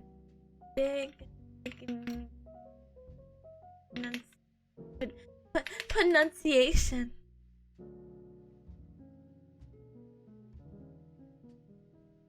By Gemini. By Gemini? No way. By Gemini. Oh my goodness, thank you. Thank you. Caleb says the upside down biddy is just one of the derivatives. I think it's true. It's a group of funky measurements that allow you to pinpoint a heart attack among other things. But they said it's harmless. By Gemini. By Gemini. Oh my goodness. Bi-weekly, but Gemini? Such a wacky word. Every other beat is a PVC. This one is crazy looking too. Try Gemini. Every third beat is a PVC? Brother, maybe I should read what a PVC is. Hold up. Premature reticular complexes. Okay, got it. The highlighted part of the ECG was an AV block, but it also showed one of those derivatives. I'll go back and look at it in a moment. I'm just so. What is this?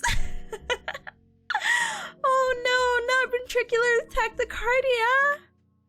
That looks serious. Hold on.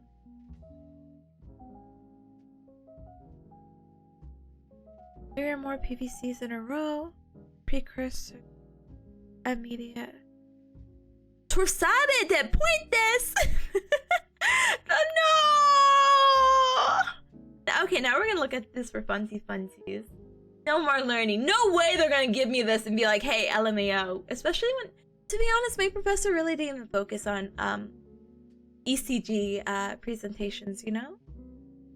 As long as I can read what it is and know which one it's for, I'm not really worried about identifying. That's not really my specialty.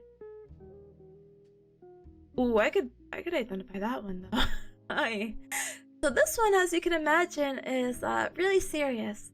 It's a life-threatening condition that requires immediate action.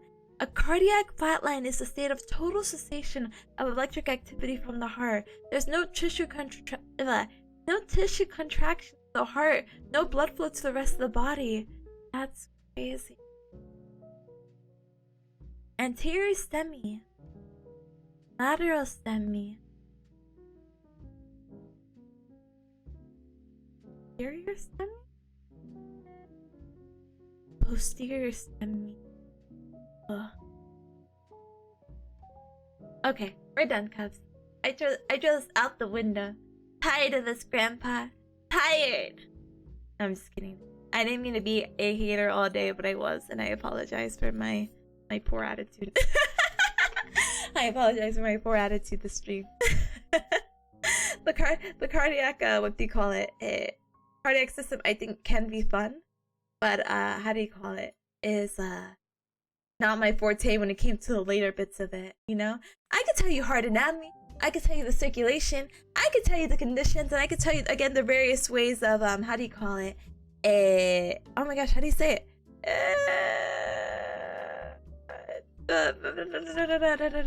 And I could identify the electrocardiograms.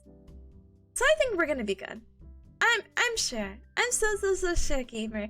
And I think life will be good. And I'm going to pass the exam, and I'm going to look at the notes on my own time, so it isn't just me being like, and it's like, what Tippa? What did you say?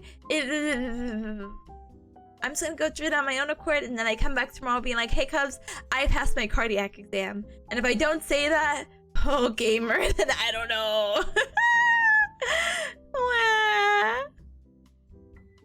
Oh my goodness. Clap, a big clap. That's me right now. I'm so like relieved. Cardiac failure? Yeah, this is a flat line. It does not get any like flatliner than this, you know? Yeah, let's go ahead and we can return the favor. We can read in the Mona. Let's go. Unless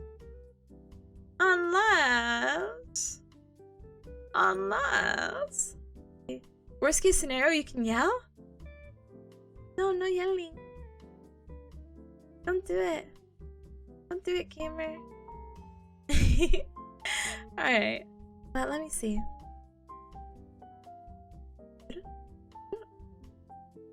Heck! Thank you for the bad word redeem. Yeah, Cups, thank you so much for joining me today. I really... Oh, wait, hold on. Hold on. Oh, this person's so cute. Okay, I'm following people in my recommended to what do you call it? Raid into for next time, because your gamer. I don't think I catch Mona streams, like time wise. So this really works out. So I'm really happy. Hi, Media. Hello, welcome. Gamer, I'm so sorry. Maybe. Oh, it's nice seeing you. Oh wait, Cubs, before I go officially, I have to spiel about the Discord. Cubs, Discord, it's the official Cub Club. On Tuesdays we have anime night, and tonight is the night we have anime night. But for those who are I was gonna say in the guild, please forgive me. I'm reading Mona's stream and it says guild, and I have not used the term guild in 500 years.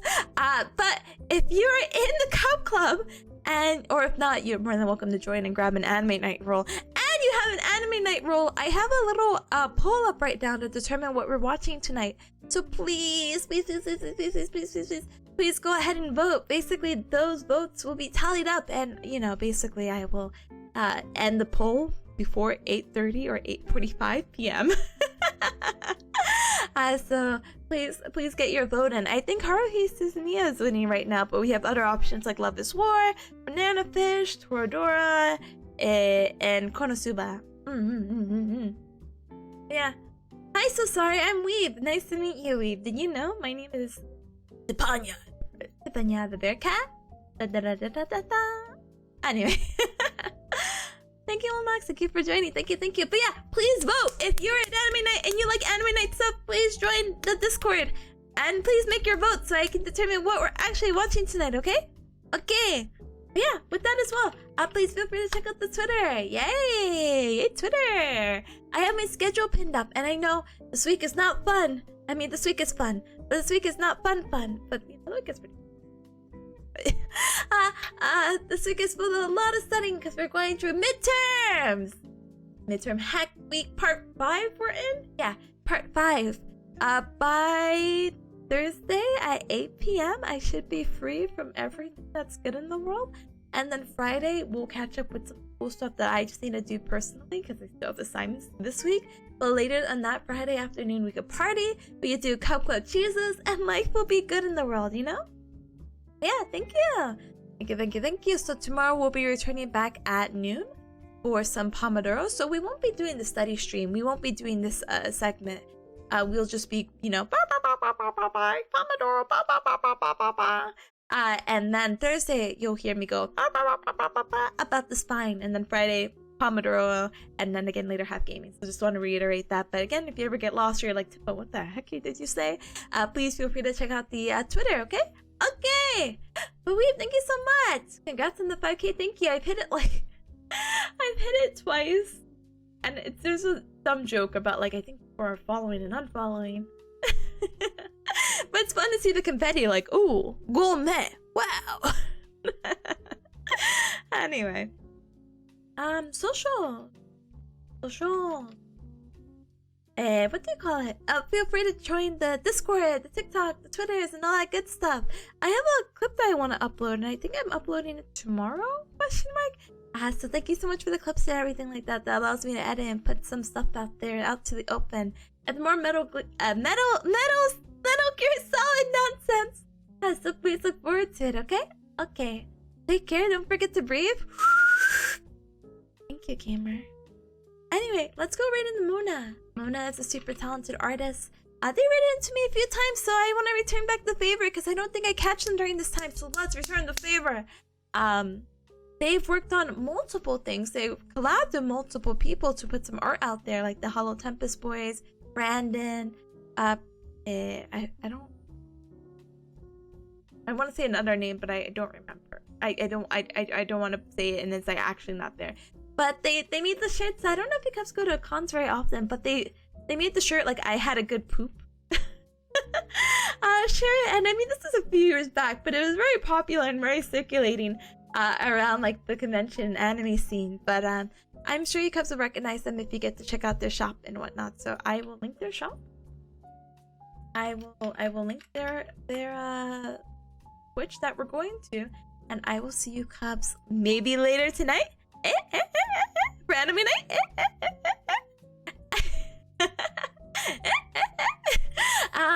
And if not, I'll catch you tomorrow. But if I don't catch you either tonight, tomorrow, the next day, or even the day after that, heck. I hope you cubs have a wonderful rest of your day, a wonderful rest of your week, and I catch you next time, gamers, okay? You actually might make it tonight. Gamer, do you want me to tag you or let me know. Let me know. I'll be like, Julian! Join! We're starting! Sure? Alright, perfect. I'll try to embed it into my memory. Okay, embedded into memory. Gotcha, gamer. Yeah, I catch you cups later, okay? Thank you so much for joining me. I'm so sorry. I promise Thursday will be better. Maybe. Who knows? Anyway, lots of love. Bye!